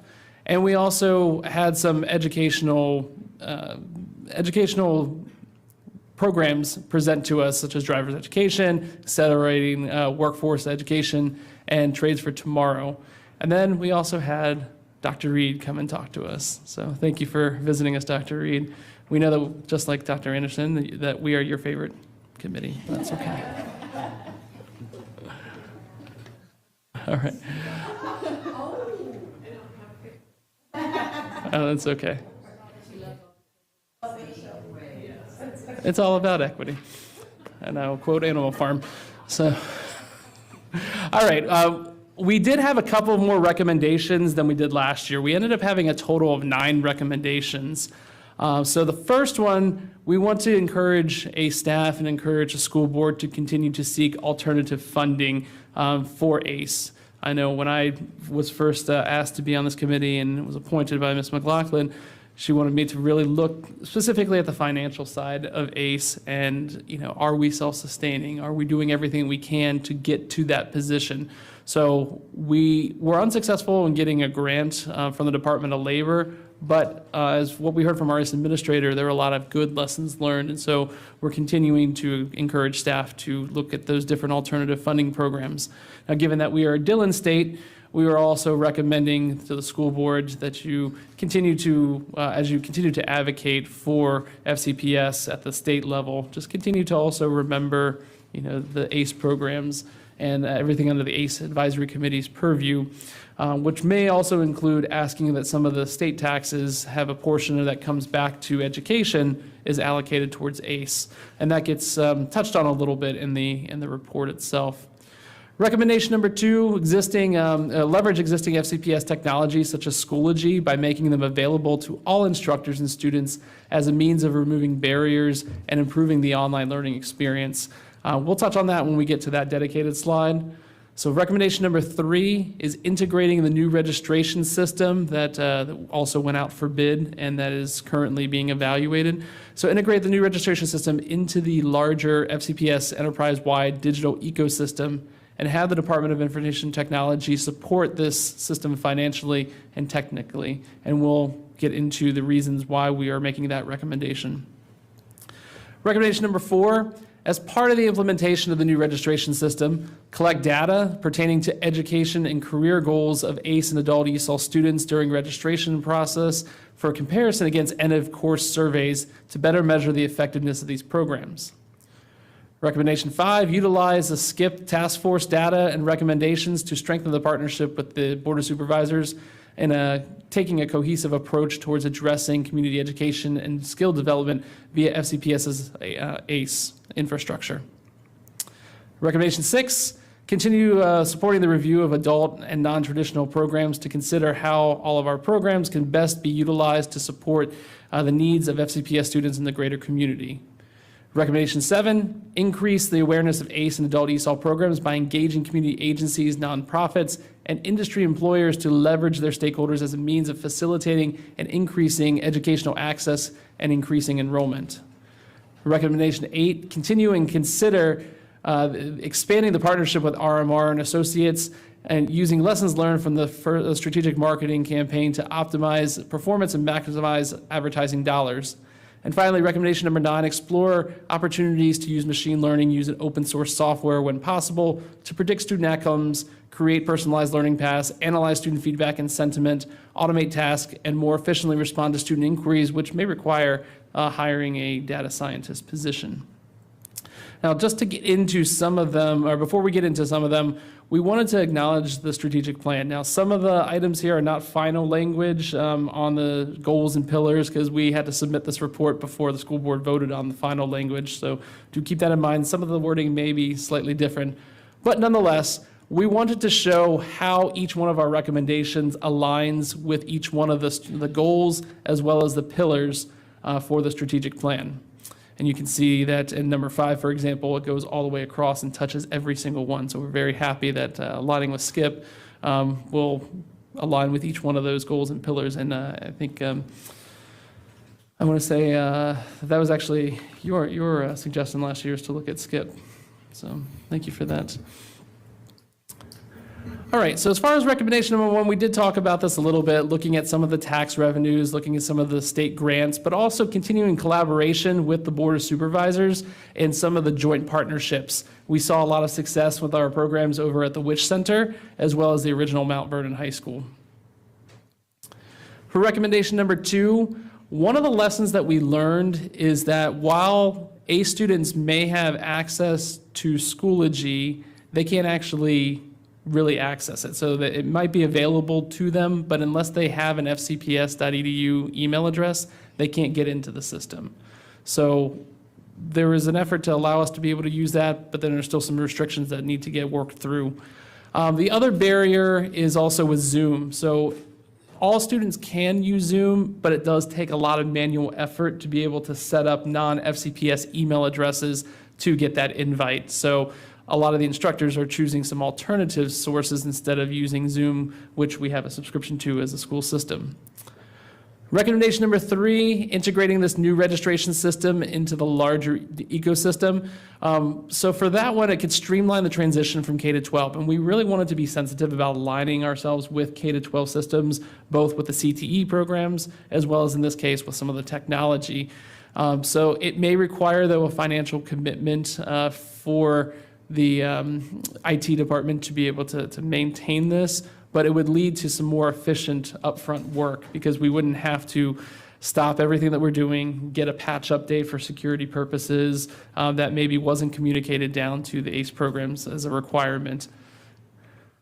All right, for our recommendation number 4, once we implement this registration system, there's a lot of information we'd be able to capture during that registration period, and that includes what are some of the goals of students.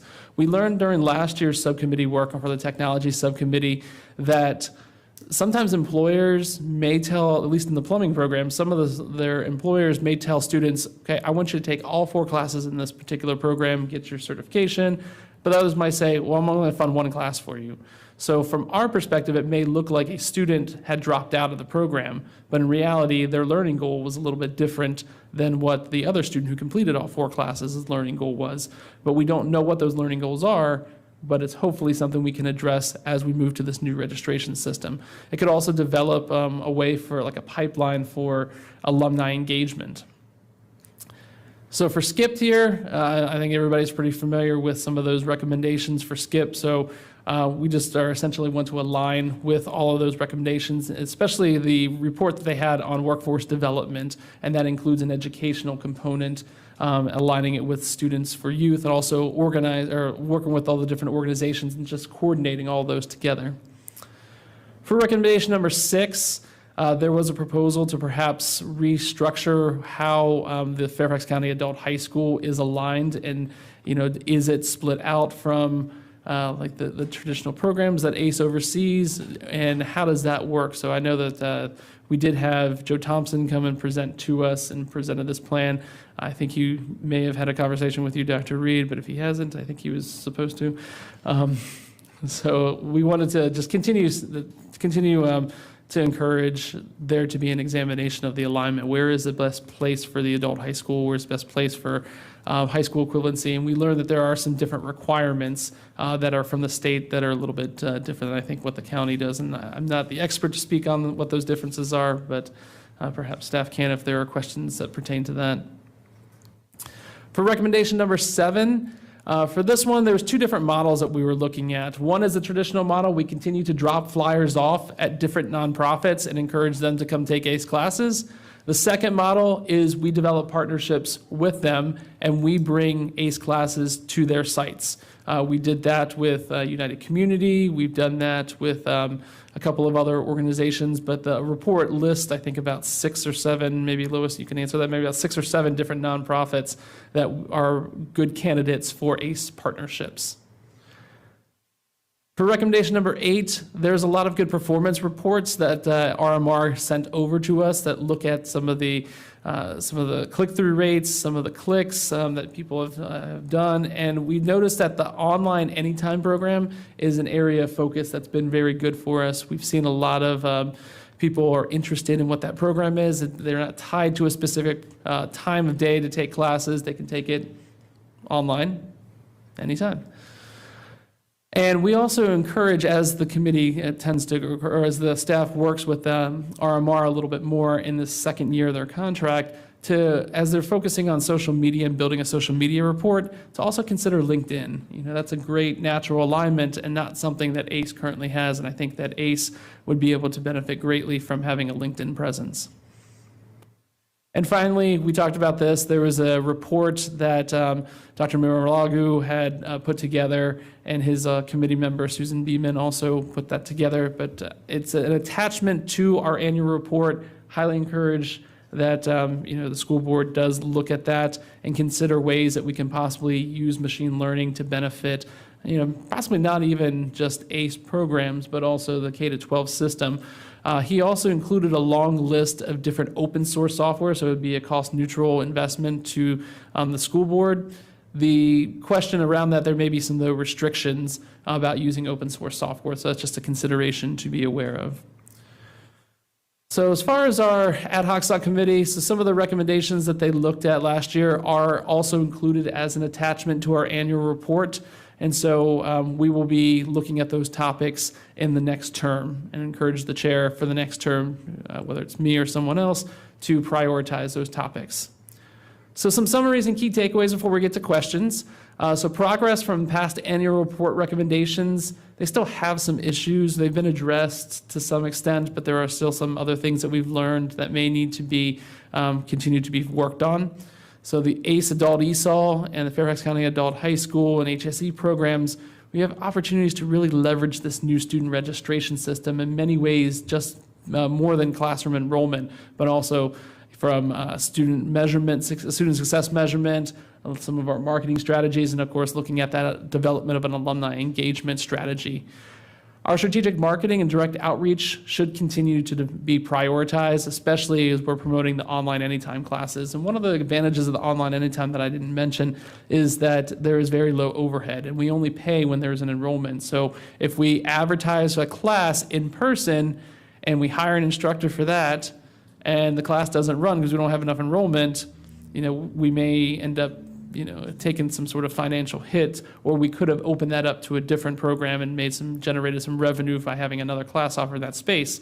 If we offer an online anytime program and nobody registers for that class, we don't get charged for that. We only get charged when someone actually enrolls it. And you can run a class with one student as opposed to an in-person class, which you can't do.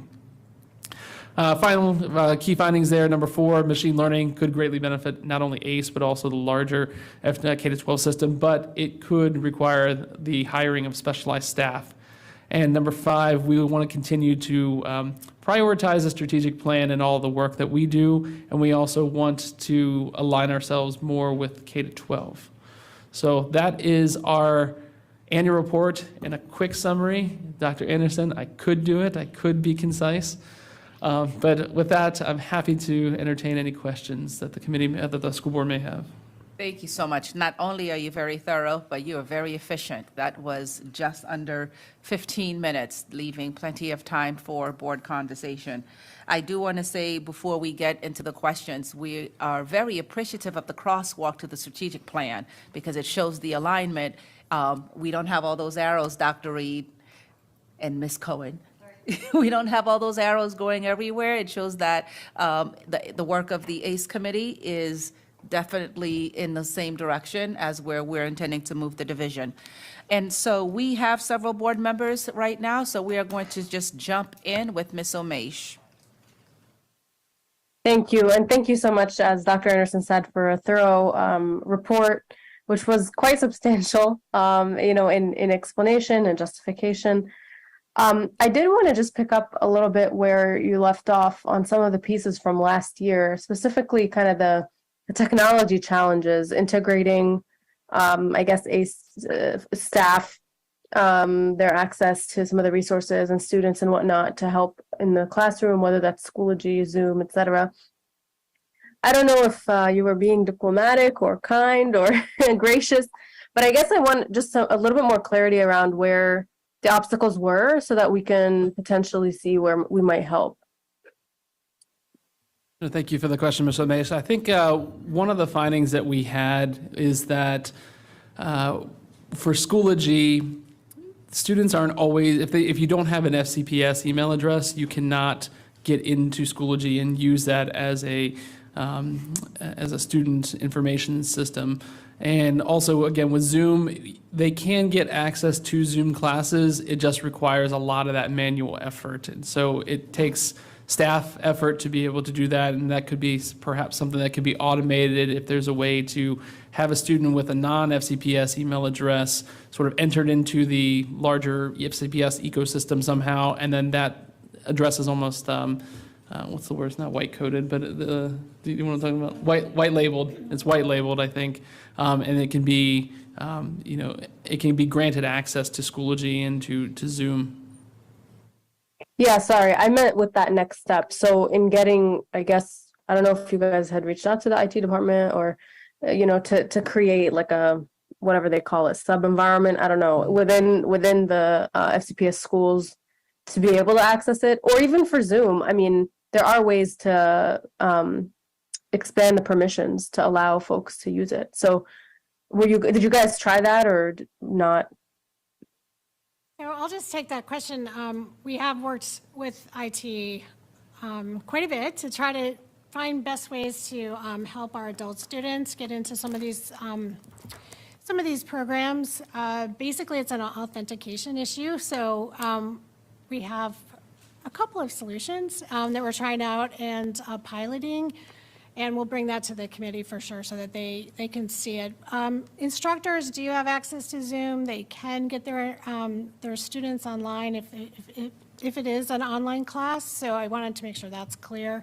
But Schoology is specifically for the K-12 student, where it authenticate through SIS, and so far, we haven't found a great solution, but I'm sure that the IT department will continue to work with our staff to make that happen. And I should add that the Fairfax County Adult High School students do have access to Schoology. It only affects ACE and adult ESOL classes. Yeah, I mean, that's part of what I'm trying to understand is if the adult high school can access it, why? Is there like a safety concern? What's the limitation? They have FCPS email addresses. Right, but why? They're registered students with FCPS through the Student Information System. They are high school certificate, or, they're getting their high school diplomas through the online campus. They are actually FCPS students. Our community members are not considered FCPS students. And so we have just the authentication issue at this point. And so I think if I'm hearing you correctly, Ms. Omesh, that's a takeaway for us is to work with IT to answer that question of why.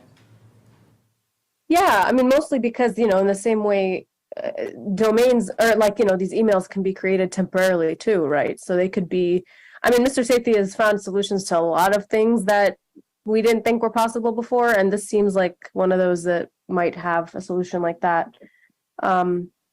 And then just to clarify, I heard you say that the Zoom part wasn't an issue, but was there like a kink or something in it that? It's just manual effort on the instructor's part to invite all the students. Rather than sending out a link like you normally would on a Zoom, you have to actually add each one of the students' email addresses. Yeah. So it's just a lot of manual effort on the instructor beyond preparing for teaching. Yeah. I think those are important considerations. I heard you say that you have already been working with the IT department, though, and they have some possibilities that will come back to the ACE committee. Is there a timeline for that, or? So no particular timeline in mind, but we do have active conversation with them. I'm actually, in my role with instructional services, I'm part of the Schoology overall implementation team. So we are looking for good solutions that are safe and secure for all users. And at this point, we're really concentrating on our long form classes, those classes like the apprenticeship classes that go over many months. So in adult and community ed, we have some classes that are just a few sessions long, but others are, multiple sessions. So we are concentrating on our long form students, like the ones in apprenticeship, in some of our IT classes, in certificate classes. So I'm confident that we'll find a solution in the fall timeframe. Okay, we'll look forward to hearing about that from our members. And then I know the website you had mentioned is underway, right? Like you guys have the RFP and are looking at possibilities, or did I misunderstand where we're at with that? So if you've ever visited the ACE registration system, it's about 25 years old. It's Oh, yeah. yeah. We got a lot of feedback from our focus groups, from our community members that said we need a new upgraded system. We worked closely with the Park Service, gathered a lot of requirements, determined to go out to the RFP, and we're now in an evaluation of the responses, and hopefully we'll have a solution in place. Hopefully by the end of July, and we'll be able to implement that and make it a much more easy registration type of system for our users, but also provide us the data in the back end that we really need to be able to figure out who's completing and how quickly they're getting through some of our programming. So really excited.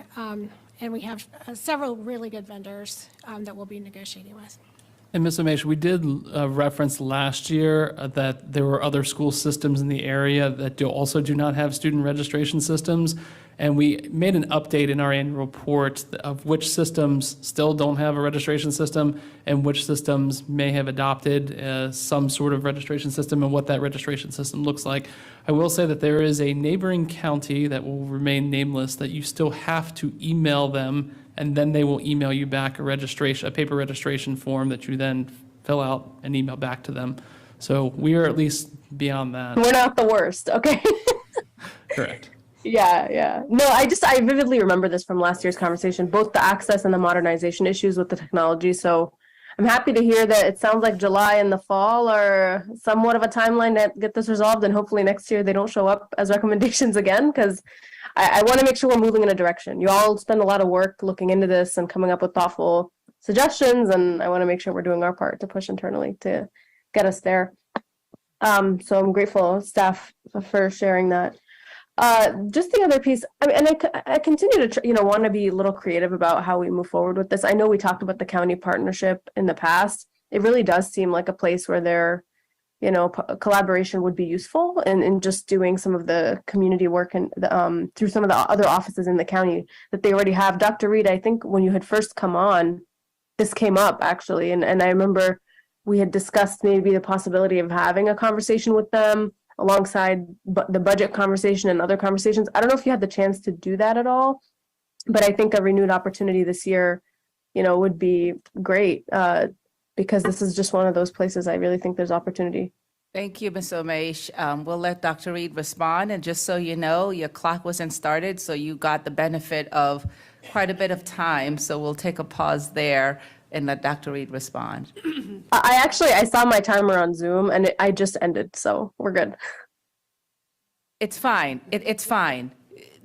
Dr. Reed, please. Thank you, Dr. Anderson. Ms. Omesh, I can't remember what the question was now. The question was the county partnerships. County partnerships. I know that Dr. Presidio and Dr. Ivy are part of the SCIPT team, and that's really where the partnership around ACE is being discussed. So I don't know, is there an update, Dr. Presidio? If not, it's okay. I just didn't know if there was. I mean, I would just say I think the committee did a good job of kind of referencing that, and one of the big areas of partnership right now is around opportunity youth as it pertains to the ACE program. And making sure that basically individuals in our community that are age 16 through 24 that might be undereducated, might have dropped out, might be underemployed or unemployed, are getting opportunities for continuing education, job placement services, and support.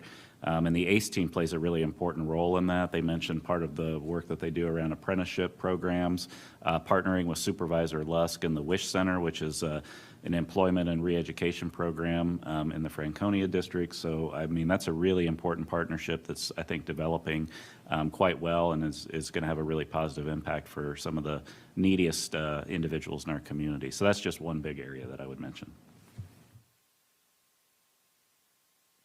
Okay, thank you very much, Dr. Presidio. Ms. McLaughlin.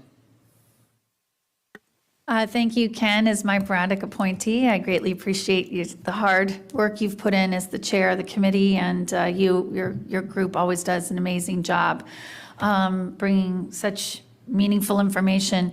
I was wondering if the committee, because we have talked about the sustainability of ACE, and Dr. Reed, this predates your time, but in fact, probably 2 superintendents ago, where it was a recognition that we are funded K-12.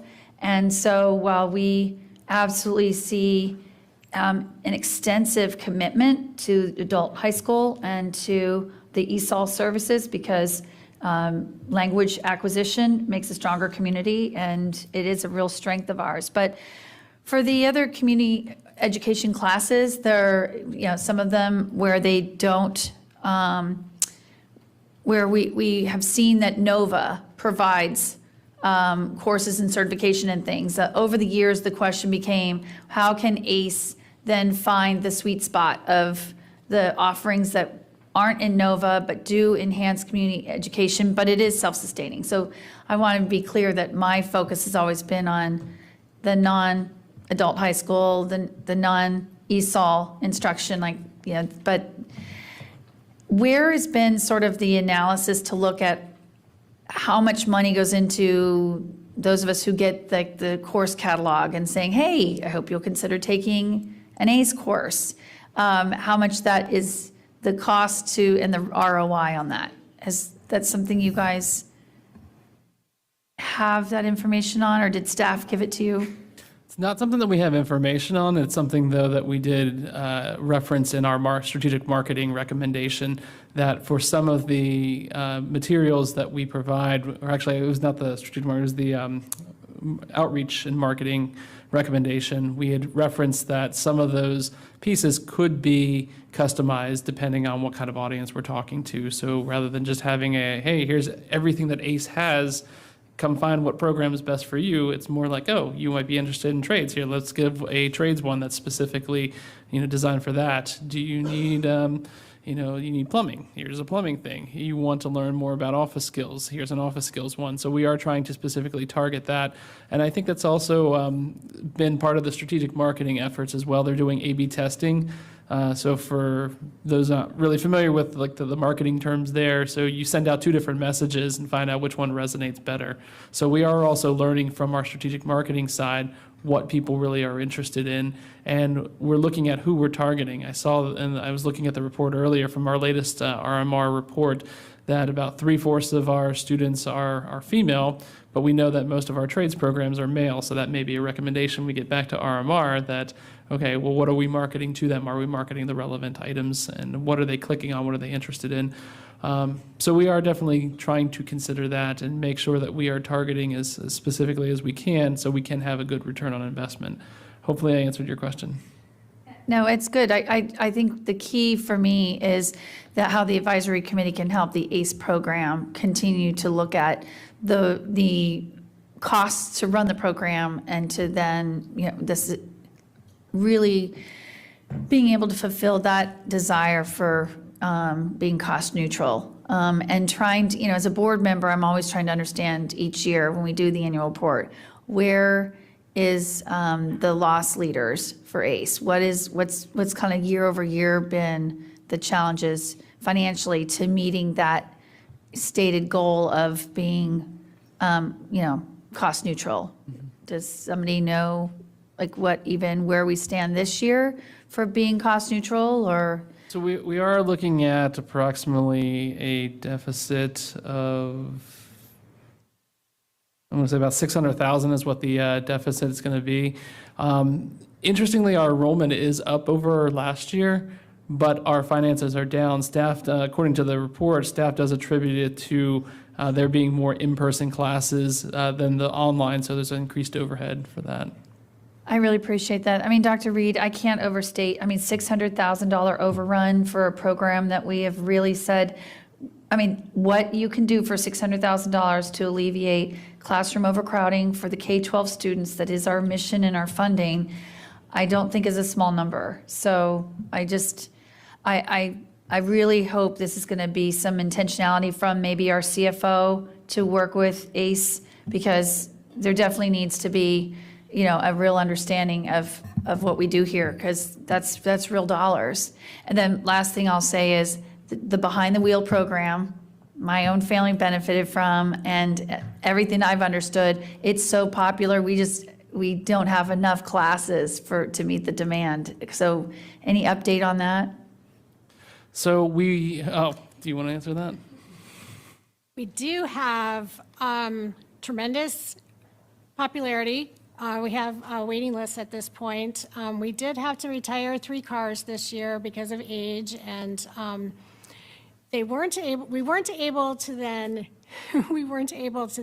replace them because of just supply chain issues. So that was a bit of a bummer, because we were hoping that we were adding just 3 brand new cars, but we did have to take 3 out of commission because they were over their mileage. But we are very popular. We have the best safety record in the state for commercial and private.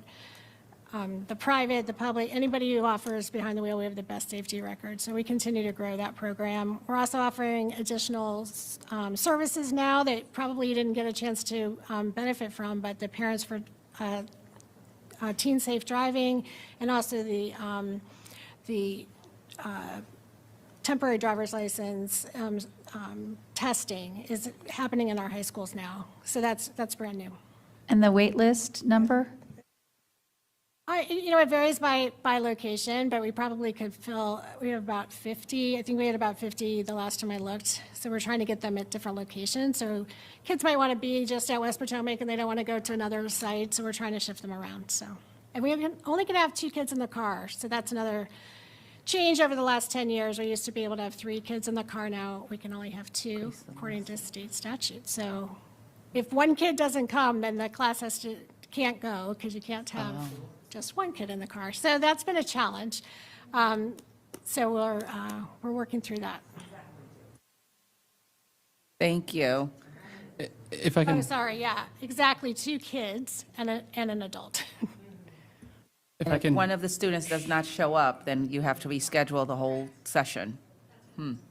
Thank you. If I can shift gears, no pun intended on driver's ed, but if I can shift gears just slightly.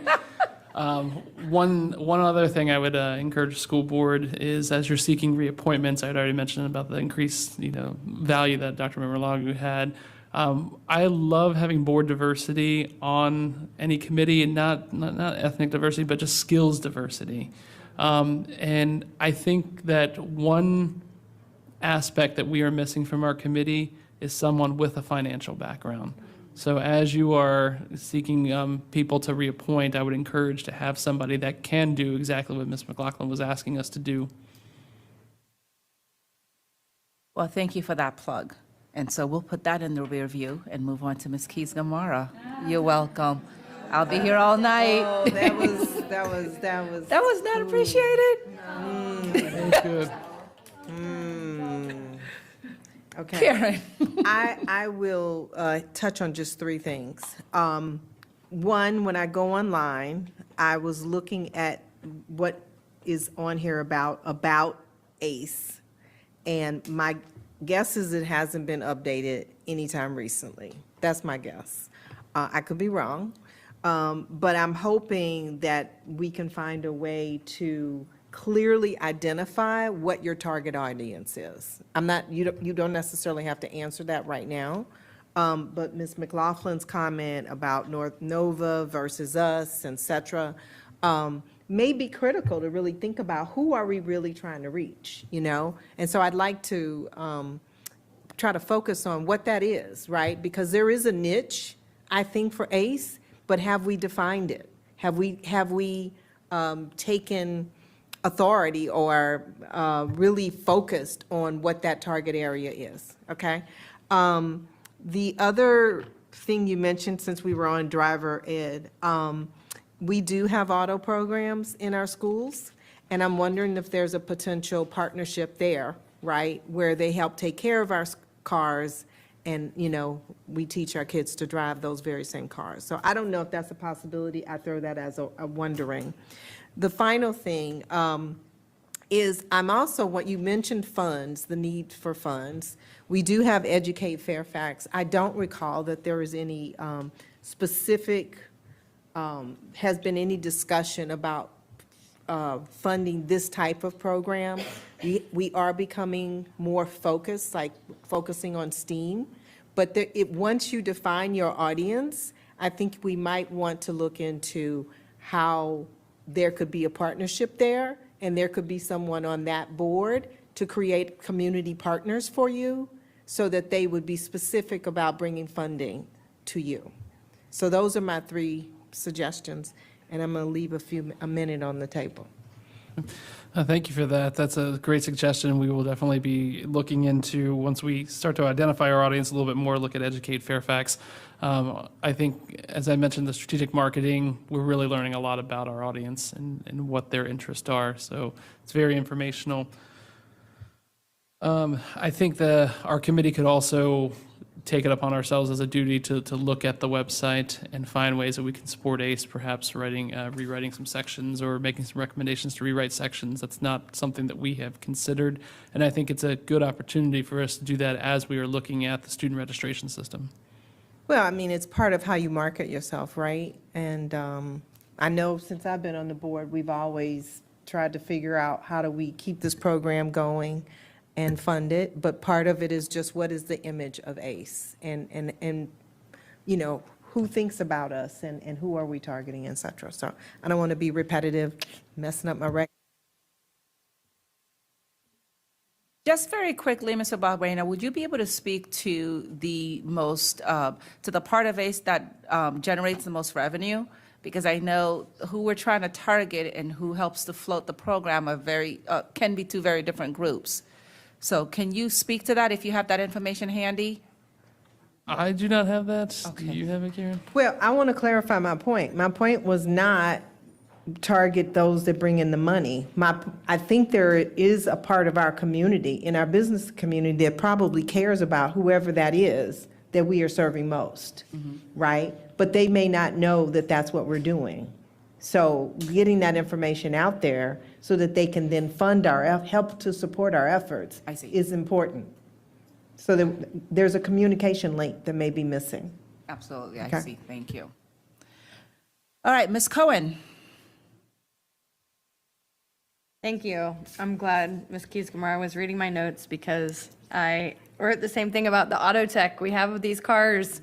What an awesome way for them to be repurposed. I know that we make some money off of selling them, but I feel like maybe we could figure out some way to finagle a couple of them.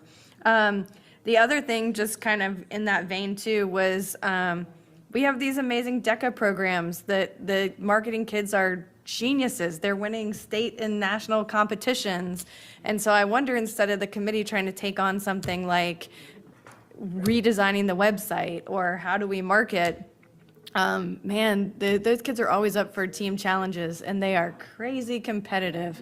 So I don't know if that's a possibility, but I think probably almost all of the kids in that program have at some point been behind the wheel, and so I think they have some sense of ACE, at least a little bit. But anyway, I don't have a lot of questions. I hope you all know that I'm an awfully big fan of ACE. I will tell you the one thing I'll leave with you is that my husband, who is extremely sarcastic, texted me last Friday after going with my son to pick up his driver's license.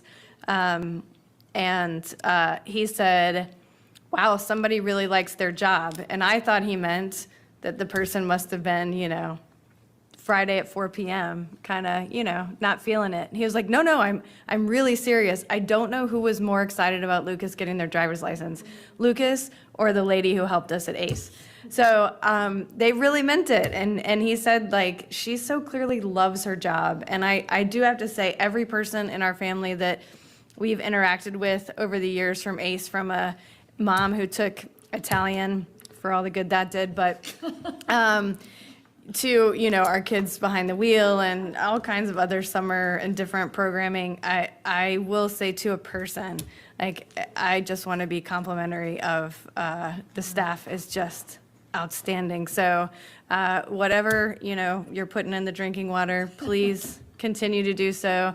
And thank you for what you do. And I really do look forward. I appreciate all of the enthusiasm and work that you're trying to do to figure out what is that niche? You know, how are we providing these really important services? And I'm grateful to my colleagues.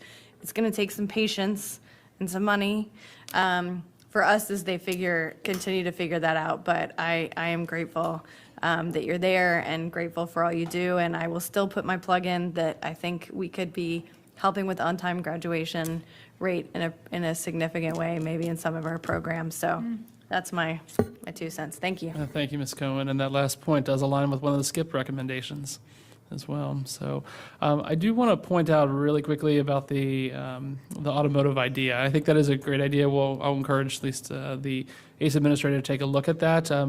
We touched a little bit on Trades for Tomorrow. I'm not an expert on that, but from what we put on the annual report, Trades for Tomorrow offers FCPS students paid service learning opportunities in the FCPS Department of Facilities and Transportation Services. They're able to participate in apprenticeship, trade, and industrial education opportunities in conjunction with the Trades for Tomorrow program. So it's like a service learning opportunity. So we'll have to see whether or not working on automotive is something that can align with that and perhaps be a way to work on the cars. Oh, I meant we have a whole automotive program in Right. our academies. So, yeah. What would they get paid for it, though? Well, Dr. Reed will probably pay for it. Would you like to comment on that, Dr. Reed? I think you've just been committed to pay for something. There we go. Okay. Thank you. Ms. Corbett Sanders. Thank you very much. And you know I love your report every year. It's always so important for us to hear from you. I am a little concerned about the increasing delta, and I have raised this in the past of the importance of looking at almost a matrix that shows what you all are offering, what our parks are offering, and what Northern Virginia Community College is offering, and figuring out where there's some redundancies or more partnership you can do between them. But tonight I'm actually going to focus on something different, which is importance of really looking at what you all are doing in the adult high school space and the ESOL space and the reimagining of our alternative schools. Because that is some work that has been ongoing, but it seems to not necessarily be as inclusive as I think it needs to be. Adult ESOL and the adult high school, that it's really important to kind of reimagine how we can utilize what you all are doing, what we're doing as a school system, and not have the redundancies, but also provide these services in a more innovative way, similar to the Twilight school, or is it Twilight School? Yeah, Twilight School, which I've read about. I haven't had a briefing on. I look forward to hearing more about it as a board member. But I think if we can look at that and then look at maybe where there might be some overlap, that would be a good area for you all to focus with what Dr. Reed's organization. Could I ask Rich maybe to speak to that? I could speak to it, but Rich has been doing some really good work with Joe Thompson around just that. Maybe he could just give us a few highlights. Sure. So we have been looking at, I guess, using both adult ESOL as well as our ESOL office, and to support students who are both at the adult high school for two different reasons. They might be taking they might be getting an adult diploma, so a regular high school diploma that's either for adults, and they receive diplomas based on the year that they have initially started ninth grade, so those diplomas look a little different depending on the age of the student, and also for high school equivalency, or what's called the GED program. So we have started, and I believe that Mr. Thompson shared a little bit about, we have a pilot program at Mount Vernon High School, for example, where we are administering the support classes for the GED in Spanish. So we have with students, it's at the Mount Vernon location, but not necessarily with all current Mount Vernon High School students. So we do have some students taking GED prep courses in Spanish, which is allowable, and it's a way that they can prepare for taking the GED in Spanish. We hope to expand that in the coming year. It seems like it's being very successful right now. Well, that's fascinating. I'm glad to hear about it. I would love to get a deeper dive on it, given that that high school is located in my magisterial district. So if somebody could please update me on what that's all about, it would be great. And, you know, how many students are currently in it, how many students are projected to be in it, how many students how are we marketing it, where is it, you know, this is all new, and it's interesting. And I know that we're also doing some of that work at Bryant. And so if we could see where, you know, is that a totally separate population, or is it one where there's some overlap, and the budget for it as well? So yeah, thank you. Thank you, Ms. Corbett-Sanders. Ms. Derenak Kofax? Yes, I want to thank you, Ken, for this. Thank you, team. I appreciate it. Lois, thank you. And I also want to reach out to Sean Arthurs and tell him thank you. He's my representative. So a lot of my questions have been answered. I think, Dr. Reed, I think this making some kind of availability to the Schoology, you know, if we can work on that, some subcompartmented way, as Ms. Omesh talked about. I think that's important. I think, you know, Rich, thank you for sharing that with us. I think there's so much that we do that sometimes doesn't get to our level. We didn't know that. So I think it's very exciting, and, you know, but overall, I think this programming has always been, maybe because I took some classes or my kids took some classes, it's always been programming that's been close to my heart, because I feel as though, you know, there are needs for this program at different points in your life, and also for a lot of our newcomers to this community, or when you make transition points. So I think what we need, because we have not been, I don't even want to use we have not been financially profitable, right, in the way we want to be. But, you know, so you need a basic, I mean, I'm not exactly sure, Dr. Reed, who this goes to, if it's Dr. Presidio or whatever, but when you look at your basic marketing structure, you look and expand upon what your money makers are, so you can sustain that if you can, like, and if that's driver's ed or whatever that is, expand upon that as much as we can, so those classes that the community wants and needs, like the ESOL classes, or somebody who wants to take a class with their child, or, you know, or photography classes.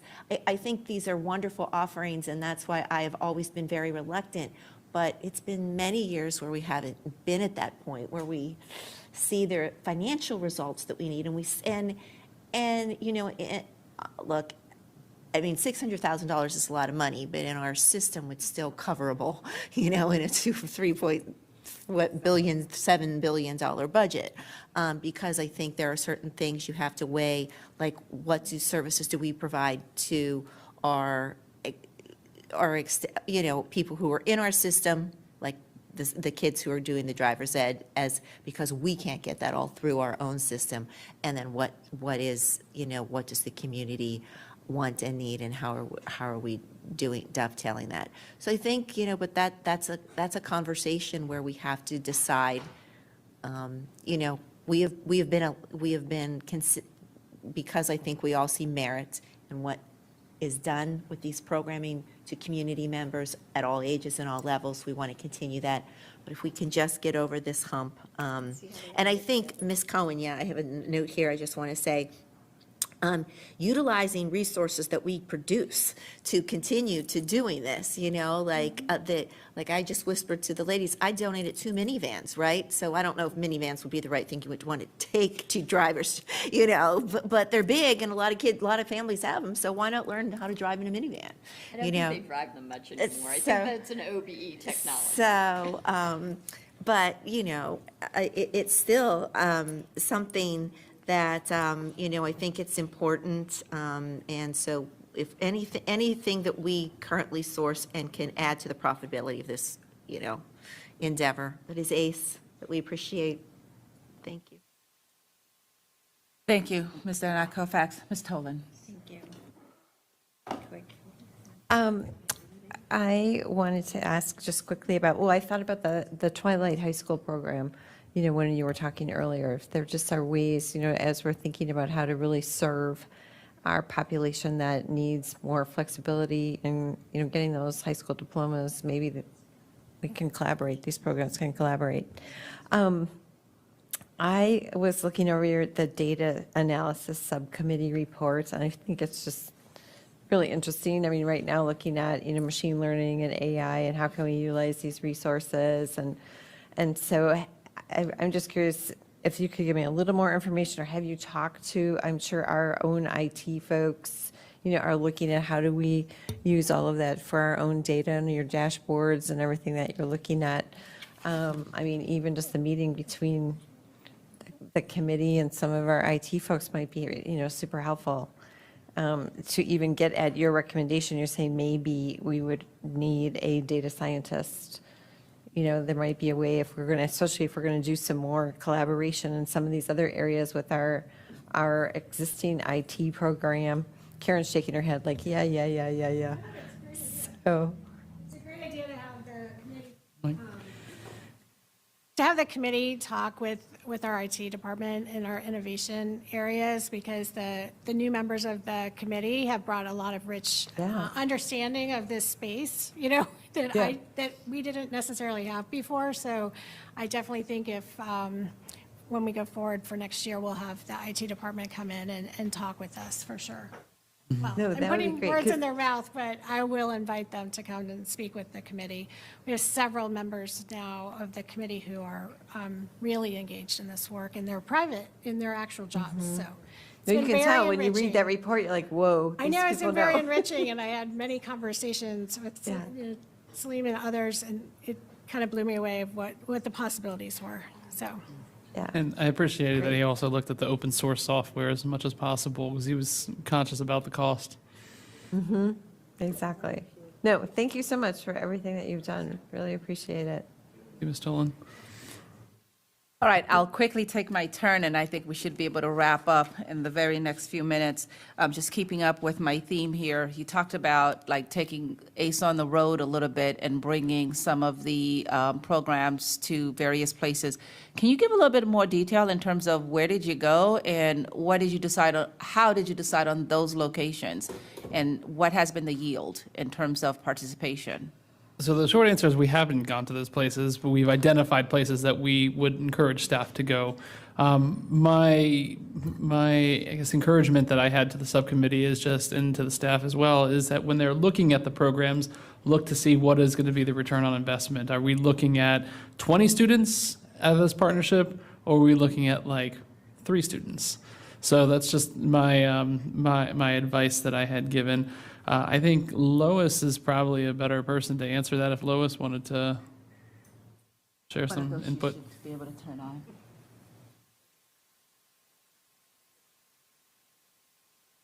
Oh, okay.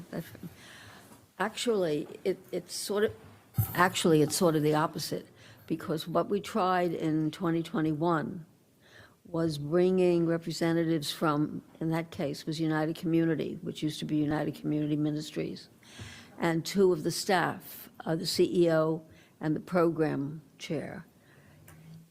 We did a virtual Zoom, and they came as speakers to the meeting. And before they came to the meeting, I had sent to them material that United Community had generated the previous year and 2 years for the 50th anniversary and for some other events. And so we worked it so that they would, our committee would have copies of that literature. And the CEO and the program chair described the community and what kinds of classes, what kinds of needs. And that was in, I think, March of '21. And within 4 to 6 weeks, there were half a dozen people taking classes. And I don't know how they arranged it. I'm assuming they did it virtually or perhaps brought some instructors to the site because that was during the pandemic, Right. March of 21. And the courses that they took, and I think they are mentioned in the report, there may have been some adult ESOL, but most of the classes were skill-based, workforce types of courses. And my understanding is that they were sequential, maybe 3 courses that were sequenced. So my goal is to try that out now with other, what I call helping agencies, because each of the magisterial districts has different helping agencies. Some of them are supported by the community funding pool. Some of them are supported by just lots of fundraising, golf games, Right. picnics, generating, donations from the community. Thank you, Lois. I appreciate that. The reason why I raised this, I know that this is something we talked about, I can't remember if it was this year or last year, but the lack of access to some of these programmings just because of where they're located. So if there's a possibility for us to partner with the Twilight program, bring the programs to where the need seems to appear, I think that's something to investigate, because I do know that we have a lot of students in our area because of lack of transportation, that they're not able to access some of these programs, so shutting themselves out of the opportunity to learn a skill, to advance and learn it and get a diploma. So I would love for that to continue to be part of the conversation of ACE. Yeah, I appreciate that. And some of the other organizations we were looking at, I pulled it up in the report here. So it's Fairfax County Department of Family Services, Northern Virginia Family Service, Cornerstones, Committee for Helping Others, Good Shepherd Housing and Family Services, Lamb Center. And I also, the report does mention what Lois said, that many of them do benefit from Fairfax County's Consolidated Community Funding Pool grants. And I know we just awarded some like this current fiscal year, so I think the next batch is going to be not next fiscal year, but the fiscal year after. But it does give us a lot of opportunity to reach out to these organizations, develop some foundations for some partnerships, and then be able to explore some grant funding opportunities that could be applied to ACES tuition. Thank you for that. My next inquiry is really to the superintendent, because we've had this evening and in previous weeks, great recommendations provided by these committees. And we're always super concerned about the timetable for a staff response and opportunity for the board to react. So I would love to hear from you. What do you see as the opportunity to respond to them? And if there are things that staff does not find to be feasible, but the board as a collective do, what is that process for us to advance some of these actions? But I'd love to kind of settle on the first part first. Sure. Thank you, Dr. Anderson. It's my understanding that traditionally the staff response is completed by end of August. And I see Dr. Presidio shaking his head. So I believe the staff response to the board will be end of August, and to the committees. In terms of this year's budget, of course, it's done. So we're talking about, it would be FY25, I guess, that we're talking about for future budget thoughts. So I guess we would be including that in our, our thinking about budget moving forward next fall. I would also like to just plug in the opportunity for us to come back as a collective, maybe in a work session, just to talk about all of the staff responses, because we get the staff response, it's in an email, it's in the summer, school year begins, and everything is in the rearview mirror once again. I think bringing it back to a discussion, it doesn't have to be 1 hour per committee, just a general opportunity for us to raise the various things that the responses have generated or have missed that we want to be sure to highlight and to elevate and to move forward on. So I would like to pose that to the board to consider, for us to have a robust discussion, because if we don't plan for the time, we don't really get the opportunity, and I know it's not intentional, to act on these very important recommendations for all of these skillful people who've taken the time to be thoughtful to provide to us. So we need to build in that time. So that would be my ask of this group for August. Dr. Anderson, may I also recommend that the committee chairs also look at the staff responses. We did that for our report this year. Absolutely. And you've offered some very thoughtful things that I think we should consider for some other committees, just even going back and reviewing what the board has provided to you in the last 2 years. I'm like, did you watch all these videos? No, I had a subcommittee member do that. Okay, subcommittees, that's the mark.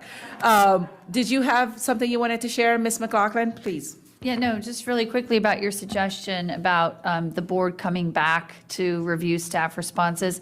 I just want to be extremely mindful that with the school year starting into the middle of August now where we are at, I really do want to be one voice saying the focus needs to be reopening schools. And so, Dr. Reed, I would just say if it's really more reasonable that the new chair and vice chair look at something in early fall, but our focus has got to be on the schools first. And I'm not wedded to the time, I'm just wedded to the fact that we do it, because I think we've missed some opportunities to really be intentional and to react to the staff responses, because it gets lost in the hustle and bustle of the time, because we're opening schools, and that's where all of the attention is and should be, rightfully. But very supportive of your ask. Thank you. I do want to say thank you to Ken, to everyone in the committee, Lois. You guys have worked so hard, and we appreciate all of your work. And you were super succinct, so that's super appreciated as well. Good night, all. Thank you. Good night. Good night, everybody.